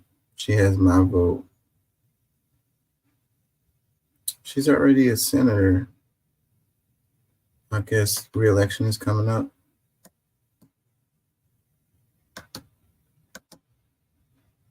Do you believe America is a dangerous nation where world peace is concerned? And do you feel any better about America since Obama has been elected president?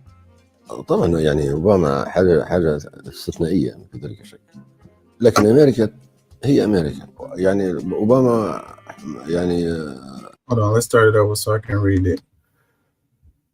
Do you believe America is a dangerous nation where world peace is concerned? And do you feel any better about America since Obama has been elected president? طبعا يعني اوباما Obama is an exceptional case. لكن امريكا But America is America. يعني Obama's term is for a maximum حده الاقصى 8 سنوات. But do you think he should stay forever? يا ريت. I wish, yes. Why do you think he is an exception? يعني الطرح اللي طرح فيه بين نتيجة ثقافته، ويبدو لجنس انه هو يعني افريقي وانه اسود. Being a black. You think his Kenyan descent is important? طبعا كيف؟ هو جذوره حتى عربية وإسلامية، بالتالي هو يعني عقلية مختلفة عن عقلية اليانكي. A lot of Yankees and a lot of Americans generally would be very upset to be reminded that he has Islamic roots. ليش؟ Why are they concerned? هم عنصريين. Could you work with the man? طبعا. Do you think? Could you imagine him coming to your country? مش ضروري إذا جاء شيء جيد، لكن ليس ضروري يعني. I'm not asking you. أطلب منه هذا، لكن لو حصل شيء جيد. It happens to be good. Yeah, and then that didn't go very well for him. I think he underestimated the power of the politics of the United States, and Obama appeared a certain way, but his alliances were another. It says what Gaddafi didn't know about Obama, even Pan-African leaders can fall victim to empty identity politics. In February 2010, former Libyan leader Muammar Gaddafi told journalist George Negus that Barack Obama, Arab and Muslim groups differentiated him from the rest of the U.S. imperial political establishment. Tragically, the Obama administration's aerial bombardment the following year helped depose Gaddafi, was brutally sodomized and killed by NATO-backed forces. Soon after, Black Africans began being sold in open slave markets in Libya. For many, that proved Obama only differed from other U.S. presidents by the amount of melanin in his skin. I'm telling you, bro. Like, yeah, yeah, man. Barack Obama.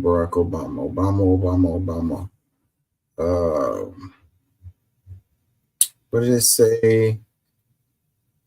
He said Obama's Arab and Muslim roots differentiated him from the rest of the U.S. imperial political establishment. So, and it says even Pan-African leaders can fall victim to empty identity politics. So, you know, the damn identity politics is where a lot of us get lost. You know, we need to look at the policies of the people, you know, stop getting caught up in their gender or their skin tone or whatever, and look at their policies and look at how they vote. And then that can tell you about how they are, you know. You know, we get caught up in the damn gender and the skin tone, and then we completely get lost. We look past what they do, you know. And to this day, you can't say bad things about Obama to Black people. A lot of Black people, they're not trying to hear it, you know. It's like he was the first Black president, so that's all that matters. It's like, well, what about the stuff that he did, you know? And it's like, what did he do for Black people? I mean, well, that's all. He became president. He let us know that we could be president if we wanted to be, you know. So that's what he did. I mean, like, come on, man. Comments, it says, was he not a war criminal? Yes, and is. It says, help me understand why is Muammar Gaddafi being made a martyr? That's a weird little question. I mean, he did a lot for his people. I don't really think that people understand how great he was to his people, you know. And like any world leader, he's not perfect, and he did some shitty things, but he did some really cool things for his people, you know. And the reason why the United States felt like he was such a huge enemy was not because of the like human rights things that they were saying. It's because of the good things that he was doing for his people. Another comment says, this account is nothing but Russian propaganda discussed as an African page. Oh, Lord. How is talking about Muammar Gaddafi and his, you know, getting lost in identity politics related to Obama, Russian propaganda? How does that benefit Russia? Another comment says, Africans note, not every skin folk is kinfolk. Another comment, it says, sad to watch knowing it's the same man he spoke highly of that ended up deleting him. Saying, man. Really horrible what they did to that guy. And it was like an extrajudicial killing. It was like, we didn't have any, like, we wasn't at war with Libya or whatever. They just kind of sent their people in there to freaking get him. It's really terrible. Another comment says, I love how some comments state about him being a war criminal. So was Bush, so was Blair, so was Biden, so is Sunak, so is Stammer, so is Netanyahu, and many others in their parties. So when Muslim countries defend themselves, they are war criminals, but those who provoked it aren't. They get rid of Gaddafi, King Abdullah, Saddam, Arafat. Like, seriously, the double standard world we live in is crazy. Another comment says, I almost cried watching this. This is a case of the tree reaching out to the wooden axe for love because it has a wooden handle. The same axe is used to cut down the tree. Another comment, and it was the same Obama who ordered the hit on Gaddafi. Libya might recover in 100 years, might. Ooh, Lord. And they were so prosperous at that time. So crazy. Now their country is a mess. And they always talk about the African countries just can't get their shit together. Maybe it has something to do with y'all assassinating anybody that does anything for the countries. We're going to get into that, but I need a little quick break, but I'm going to talk about Africa for a little bit because that is something that's been burning my hide. I saw some posts this week that really got me all emotional. I want to play some of this so that I can take a quick break.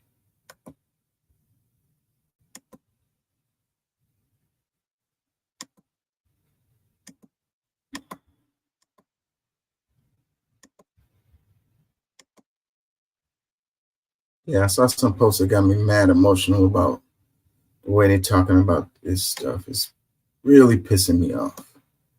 We begin today's show in the Central African country of Gabon, where military leaders seized power on Wednesday from President Ali Bongo, whose family had ruled the oil-rich former French colony for more than 50 years. The coup occurred shortly after Bongo had been named the winner of Saturday's contested election. The military junta has announced General Brice Oligui Nguema would serve as transitional leader. Faisant suite à la réunion de ce jour. All of the commanders-in-chief and chiefs of staff, as well as the generals in the second section of the Gabonese Republic, were present for the meeting. General Brice Oligui Nguema was unanimously appointed chairman of the Committee for the Transition and Restoration of Institutions, president of the transition. Bongo remains under house arrest. He pleaded for help in a video that aired Wednesday. I'm Ali Bongo Ondimba, President of Gabon, and I'm to send a message to all the friends that we have all over the world to tell them to make noise, for the people here have arrested me and my family. My son is somewhere, my wife is in another place, and I'm at the residence. Right now, I'm in the residence and nothing happening. Nothing is happening. I don't know what's going on. So I'm calling you to make noise, really. Ali Bongo and his family have long been accused of enriching themselves at the expense of the country. The ousted president's father, Omar Bongo, ruled Gabon from 1967 to his death in 2009, when Ali Bongo was elected to his first term. In 2007, a probe by French police revealed the Bongo family had 39 properties in France and 70 bank accounts. Both Omar and Ali Bongo were close allies to France and the United States. Ali Bongo met with President Biden at the White House last year. The coup in Gabon comes just weeks after a military coup in Niger, another former French colony. In recent years, there have also been coups in Mali, Guinea, Burkina Faso, and Chad. On Wednesday, the United Nations and the African Union condemned the coup. We're joined now by two guests. Joining us from France is Thomas Deltombe. He's a French journalist and essayist. He edited a book titled A History of Franc-Afrique, the empire that does not want to die. That's the title translated from French. In New York, Daniel Mangara joins us, professor of French and Francophone Studies in the Department of World Languages and Cultures at Montclair State University. He's the author of Gabon in Danger, the title translated from the French. In 1998, Mangara created the exiled opposition movement Bongo Must Leave, which he continues to lead. We welcome you both to Democracy Now! Danielle Mangara, we thank you so much for being with us. We're going to begin with you. Can you explain what has just taken place in your country? Well, first of all, thank you for having me.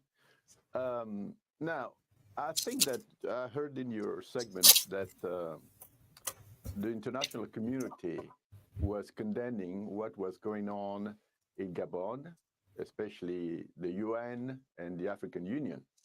I'm actually surprised because I believe these are the types of coups that actually must be supported because they're undoing what I might call the rape of a nation. Gabon has been ruled for 56 years by the same family and the same regime. I don't know if people can imagine the scope of what we're talking about here.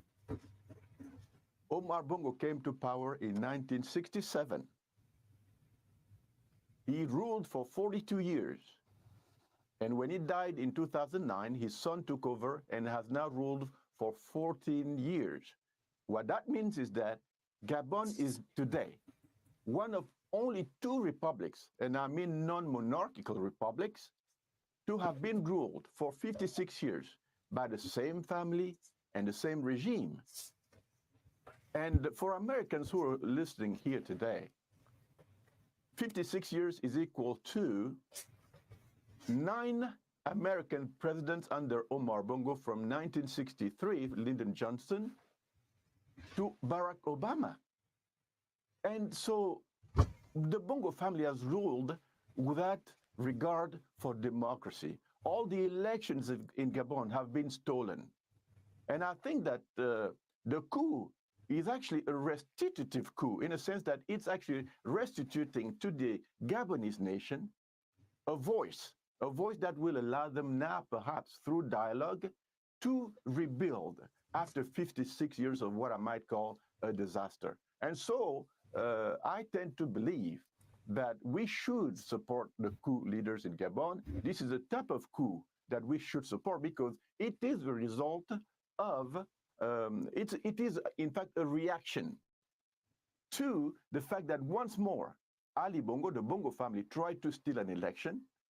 And for once in Gabonese history, well, the military stepped in and have now allowed for the possibility of democratic change in Gabon if we're able to negotiate a peaceful resolution to the crisis. Yeah, so when the African people, fight back and try to take care of their own people, and then that's when the West comes in and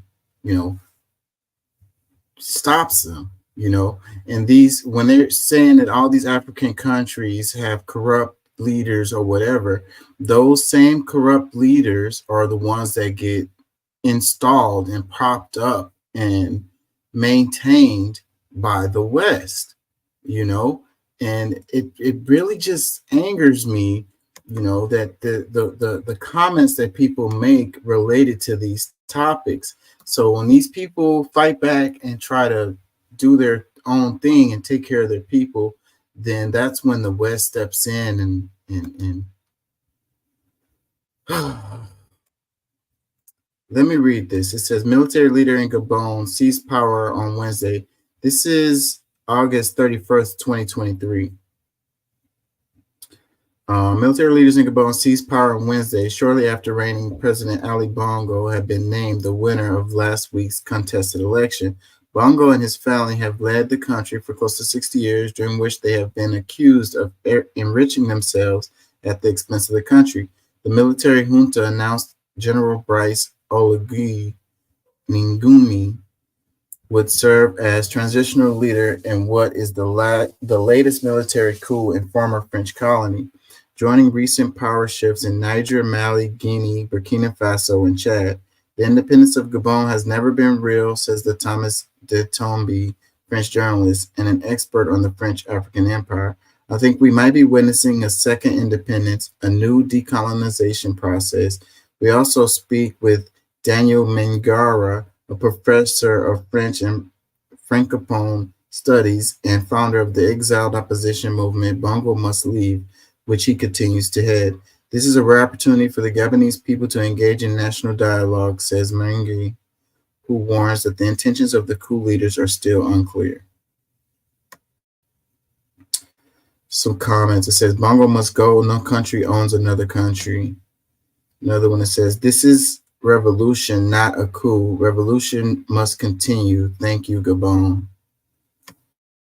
And these kinds of things are sparking across Africa. It's happening more and more. A lot of these countries, it seems like they had independence, but they still are beholden to their former colonialist empire nations. Those nations still get all the benefits from these countries. They get to extract the resources, and the people continue to get nothing. So they're still colonies, even though they're, quote unquote, independent. It says, why do people ask African leaders questions like as if France is leaving children?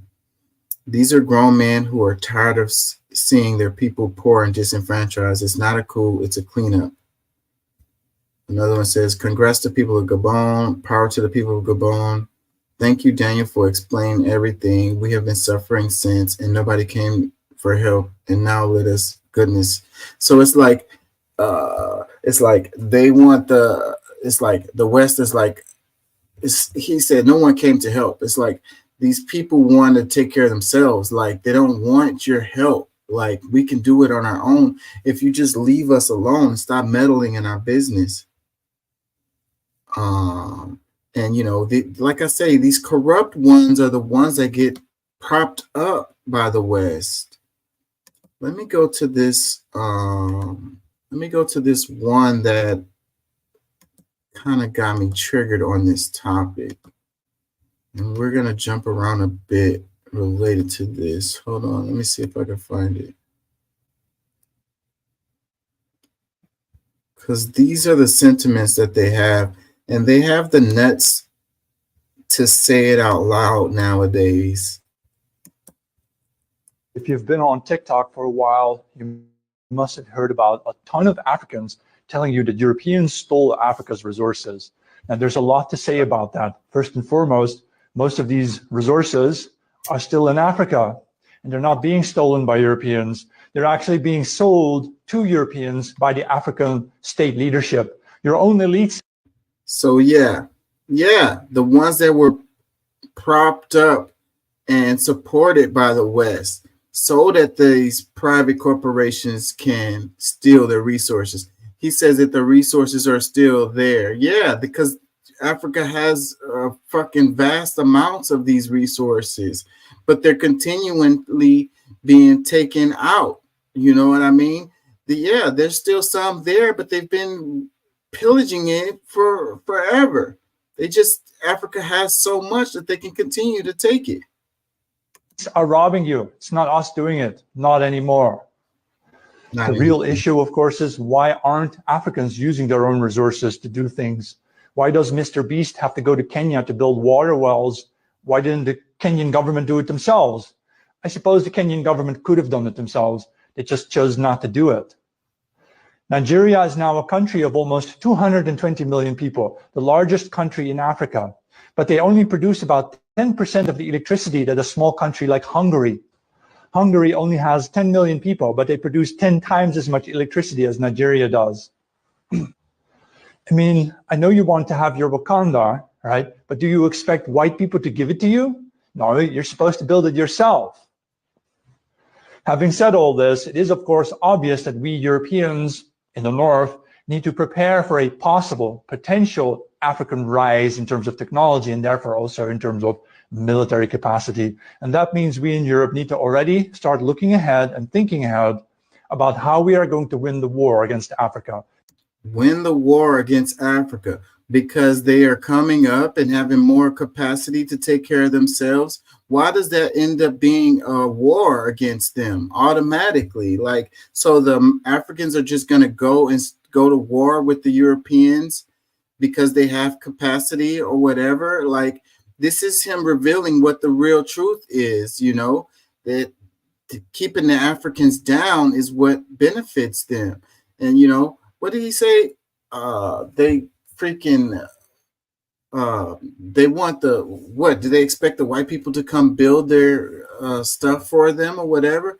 Well, they would build for themselves if y'all wasn't over there freaking extracting all of their resources and putting freaking,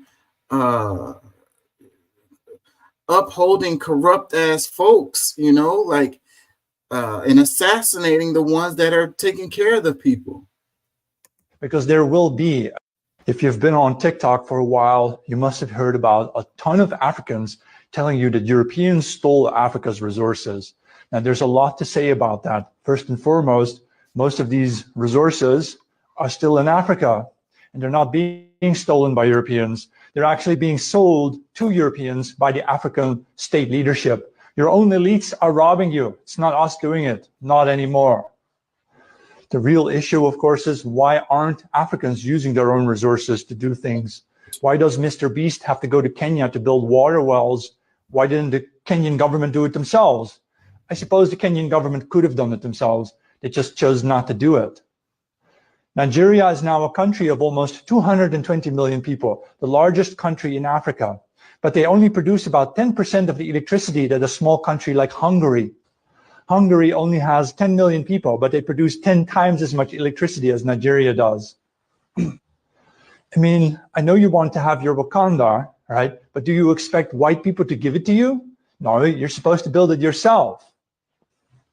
Having said all this, it is of course obvious that we Europeans in the North need to prepare for a possible, potential African rise in terms of technology and therefore also in terms of military capacity. And that means we in Europe need to already start looking ahead and thinking ahead about how we are going to win the war against Africa, because there will be, how we must win the war against Africa.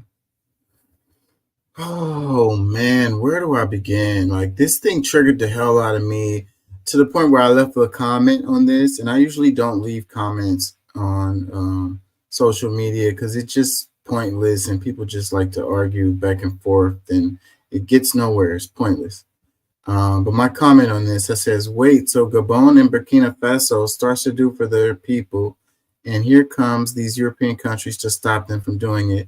I'm sick of these comments about these African countries just can't get it together. Patrice Lumumba, Thomas Sankara, and others were assassinated for looking out for the people. So stop with the racist narrative. Because that's what it is. It's racism. You know, these people are animals. They're less than human. They can't get their stuff together. They need white people to take care of them. You know, but the fact that, you know, they're getting manipulated and taken advantage of and used, and, you know, that's all beside the point. They just can't seem to get it together. A couple comments. It says, all this BS hurts my ears, gaslighting 101. Another comment says, the Western powers know they're outnumbered in terms of people and resources, so they destabilize Africa by funding and arming militia groups. They're doing this to prevent Africans from empowering themselves and becoming a real threat. And when they say threat, it's really just competition. You know, it's not like a military threat per se. You know, it's just economic competition. They want to be able to have their private companies to come in and benefit from the resources of these people. They don't want those people to be able to benefit from their resources. So the threat is an economic one. They don't want real competition. You know, and we were just talking about capitalism earlier, and it's like free capitalism. Well, yeah, I mean, if it was left to be free capitalism, then it would be a good system. But when it's not free, you know, when you don't have real competition, then it's not what they're saying it is. It says, fine, then stop killing and destroying rich, powerful, influential blacks who try to build their own Wakanda by trying to build up their community, which is always what happens. Every time there's a rich, famous, successful, influential black person, they're always mysteriously killed. Another one, it says, they'll pay one of you to kill one of you just so they can say it was one of you.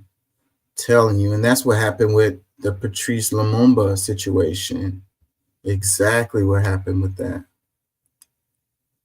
It says, who is King Leopold? Google it. I think we're going to cover that. I have a clip on that. If people don't know who he is, they really should know. It says, did I hear there will be a war against Africa? Yep, that's what he said. Another one, it says, not a single African country has nuclear weapons. Have you ever wondered why? Another comment, it says, sounds nice, but as soon as they get true leadership, y'all find a way to assassinate them. Another one, it says, people always want to get revenge before we even do shit. Another one, it says, no, but most African countries are being controlled politically by foreign power. We can't do better until we stop the blame game. Neo-colonialism. It says, not anymore is nasty work. Another one, majority of African countries are only a couple of years of development and independence, so we might take a longer time to fix our socioeconomic issues. But the fact that we have Europeans ready for war shows that we are of force, and we will raise. I cannot wait for BRICS to dethrone the dollar. Another one that says Africa owns Europe and America. Another one says they stay scared of us.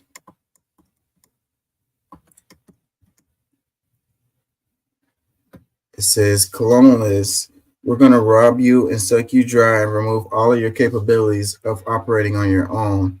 And then we're going to blame you and laugh at you for not being able to take care of yourself. I'm telling you, man, it's like, what was a quote from something where it's like, they kill your father and then make fun of you for not having a father. Oh my God, that should bring tears to my eyes. It says the African Union needs its equivalent to NATO. Any attack against one country is an attack against all of Africa. Colonel Gaddafi warned every member that they would be next if they sit and watch the destabilization of his country through Western proxy militias. Any corrupt members allowing genocide in their country shall be removed, and all forces shall be deployed to that region to eradicate all proxy forces funded from outside the region. The UCA, United Countries of Africa, would have one currency which will be set to the gold standard dinar. All trading of natural resources shall be in the new gold dinar. Infrastructure contracts will be overseen by the Inshallah. So, yeah, that's what Gaddafi was trying to do, and that is why they killed him. Another comment, it says, the hubris of the savage pretending to be civilized, the confidence of mediocre white men, the bloodless logic of the genocider, the mass murderer, the enslaver, the dehumanizer, the atomic bomb builder, the capitalist. Another comment says, war against Africa, why? Oh, that's right. Even Africa does start doing what you suggest. The West will need to go to war to get what they get now by sanctions and bullying. And by the way, the reason most of these African governments do not build infrastructure is because the people that are in charge have been put in position by powers by the West. Every time one of our own gets in power, there's mysteriously a coup. Another one says, thanks for the intelligence. Keep your friends close and enemies closer. That's what they're thinking in secret, how to defeat us, and they plan ahead. It says, do you know Africa still pays their colonial masters for colonialism? That chain must be broken. Yeah, a lot of these countries, you know, they have to pay every year to France or the UK or whatever because the countries, their original colonial masters, quote unquote, feels like those countries owe them for their independence. So they have to pay every year. They don't pay, and they're coming in with tanks. Another comment says, you make fair deals with Africa, y'all always skip that part. It says, BS, definitely elites in on it, but as soon as we elect a leader that isn't, what happens? Another one that says, facts, Europeans has been gone from Africa for a long time now. That's why the Chinese are there building infrastructure, because Africans don't have a clue how to build anything. If Europeans were still in Africa, the Chinese wouldn't be there. African leaders want to oppress and enslave their own people and children because they don't care about their own African people. Shaking my head.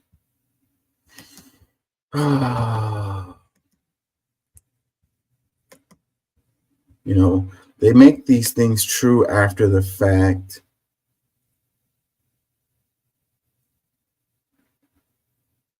I don't know if I want to stay on this because it's emotional. Américain, français, comité international mobimba bazotala bazokoboma biso baotala te baloba teni OAA. What's happening in the Democratic Republic of Congo? Protesters there are attacking Western embassies and businesses.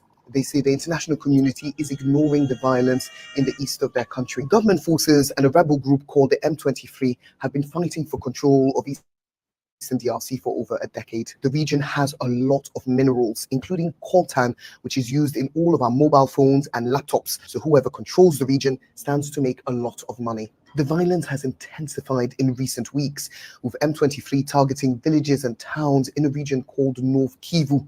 It's forced thousands of people to flee to its capital, Goma. We have fled empty-handed, just as you're seeing us. No food, no clothes. We need help with shelter and food. But M23 is slowly surrounding Goma, which is already home to 500,000 internally displaced people. They've even bombed some of the city's suburbs. The Congolese government has accused its neighbor Rwanda of backing M23 to get access to Congolese minerals.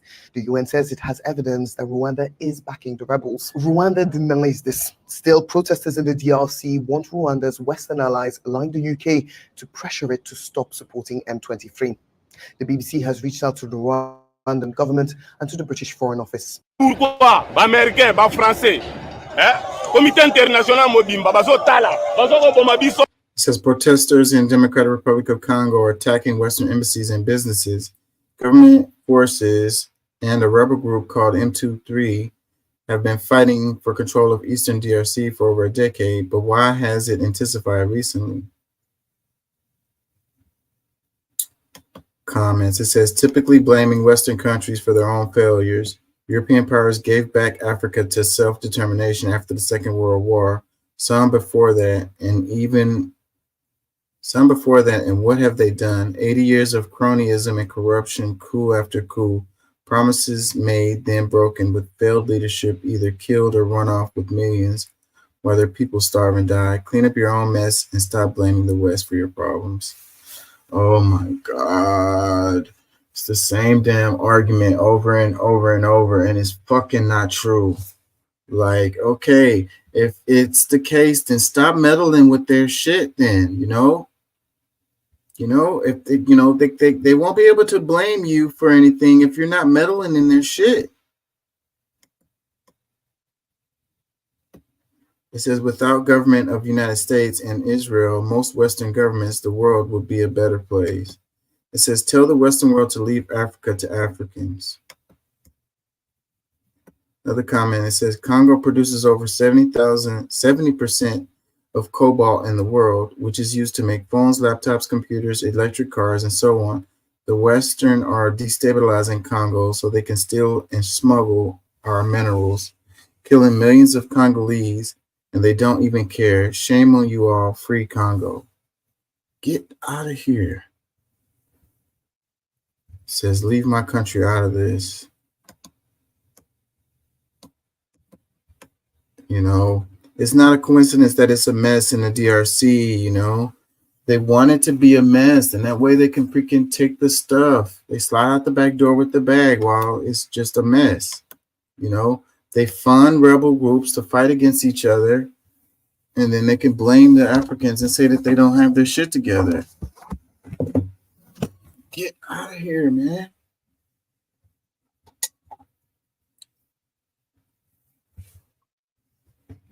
Fund both sides of the rebel groups that are fighting against each other. It says, sorry, why would you end with a clip of the guy slapping his bum in the end? Poor choice, especially given how important the message is. Who approves these videos? I didn't catch that. Another one that says, the Western world is the biggest enemy to Africa. They sponsor all this chaos so that they can continue stealing in the name of the UN and AID.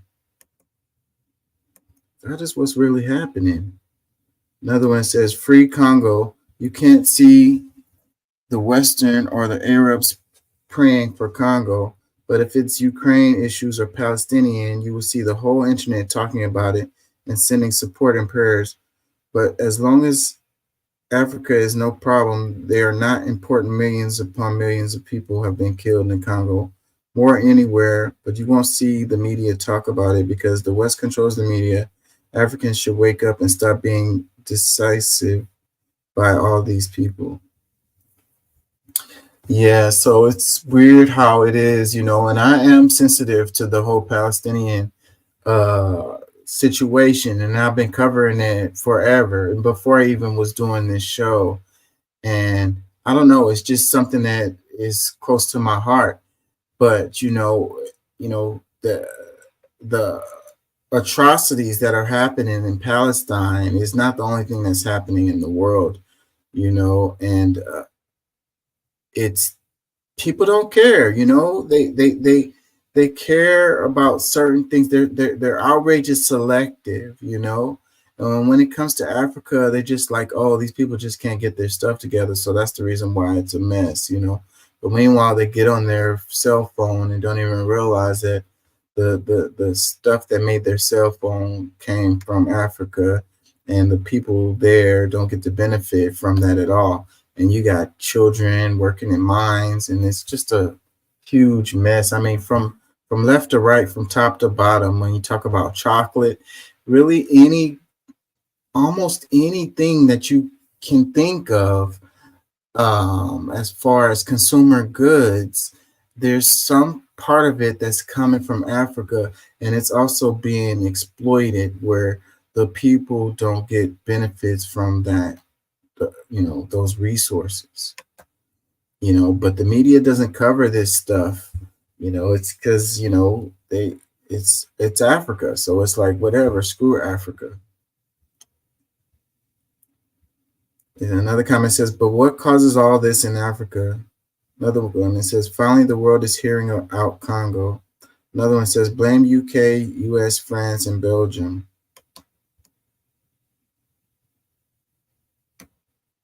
Yeah, Burkina Faso, that guy, you know, and France has a real problem with it, you know. He's doing his own thing, you know, building for them now. Yeah, man. Protect that guy, man. You know, I wouldn't be surprised if something happens to that guy, you know. You know, hopefully it doesn't. But if history tells us anything, that's what it's going to be. And then it's going to end up being somebody that's sympathetic to France that's going to take his place.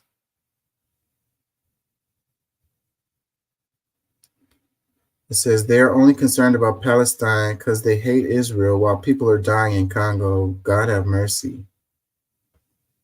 Another one says, where are the BLM protesters at? Oh my God. Oh my God. You thought you was being clever, huh? BLM protesters, they should have been in Africa, huh? Another one that says, it's nice that UK, France, and US are still behind pretty much every issue on the planet. We have not evolved at all. You know, how much things change and how much things stay the same. Let me see. Do I have the King Leopold clip in here, or is it? It's on Twitter, I think.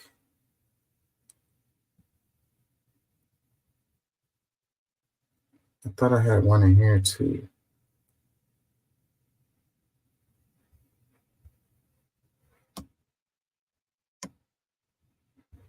I know I have it on Twitter, so let's just go there. Don't want to waste time.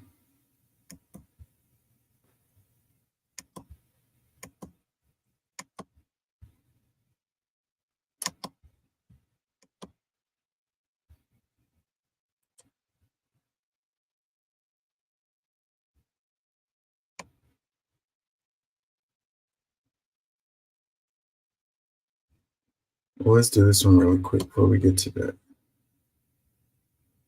It says, Africans can only realize its potential by standing on its own 2 feet. Achievement does not mean flying to the moon, according to Pan-African scholar PLO Lumumba. Progress starts with the basics like providing water to villages and using African chickens to lay African eggs instead of importing poultry products. It's a simple strategy the continent still fails to grasp, but it doesn't have to be that way, and listening to Lumumba's arguments is hard to disagree. A lot of African farmland grows profitable export crops like coffee and cocoa, while staples like wheat and rice are imported. However, most of these can and should be produced locally. If they are not, the continent remains hostage to global food supplies and rising prices. Food, though, is just one example. As Lumumba explains, the concept of sovereignty can be applied across all sectors, you know, and it's like, I don't know the African stuff as nearly as well as I know like the Caribbean stuff and Central American stuff. And then you have the same thing that's happening there in the Caribbean, where these people are growing export crops. But they were forced to do that. It's like these private companies come in and they literally use the military to overthrow these people. And they use all kinds of tactics where the prices of the imported produce is cheaper than the stuff that they grow locally or whatever. And it just kind of pushes out the local farmers because they can't compete, because it costs them more to produce that stuff than, so they have to sell it at a price, because it costs them more to produce it. But then so the tomatoes that come from somewhere on the other side of the world is cheaper in one of these Caribbean countries than the tomatoes that's grown right there locally. I'm just saying tomatoes because I can't think of a specific product, but that's just as an example. And so the people that live there, when they go to the store, when they go to the market or whatever, they're going to buy that cheaper product that came from overseas. Like they have multiple tactics like that, where they come in and they create these, it's basically those plantations are still there, and it's export crops, owned by some private corporation.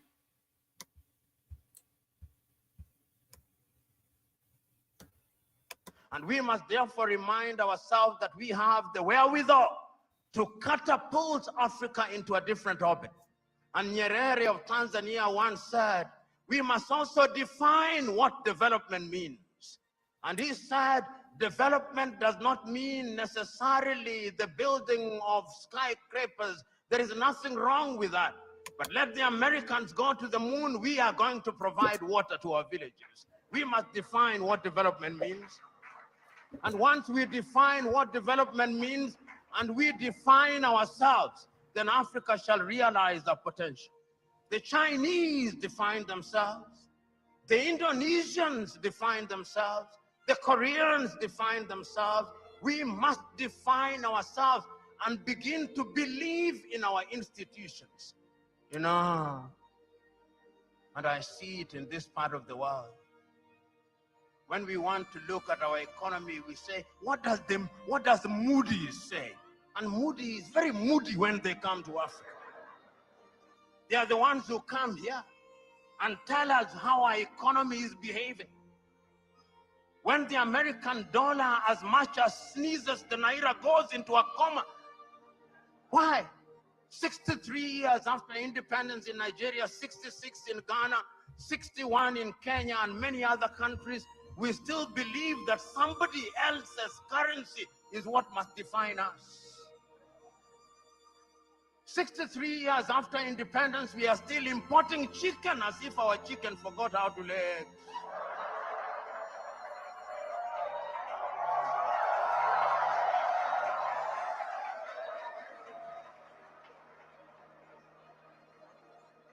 The time is now for Africa to ask fundamental questions. Yeah, I don't know if his speech is going to be helpful, really, and then like bashing the Africans basically. But on, in his defense, on one hand, you do have to look at, years and years of programming that happens. And when you're in poverty and when you're struggling, and it affects your psyche, it affects your decision making. I saw a post recently where it was a guy, it was somewhere in Africa, and he was offering money to these people, and he was like, okay, I can give you $5,000 for yourself, or you can get $50,000 in for somebody else. You can choose somebody else to get this $50,000, or I'll give you $5,000. And in the clip, every person that he asked said, I'll take the $5,000 over, giving $50,000 to somebody else, to like one of their friends or whatever. And I was looking at the post and I was thinking about it, and it was really kind of saying something about the people, it's like, and I think a lot of people here in the States would make those same decision too. related to this individualism type of way of thinking. But the best choice would have been to take the $50,000 to give to your friend or whatever, because then you can go to the friend and y'all can split the money. You know what I mean?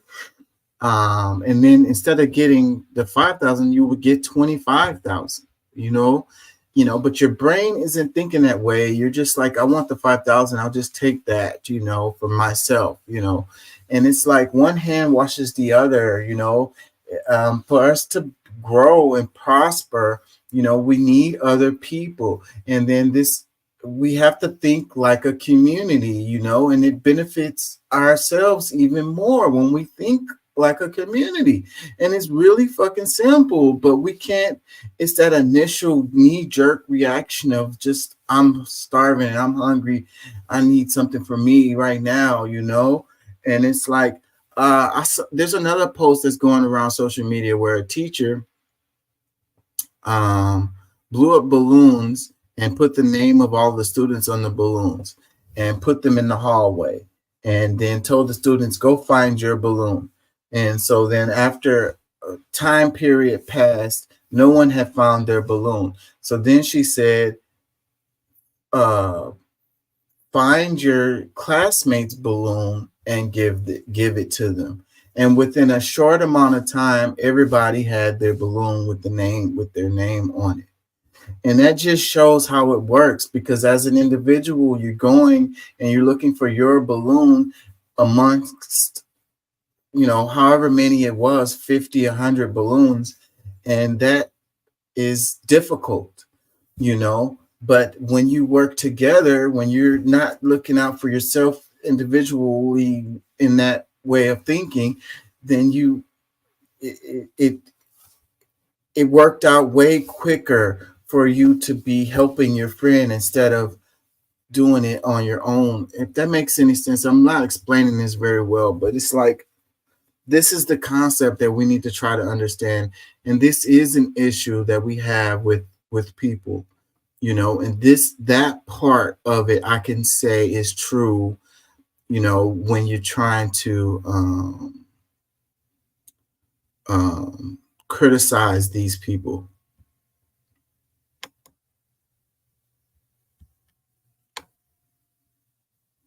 Oh yeah, this is the guy I mentioned earlier.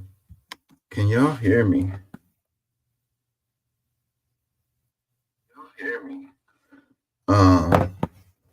Yeah, this is the guy, Burkina Faso guy. He says, no more sentiments for traitors, President Traoré.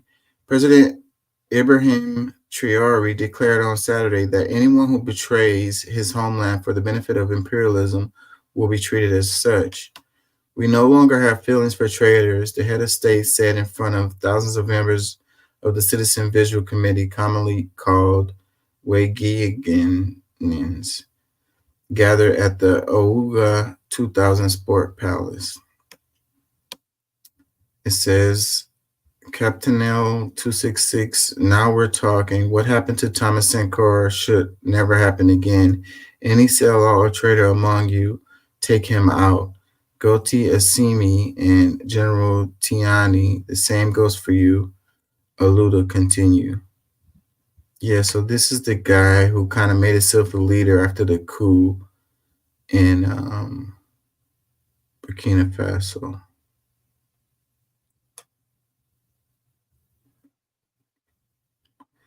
It says, I'm not going to let y'all Thomas Sankara me. I'm not going to let y'all Patrice Lumumba me. More power to that guy.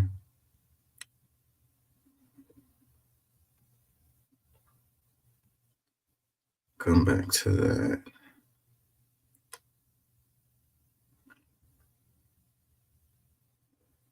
It says, regarding the richness of the DRC and what the West actually needs from the DRC, which is what is driving the genocide there, with an estimated 23 trillion in undeveloped mineral deposits, the Democratic Republic of Congo is the richest country in the world in terms of material resources. With appropriate use, Democratic Republic of Congo has the potential to become the world's largest net exporter of natural resources and producers of finished commodities. These people should be rich. Their country should be rich.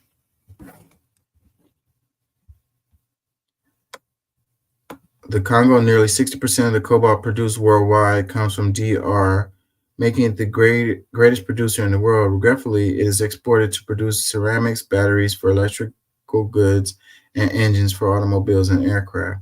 The Democratic Republic of Congo produces 80% of the world's coltan, which is used to make high-end brand phones, computers, and accessories at the expense of child labor.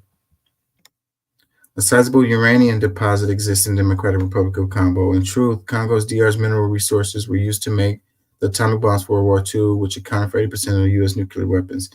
I'm not going to read all these because it's a lot. So, third largest producer of diamonds,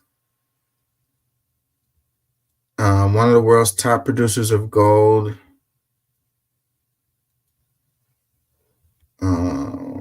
80th largest oil producer,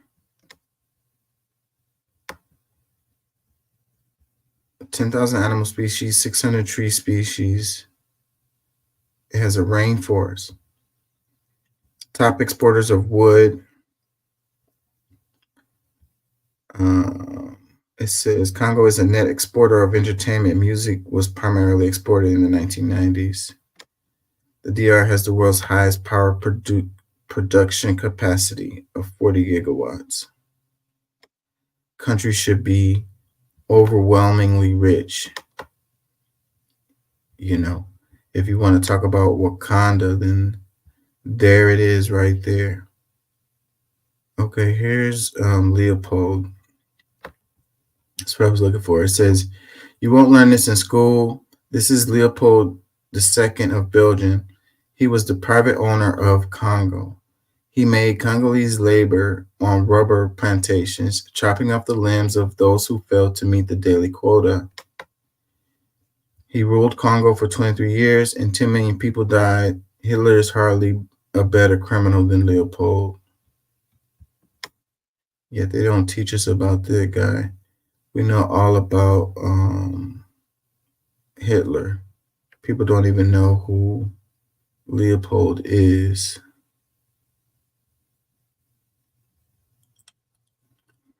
They say they still celebrate today with Belgian chocolate hands.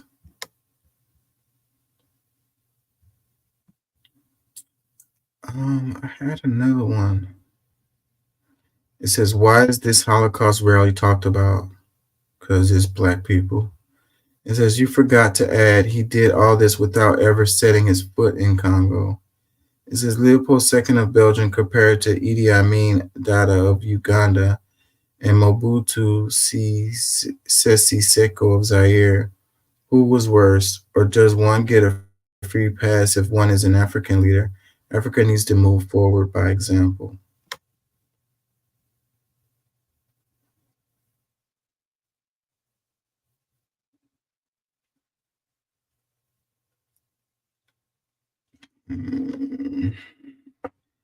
It says, was there any criticism against Belgium during their colonial rule of Congo before World War II?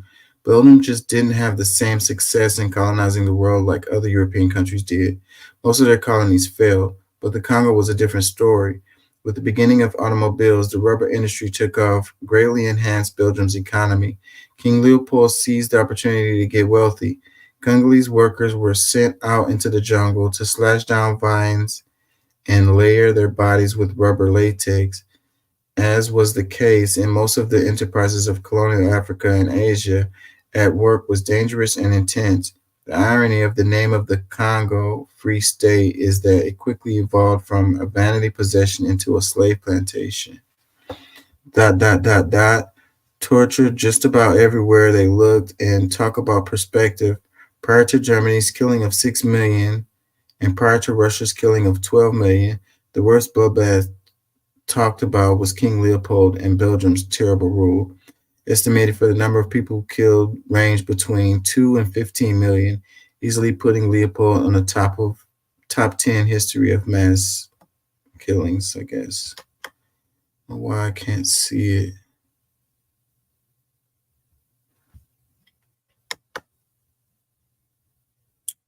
Yeah, I don't want to read all of this because it's really a terrible story.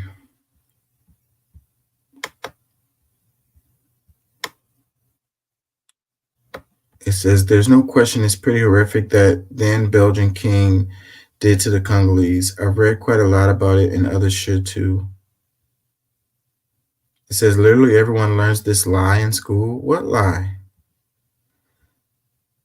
It says, this is very anti-Semitic. How? It says, but wait, 6 million died in the Holocaust. It says, summary, Leopold II of Belgium's private ownership of the Congo led to brutal exploitation and the deaths of around 10 million people, comparable to Hitler's atrocities.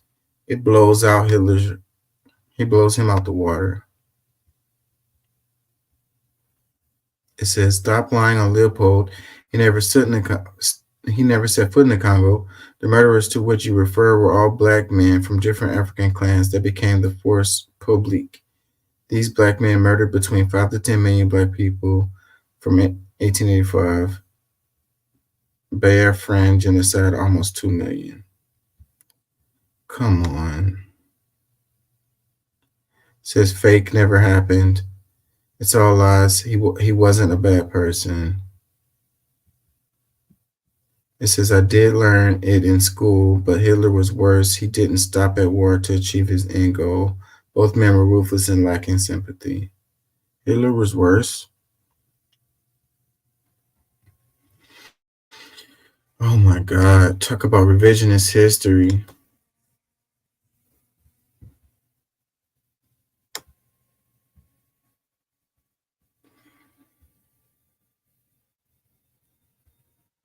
The number of people that was killed in the Congo far outweighs the number of people who died in the Jewish Holocaust.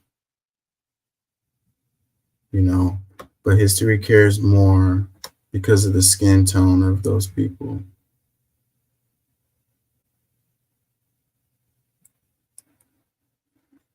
It says, this was Israel's plan all along. Israel granted exploration rights to 3 companies, Italian energy giant Eni, UK-based Dana Energy, and Israel Radio Petroleum. So yeah, Italy, UK. Over half of the area the companies are awarded licenses for lies within Palestinian maritime boundaries. It says energy firms face legal threat over Israeli license to drill for gas off Gaza. Rights groups say exploration licenses handed to companies in first weeks of war encroach on Palestinian waters and may amount to the war crime of pillaging. So I wonder, are they drilling right now? It's not like the Palestinian people can do anything about it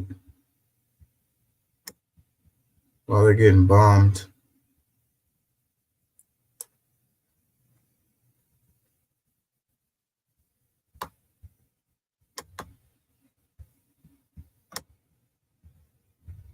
It's always more going on than it seems. You know, everybody's talking about the genocide of the Palestinian people. You know, maybe all of that is a distraction for them to just, you know, get the oil. Check this out. It says huge protests in Israel calling for Netanyahu's removal. There's no sound.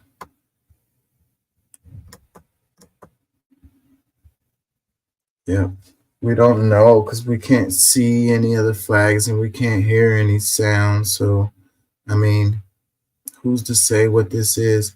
They're probably telling the truth about it being a protest and the people want Netanyahu removed. It could be true, but we don't know because there's nothing in this clip that corroborates that. What we see is a large group of people. It looks like they're burning something in the middle. Maybe some flags. We can't see what it is.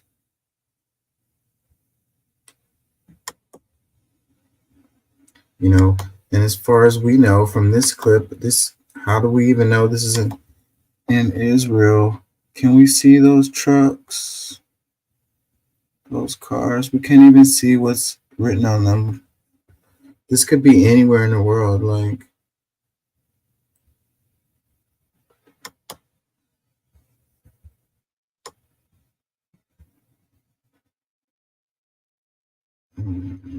Iran unveiled Armain air defense system.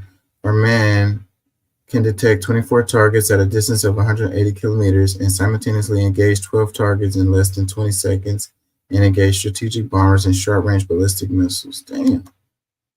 The air defense system has short-range self-defense systems that makes the weapon invulnerable to low-altitude threats. Its radars and missile launchers are integrated into a single vehicle, which makes the air defense system maneuverable and can be set up as an ambush in the mountains of Iran. So Iran is like, y'all bring it on.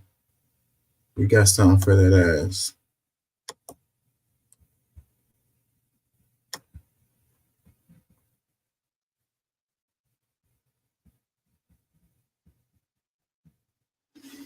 I'm getting tired.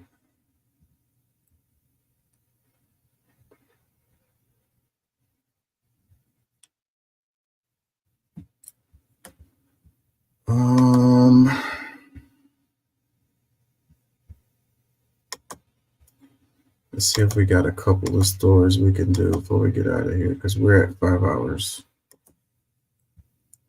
It's almost 5 o'clock in the morning. What did I skip?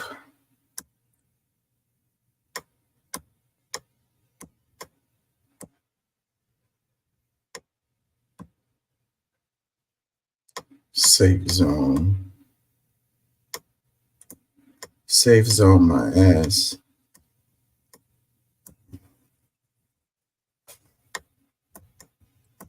What did I skip?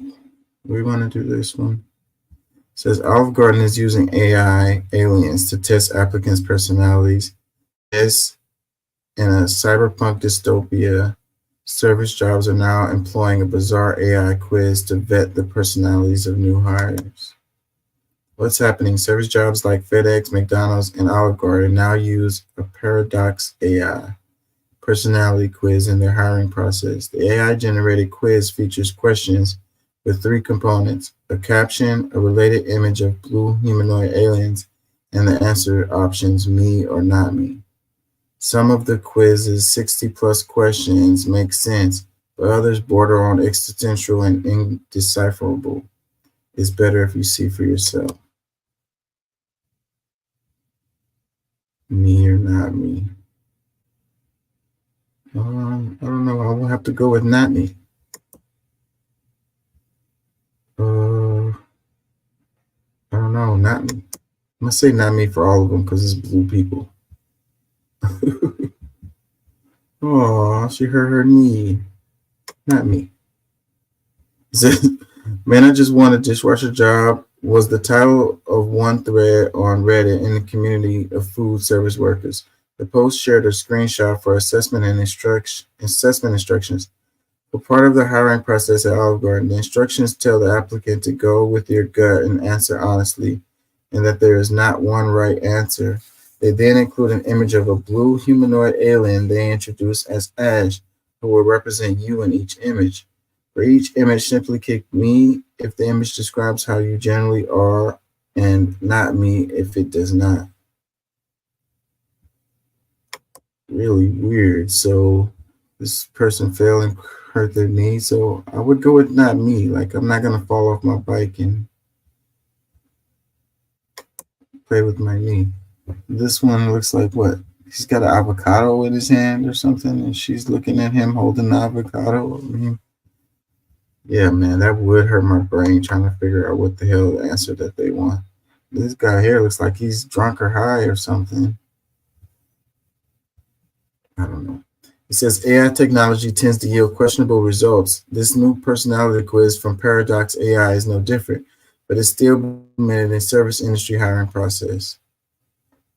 It says, are you an emotionless, passionless drone that we can easily control? Click me or not me. Capitalists have a more stringent process for hiring dishwashers than CEOs. It says, I highly suggest that everyone watch Persona, A Dark Truth Behind Personality Tests. It talks about this, and it's not a recent trend. It's designed to weed out the non-conforming people, and a lot of these tests are founded on eugenics. It says, say you don't want to hire neurodivergent people without saying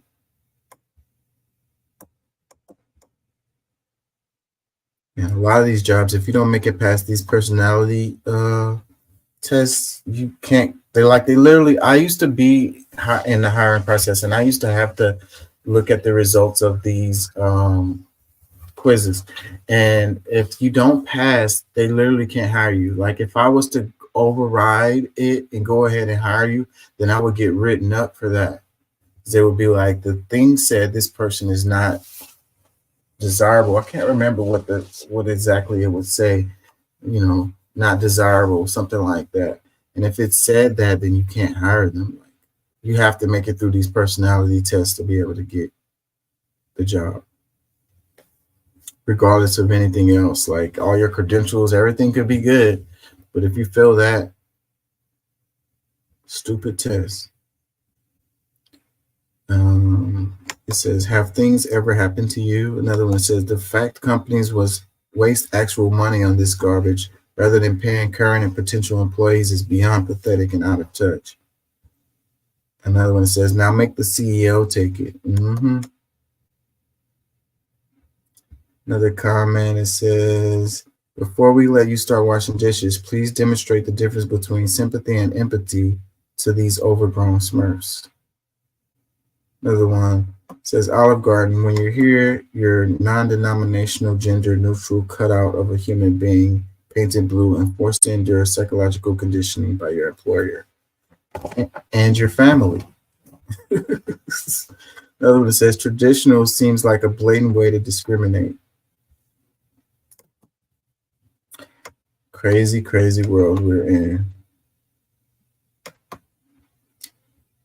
Market in the suburbs of the capital, Buenos Aires, to see how prices have gone up. A can of Coke here costs 50% more than it did in December. It now costs 964 pesos. That's about 92 pence. I'm Ione, producers Jessica, Maka, and cameraman Koba. This coffee cost me 2,000 pesos, 200 more than it would have done just 2 days ago. Inflation in Argentina is more than 200% since the new President Milei came to power. He slashed government subsidies, public spending, and the value of the currency, hoping this will tackle inflation after years of high public spending. But in the meantime, it's made things more expensive. So what is Shoppers were really worried. I have 3 jobs and I can't make ends meet. Quick stop to get some water. There's also a big heat wave here. Hola, Sylvia. Sylvia makes hair scrunchies to sell at a market. She thinks Milei is crazy and is worried about feeding her family.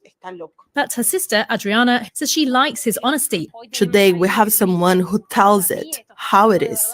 Not unusual for sisters to disagree on things. At night, we went out with some young supporters of the new president. They go around putting up posters in favor of his policies. I think it's good, crazy. Socialist or interventionist ideas were the norm. Milei was crazy enough to defy all that. On our final morning, there was a press conference at the presidential palace. I managed to ask when specifically we could judge if President Milei's measures were working. He said he can't predict the future, but that he believed they would soon. The question is how long people here can afford to wait. We went to a cheap supermarket in the suburbs of the capital, Buenos Aires, to see how prices have gone up. A can of Coke. It says Argentina's new president, Javier Milei, has slashed the value of the currency as well as public spending. He says it will tackle the country's skyrocketing inflation rate, now the highest in the world. His supporters say the new measures will shock the economy and improve in long term. His critics were less convinced. Yeah, I don't know. You know, maybe that would work. You know, slash the value of the currency, try to push against inflation. That actually sounds like it makes sense. And then he says cut public spending. That all kind of makes sense to me. I don't know. It says, I am from Argentina and I live in Argentina. Milei's administration is the most terrible thing we Argentinians have seen. absolutely no sensitivity or social concern, endorsed by the IMF, international shame. Okay, so that don't sound good. Endorsed by the IMF, that's not a good, that don't sound good. Not for the people. If the IMF likes what you're doing, then that's not a good thing for the people. It says the information in the video is extremely misleading. The annual inflation in 2023 was 200%, not since Milei became president. Monthly inflation has actually gone down by 5% since Milei came to power, being the first time it had gone down in many, many months. Another one says, we love Milei, period. It says, sin Milei, seríamos Cuba. So without Milei, we are Cuba. And the other guy was making comments about socialism and communism. So is that what they're saying? Another comment says, absolutely disgusting and misleading video. This inflation is a result of years of bad left-wing government. BBC should be ashamed of themselves. Another one says, worst government ever. So sad for my country. A fascist is ruling and people just don't care. 70 years of left wing. It says, why on earth you haven't published anything that Kirchners have done for decades in Argentina? Another one, BBC is disappointing. Inflation was same or worse during Albertico's government, but it doesn't fit with BBC's narrative. Unfollow. Another one, this has been happening for 20 years. Now Milei is making the first decent effort to stop it. Mira, no sabía que la BBC era peroncha.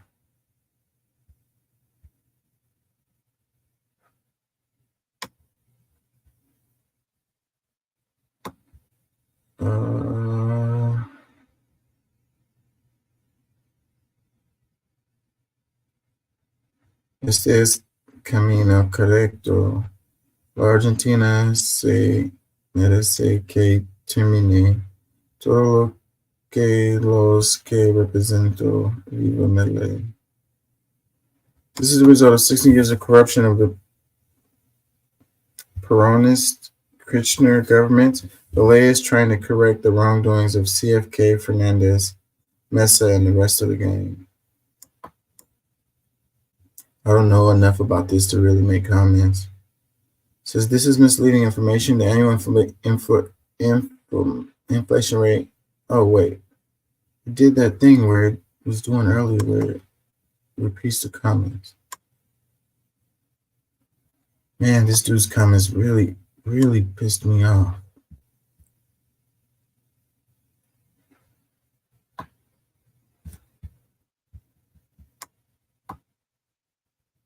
Let's see, do we have any more before we get out of here?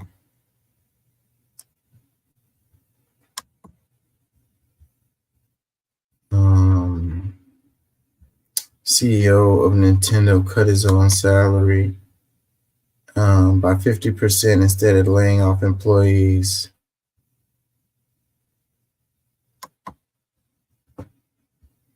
It says, with the amount of layoffs in the gaming industry right now, many are remembering when former Nintendo CEO cut his own salary by 50% instead of laying off employees. Satoru Iwata is quoted as saying, if we reduce the number of employees for better short-term financial results, employee morale will decrease.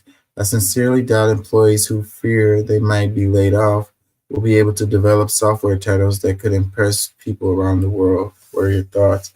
You know, if people had, if they wasn't worried about their job secure, if their job is secure, then they are gonna be more productive. I think. You know, we have this like slave mentality with our system that, you know, punishing people, whipping them is what gets them productive, and there's no data to support that.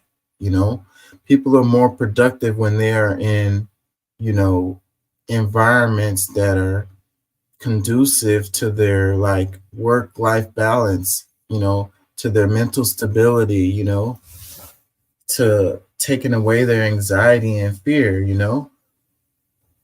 You whip them, they're only going to work hard enough to not get fired, you know. There's no incentive for them to go above and beyond. And I know that all too well.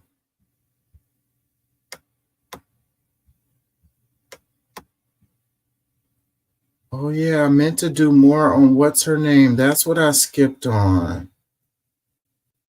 Which included up to May the 30th of 2023. Isn't that correct, sir? My answer to this interrogatory is none. Is none. So you're saying that you did not have sexual relationships with anyone outside of your marriage, and the period of separation is during the period that you're answering the question to this interrogatory, correct, sir? I'm saying during the course of my marriage, I did not have sexual relations to anyone, and this answer is no. Well, again, Your Honor, you can proceed, Mr. We need a yes or no. Let's just get down to it. Did you or did you not, by May the 30th, 2023, have had sexual relations with Miss Willis, yes or no? Yes or no? Yes. Okay. Now, what you did is you answered no to that question, didn't you, or none, correct? I didn't answer no to the question you just asked. I answered no to the interrogatory question. And the interrogatory stands that you answered as a pleading in a civil proceeding, your divorce case, right? Yes. Now, excuse me. The next interrogatory, let's move there. That interrogatory states as follows.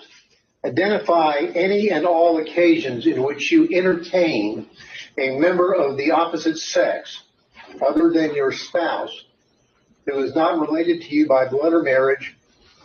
You see that? Now, there are two parts to this.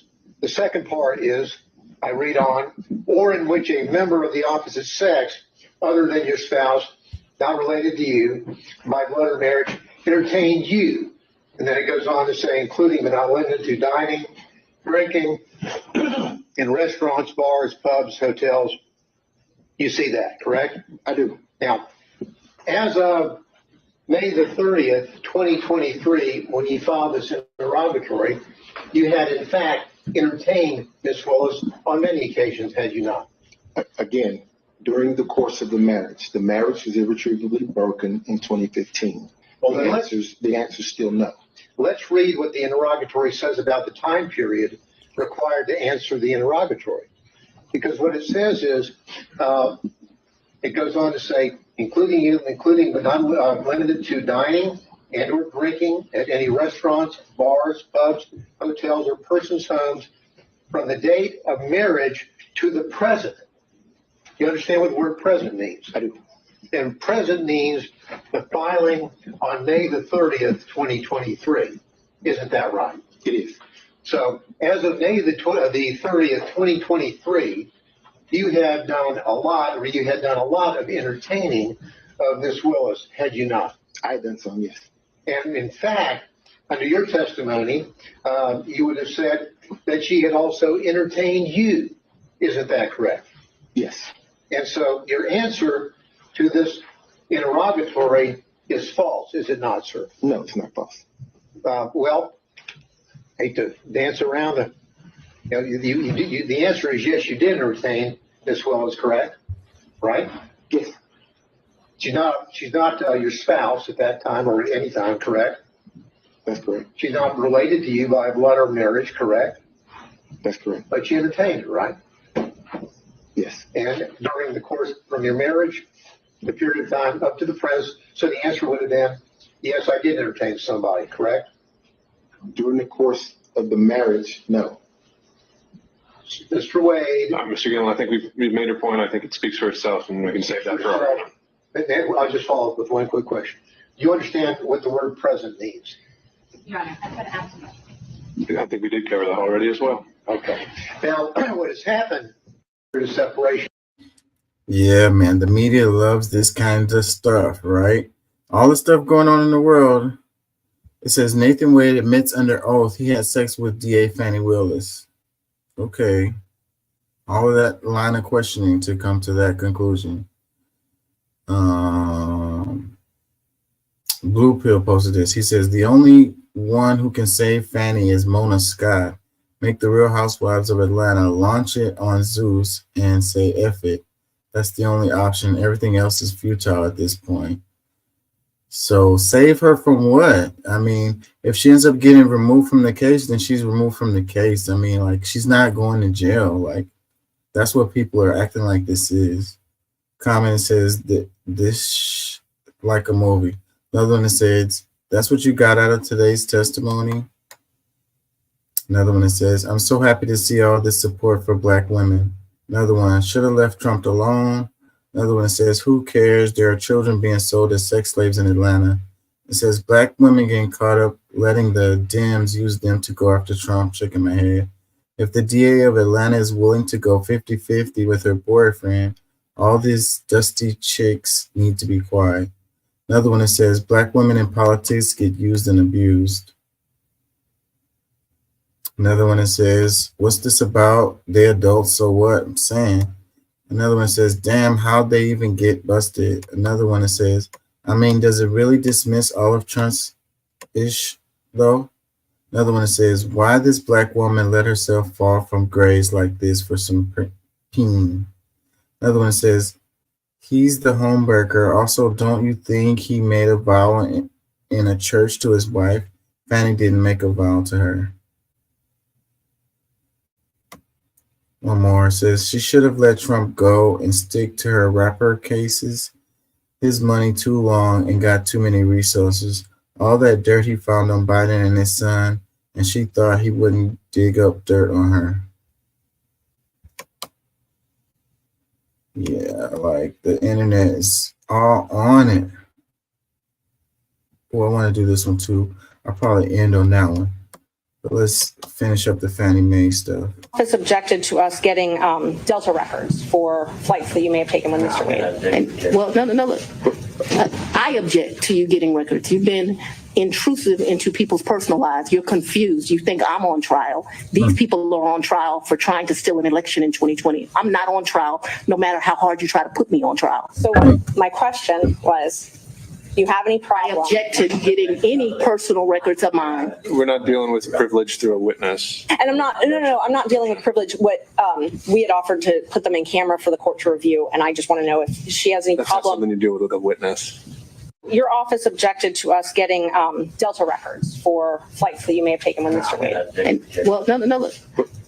I object to you getting records. You've been intrusive into people's personal lives. You're confused. You think I'm on trial. These people are on trial for trying to steal an election in 2020. I'm not on trial, no matter how hard you try to put me on trial. So my question was, do you have any problem? I object to getting any personal records of mine. We're not dealing with privilege through a witness. And It's like, what does her dental records have to do with anything? Like, it says, you're confused. You think I'm on trial. These people are on trial for trying to steal an election in 2020. Fulton County District Attorney Fannie Willis pushed back on a defense lawyer's attempt to get what Willis called interpersonal records in a hearing about whether Willis' romantic relationship with the special prosecutor should disqualify her from prosecuting Donald Trump's 2020 election case in Georgia. Comments, it says, Biden stole the election, you're confused. Oh, God. It says, she is definitely guilty and her conduct should be exposed. She thinks her actions are above the law, but she knew exactly what she was doing was not kosher, and she made sure she paid him in cash. Above the law. What is she doing that's against the law? It says she's definitely guilty and her conduct should be exposed. Guilty of what? Messing around with this dude? That's not against the law. Another comment says, I love seeing her career effing tank. Another one says, she is supposed to answer the questions, not argue with the prosecutor. Well, they were telling her, like, they were asking her why, your office didn't let us see dental records or whatever. And she was like, no, I'm objecting to y'all seeing dental records. Like, what does these personal stuff have to do with this case? Like, and I'm not on trial. It says, why does the judge allow Willis to bully the courtroom from the witness stand? I don't think that she's bullying the courtroom. She knows her rights. Like, she knows this stuff. Like, this is what she does for a living. You're not going to be able to take her, you know, out of that character. This is her job. Like, she knows the court proceedings. Like, she knows what they can do and what they can't. Like, they're not going to be able to just, they're not bullying her. She's not allowing them to bully her. Another comment says, fire her, press charges on her. Press charges on her for what? Another one says, she is guilty and scared. Guilty of what? Another one that says, send her to jail button. Send her to jail for what? Another comment that says, how on earth did that woman get into law school? Oh, yeah, affirmative action. Oh, my God. So they're trying to say that she's not smart. Your bias is showing, your racism is showing. It says she needs to be put in jail for stealing tax money. For stealing tax money? What are you talking about? Another one that says it is illegal to take cash or funds of any kind from your campaign fund. Done. You can lock her up. You can look up the law yourself. What are you talking about? What are you talking about? It says you are on trial using taxpayers' money to pay your lover. She is not on trial. She's not on trial. The whole thing is to see, you know, if she's disqualified from overseeing the Trump case, because they're saying it's conflict of interest because of the DA, the prosecutor, them dating in the past.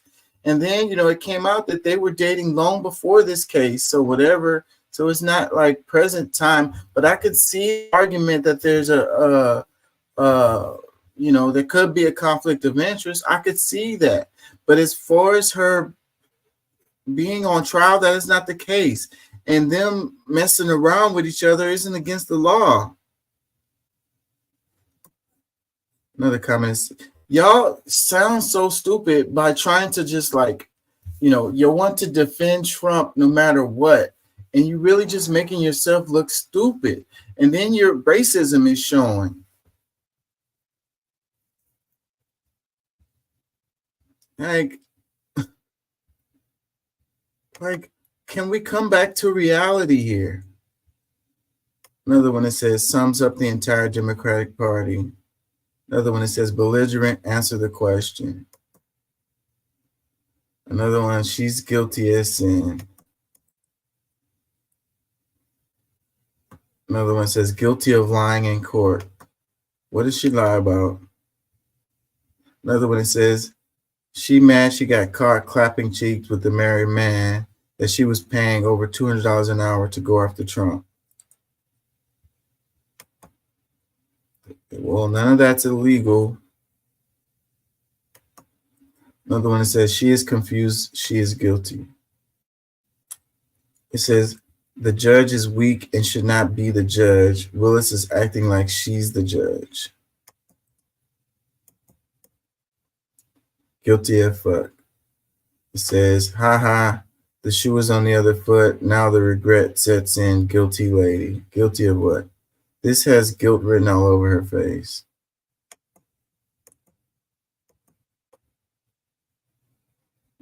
I mean, shady. Perhaps, you know, messing around with the dude while he was married. Illegal? No. It says, I like how CBS posted this small clip and not the rest of the worst testimony in courtroom history. It says, she's 100% right. She didn't try to steal an American election. She just dated a guy. Big effing deal. Saying, another one that says, you're not above the law. Hope you lose your law license, disbarred, and get some jail time. What would she go to jail for?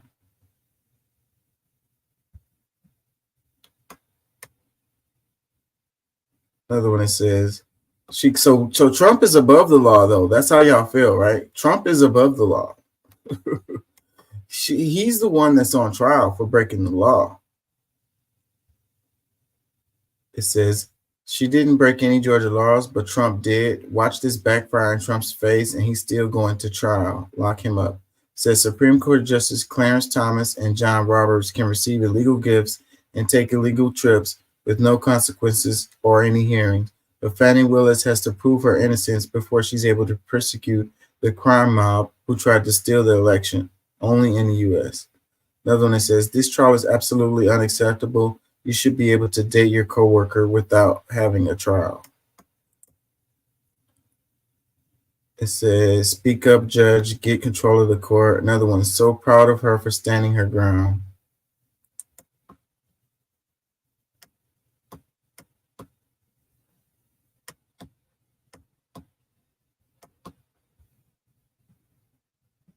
It's a lie. It is a lie. In an intense hearing, Don't be cute with me and then think that you're not going to get an answer. the tables were turned on Fulton County District Attorney Fani Willis, who took the stand for the first time in the same courtroom where she typically prosecutes defendants. So I would ask you to not yell at me. With several of the co-defendants in the 2020 election interference case looking on and former President Trump weighing in on social media, Willis defended her personal relationship with Nathan Wade, a special prosecutor on her team.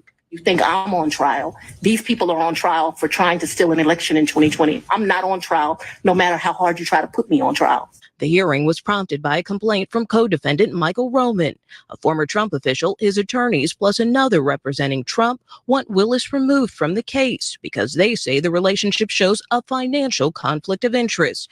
Willis denied being in a relationship with Wade before he was hired to join the team investigating Trump in November 2021. And it's highly offensive when they try to implicate that you slept with somebody the first day you met with them, and I take exception to it. But a former friend and colleague of Willis contradicted that account under questioning. You have no doubt that their romantic relationship was in effect from 2019 until the last time you spoke with her. How would she know? No doubt. The attorneys allege Willis personally benefited from her involvement with Wade and was paid more than $650,000 by Willis's office as the pair took lavish trips to California, Florida, and the Caribbean. Willis insisted she reimbursed Wade for the trips. I don't need anything from a man. A man is not a plan. A man is a companion, which is why I would give him his money back. I don't need anybody to foot my bills. The only man who's ever foot my bills completely is my daddy. Willis is expected to testify again Friday. If a judge determines that there was a conflict or any wrongdoing, Willis and Wade could be disqualified from the 2020 election case, or it could be moved to another jurisdiction, which could further delay the proceedings. Nora? Nicole Killian with all the details. Thank you. It is a lie. Well, yeah, so all of this is a distraction, from Trump. And ultimately, what they're trying to do is push this back, so hopefully it don't get resolved until after the election. And then at that point, it'd probably be a moot point, They want to get this done before the election goes or whatever, but Trump's attorneys are really smart at what they're doing, this kind of thing. Media loves this kind of stuff or whatever, and ultimately it may lead to like the trial having to like basically start over, and that means that it'll be more time for all of this to work out, and hopefully the election will be done happen by then or whatever. So that's what they're trying to do. Fani Willis is not on trial. She didn't do anything illegal or whatever. This is the digging of Trump's attorneys to, take the focus off of Trump, and also to delay this whole thing, make it drag it out longer. It says Fulton County DA Fani Willis, who is overseeing Georgia's 2020 election interference case against Donald Trump, denied that a personal romance with Nathan Wade, a special prosecutor in her office, created a potential conflict of interest, saying, "I'm not on trial." It could be a potential conflict of interest. I could see that particular argument, but they're saying that the relationship was before this whole thing, before the trial and everything. So I don't know. Either way, she's not the one that's on trial. She's not going to jail for anything, and she didn't break the law. Maybe somebody else should take over the case just because, but this is what happens. You're under the spotlight. You was trying to go in on Trump, and you have to know that these people are going to come after you in any kind of way that they can. You're going up against a juggernaut. Another comment says, she doesn't have the ethics to be a woman in the court of law. We included God. All know she's lying on the stand. We, including God, I guess. We all know she's lying on the stand. About what? She doesn't have the ethics to be a woman in the court of law. To be a woman? She doesn't have the ethics to be a woman in the court of law. So if she was a man, would she have the ethics to be a man in the court of law? Why throw that in there? We, including God, all know she's lying on the stand. Another comment says, she is smart and knows the law. It's a smear campaign and a delay tactic by Trump. She will prevail. Another comment that says, she ate them up. Don't back down, ma'am. Stand your ground. They hate a smart young woman. A smart, strong woman. Another comment says, she's right. She's not on trial. Another one says, very defensive. At least her boyfriend could keep his cool. Another one that says, Republicans are making a mockery of the court system. They definitely are with this, because this is a bullshit waste of time. And that's why she's all defensive. She's like, y'all putting my whole sex life all on fucking TV and shit. I understand why she would be pissed. And they're like, oh, you had sex with him on the first date or whatever. You just met him and you had sex with him. What's up with that? Man, what does that got to do with anything? It says, oh, she handled business. She's not one to play with. Even the judge was telling the defense attorneys, no, that was handled. Another comment says, Trump and his cronies are always reaching and using any tactic to get him out of situations. Not this time, buddy. She's a fighter. Another comment, it says, this was a terrible look for a DA. She needs to recuse herself immediately. Another one, former friend does not equal credible source. I mean, she's a former friend. OFC, she gonna lie. Another one that says, love her boss. Another one says, love her. She ain't taking this gaslighting. Trump is on trial. That's cute, LOL. Another one says, I'm so tired of Republican, exhausting and chaotic always. Another one says, exactly, she's not the criminal here. That would be Trump. Another one says, she thinks she's above the law, trying to get her quick fame. Another one says, Willis ran circles around those lawyers. They have picked the wrong DA to tangle with. Another one, she's a strong and intelligent woman. It says, I love Fani Willis. It says, I love her, stood her ground. These comments are a lot more friendly than the other ones were. It says, vote blue, no more Trump. Another one, ask Clarence about trips. An FBI informant just got charged for lying against the Bidens for Trump, as if the friend and colleague wouldn't lie too. Lock her up. Lock her up. Lock her up. For what? We don't know. We don't care either. Did the forthcoming indictment have anything to do with that? Or was it just a coincidence? Let's go on and have the conversation. I'm just asking you whether or not it was a Had coincidence. absolutely nothing to do with this. It's interesting that we're here about this money. Mr. Wade is used to women that, as he told me one time, the only thing a woman can do for him is make him a sandwich. We would have brutal arguments about the fact that I am your equal. I don't need anything from a man. A man is not a plan. A man is a companion. And so there was tension always in our relationship, which is why I would give him his money back. I don't need anybody to foot my bills. The only man who's ever foot my bills completely is my daddy. Is there anything else you would like to add to that? No. Sure. But I'm sure we'll talk about it further. Did the forthcoming indictment have anything to do with that? Or was it just a coincidence? Let's go on and have the conversation. I'm just asking you. Says Fulton County DA Fannie Willis responds to question regarding her relationship with the prosecutor in the Trump case and their breakup. Join Reed for more on these developments tonight at 7 p.m.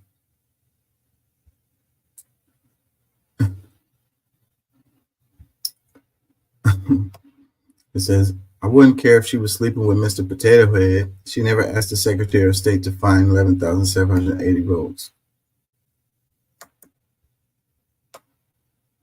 It says, when a black woman tells you, let's go on and have the conversation, you're in over your head. Just move on.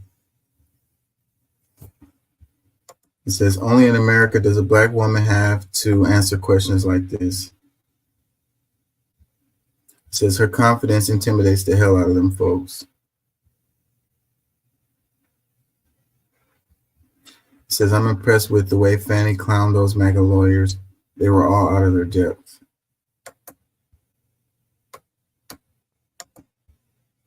Ms. Willis, how did you know to come into the courtroom right then? There were people, I was pacing in my office. Okay. And I heard someone yell, his testimony is done. It only made sense to me that I would be your next witness. And I've been very anxious to have this conversation with you today. So I ran to the courtroom. So as soon as you heard that Mr. Wade was done testifying, that's when you just assumed you would be the next witness? It only makes sense. Did you listen to any of the testimony? I've been in my office pacing, ma'am. Did you listen to any of the arguments? I did hear the arguments this morning. It's ridiculous to me that you lied on Monday and yet here we still are. And I did listen to that argument. All right, so that was it, just the argument, no testimony. Right, I listened to the argument this morning where Adam Abadi, I thought, did an excellent job pointing out how dishonest you were with the court on Monday. And I'm actually surprised that the hearing continued, but since it did, here I am. Great. So let's just talk about what you did in preparation for today. Did you meet with Mr. Wade at all? Once the motion was filed, did you meet with Mr. Wade and talk to him about the motion that I filed to disqualify you? On this first January motion? Yes. I don't know if you could say talked about. I probably had some choice words about some of the things that you said that were dishonest within this motion. So I don't know that it was a conversation. As you know, Mr. Wade is a Southern gentleman. Me, not so much. Okay, but my question was, did you have a conversation with him? I didn't have a substantive conversation. You did not? I read this motion, skimmed it more so, and I've probably said some choice things to him about some of the lies they were told. Okay. Ms. Willis, how did you know to come into the courtroom right then? There were people. How do you know to come into the courtroom? Her line of questioning is really bizarre.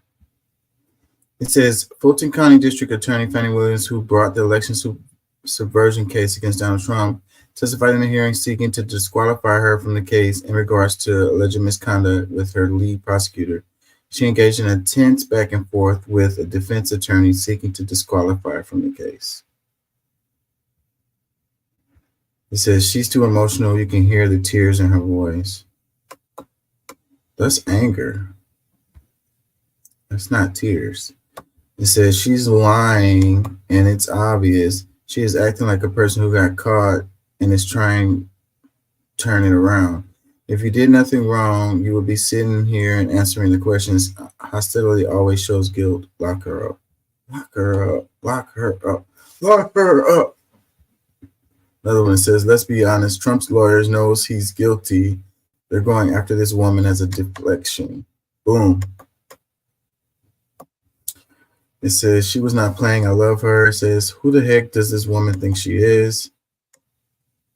Another one says, she got absolutely smoked and stole money, blew MAGA out her, calling her a hero. The country is literally broken in half. It says, couldn't have happened to a better person. Enjoy prison. Enjoy prison. God, these people are so uninformed. They're willfully ignorant. It says, I love this woman. She was the most awesome witness I've seen in courtroom in my entire life. She owned that female lawyer. Let's just say she took her back to law school. I loved it when she said something on the lines of, I'm not on trial here. That would be you people that tried to steal the 2020 election.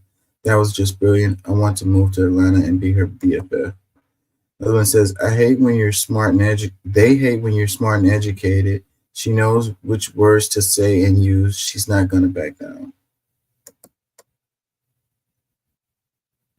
It says, I like her up front and not scared to tell the truth. It says, she is finished. She knows what she did, and now she's trying to blame others, just like a Democrat. Another one says, very classy lady. I have to respond to a person who lied on you. Has got to be hard task. God has your back, Miss Willis. You're doing great. It says, I cannot believe they're putting her in this situation. What the F is wrong with this country? It says, regardless of the outcome, after what I saw today, Fani Willis should be Attorney General because she can take the heat and give it right back in a constructive manner that most can't. I see why real Donald Trump wants her gone, because Fannis is built for turbulence. Yeah, she had to have big balls just to bring this case. She knew it was going to be a rough ride.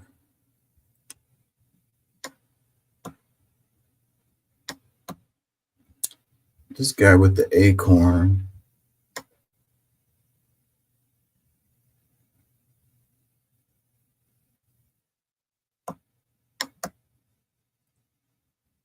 It says, cop shoots unarmed man after mistaking acorn for gunshots.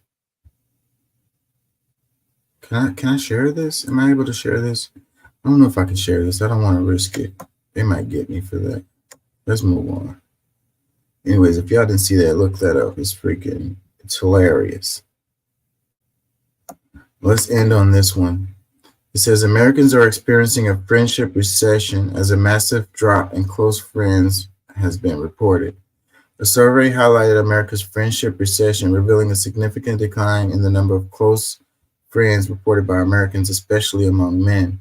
However, this trend isn't just an individual concern, but a societal one. Friendship correlates with community engagement and civic participation, with those having more close friends being more likely to attend local events, community meetings, and engage in various social activities. Additionally, individuals with larger friend groups are more inclined to talk to strangers and volunteer in their communities, highlighting the broader impact of friendship on social interactions and community involvement. We have a loneliness epidemic that's happening. And this is kind of serious, you know, and I think it drives some of the stuff that's going on with our partisan politics, you know, with this state of, you know, fearing your neighbor and stuff like that. Like, you know, it's like we are more connected than ever through the internet or whatever, but we're more separated or more alone than ever. It's like just because you posting pictures or liking pictures or leaving comments on other people's deals doesn't mean that you're making, you know, real connections, you know. So we're substituting real connections with these online interactions. And really, a lot of us are alone. We're lonely as hell. We're sitting in our house alone. We don't have any real communications with any other people other than like at work or whatever. And it's like, it's really sad. And it's not good for our mental health. You know, it's not good for the cohesion of our society. And that's why we have these splits and all of this. And it's a lot of anger. And people don't know what is causing the anger or what is it coming from. And then they try to find like a scapegoat, or they try to find an excuse for their anger. And then the internet and the media makes it worse because they do these triggering headlines and they do these triggering TikToks and media posts or whatever. And it's all just to engage, you know, people, because that's how you get people engaged, is by getting them triggered or whatever. And they're just trying to make money for their advertisers to get clicks, views, and shares. But it's having a negative impact on people's psyche, you know, with all this anger. So it's loneliness and anger is pervasive. Comment says everyone got sick of everyone's shit. I think that people are sick of their own shit, and that's the real issue. They can't tell the truth to themselves. They don't care to try to improve themselves, you know? So then they'll just detach from everyone. It says, how about the 35,000 people dead in Palestine? Americans should care more about that. Well, we're talking about something different right now, you know, and America first, if you will. So, you know, the loneliness that's happening is a real issue. And that is something that should be talked about and something that we need to try to figure out ways to deal with. You know, the country's falling apart, and this loneliness is probably a huge factor in it. You know, the only way that they can find connection with others is within their anger, you know. So somebody else is angry about the same thing, and so let's talk about our anger together, you know. Another comment says, everyone works 2 jobs to survive. Sucks, but really don't have the time to connect with humans. We're just out here trying to exist with our kids, school, etc. Just a lot to juggle. I think that's a big part of it. Like, I'm very lonely. I ain't gonna lie. But all I go to school full time and I work full time and I have kids. So like I literally don't have any time for any kind of social anything, you know. I literally don't have time for it. And that really sucks. I don't know where I would have the time. How would I squeeze it in my schedule? Whenever people ask me to do something or go somewhere, whatever, I either got to work or I got homework. Don't have time. Comment, it says people losing social skills. And we have to pay these damn bills. Like, or we're going to be homeless. Another comment says, perhaps it's because some of the friends we thought we had aren't really the friends we thought they were. Another one that says, nothing's been the same since COVID.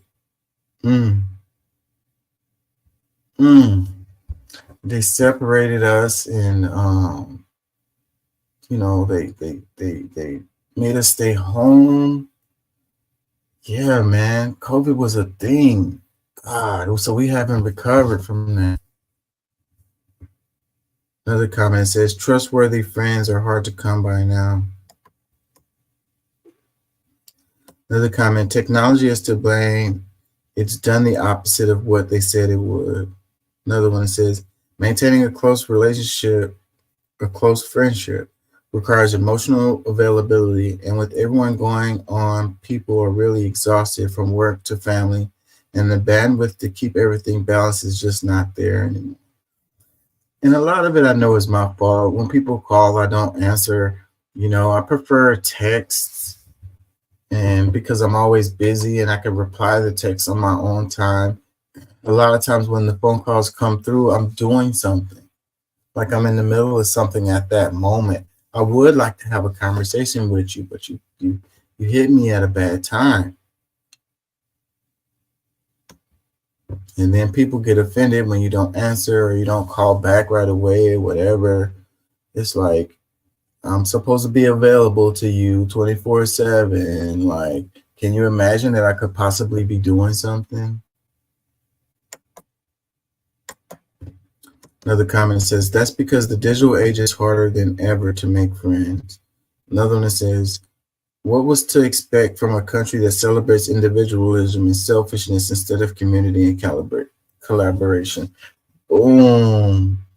Yes. So the society is pushing that, pull yourself up by your bootstraps and just look out for yourself and just, make money above everything, and screw over your coworkers and, to get ahead in life or whatever. And then, it's going to land you in a lonely place. Maybe you're successful and you make good money, but you don't have any friends.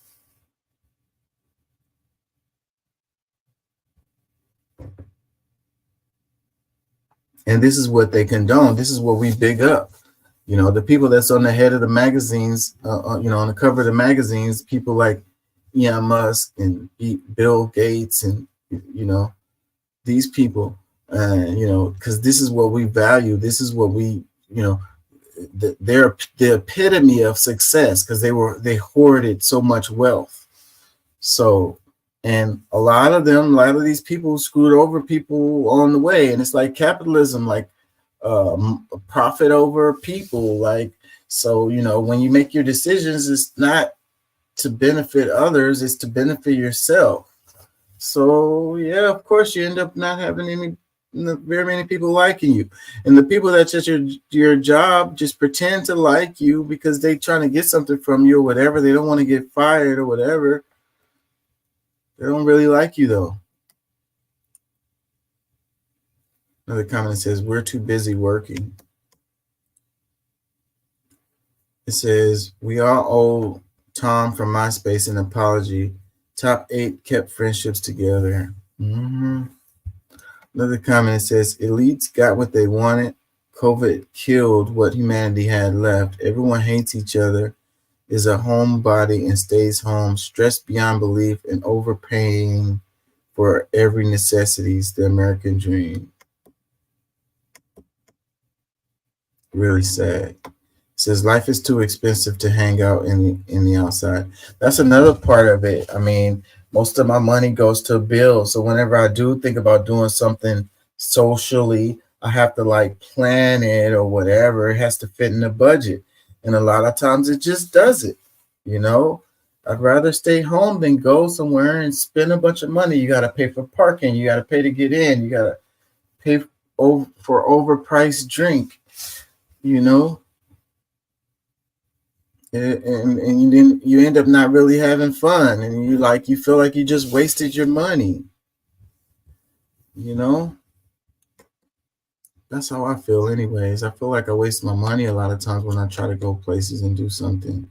Mostly what I do is I do things with the kids, because I feel like if they have fun, then it was worth it. So I mostly do like family type stuff, but I don't get to meet friends that way or hang out with friends that way. I mean, like, who wants to hang out with me and my kids? It says, did we really not think COVID and social isolation would have long-term effects? Come on now. Another one says, America is getting flushed down the toilet by capitalism, fascist, Trumpism, gaslighting, expanding pollution, economic inequality, racism, social media controlled by unchecked elites, Mark Zuckerberg, etc., rampant drug addiction and alcoholism across America, mental illness, and more people illegally entering the country are just some of the key factors causing our increased divided society, leading to people having lack of solid friendships, I argue, plus lack of updates to current internet laws, permit the social media platforms, Meta, etc., to increasingly find ways via algorithms and marketing to get more and more people addicted to online social media, just making more and more people stuck in their own digital silos. Yeah, it sucks. I kind of believe the future just gets worse friendship-wise, unless those of us that desire a better society take back what we have lost. Perhaps best to destroy the existing social media platforms and rebuild it all into better tool for people to use that can truly connect us rather than divide people, causing social isolation. Yet that's highly unlikely, I know. Man, I liked almost everything that you said there, but you had to throw in the thing about the illegal immigrants coming over. How the hell does that relate to this topic that we're talking about here? You just had to throw that in there.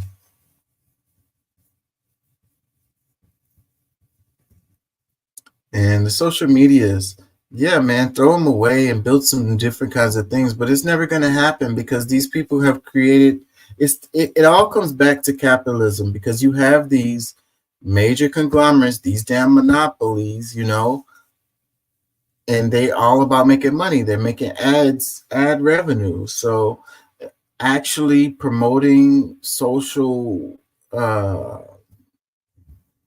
cohesion is not beneficial to the profit model. You know what I mean? So, and then these big companies, they're so big, they're not going anywhere. They're not going anywhere. They'll just morph and change as they see fit to keep on getting that ad revenue. Anyways, y'all, let me get out of here. Peace and love. Thank y'all for joining. Thank y'all for listening. We did 6 hours today.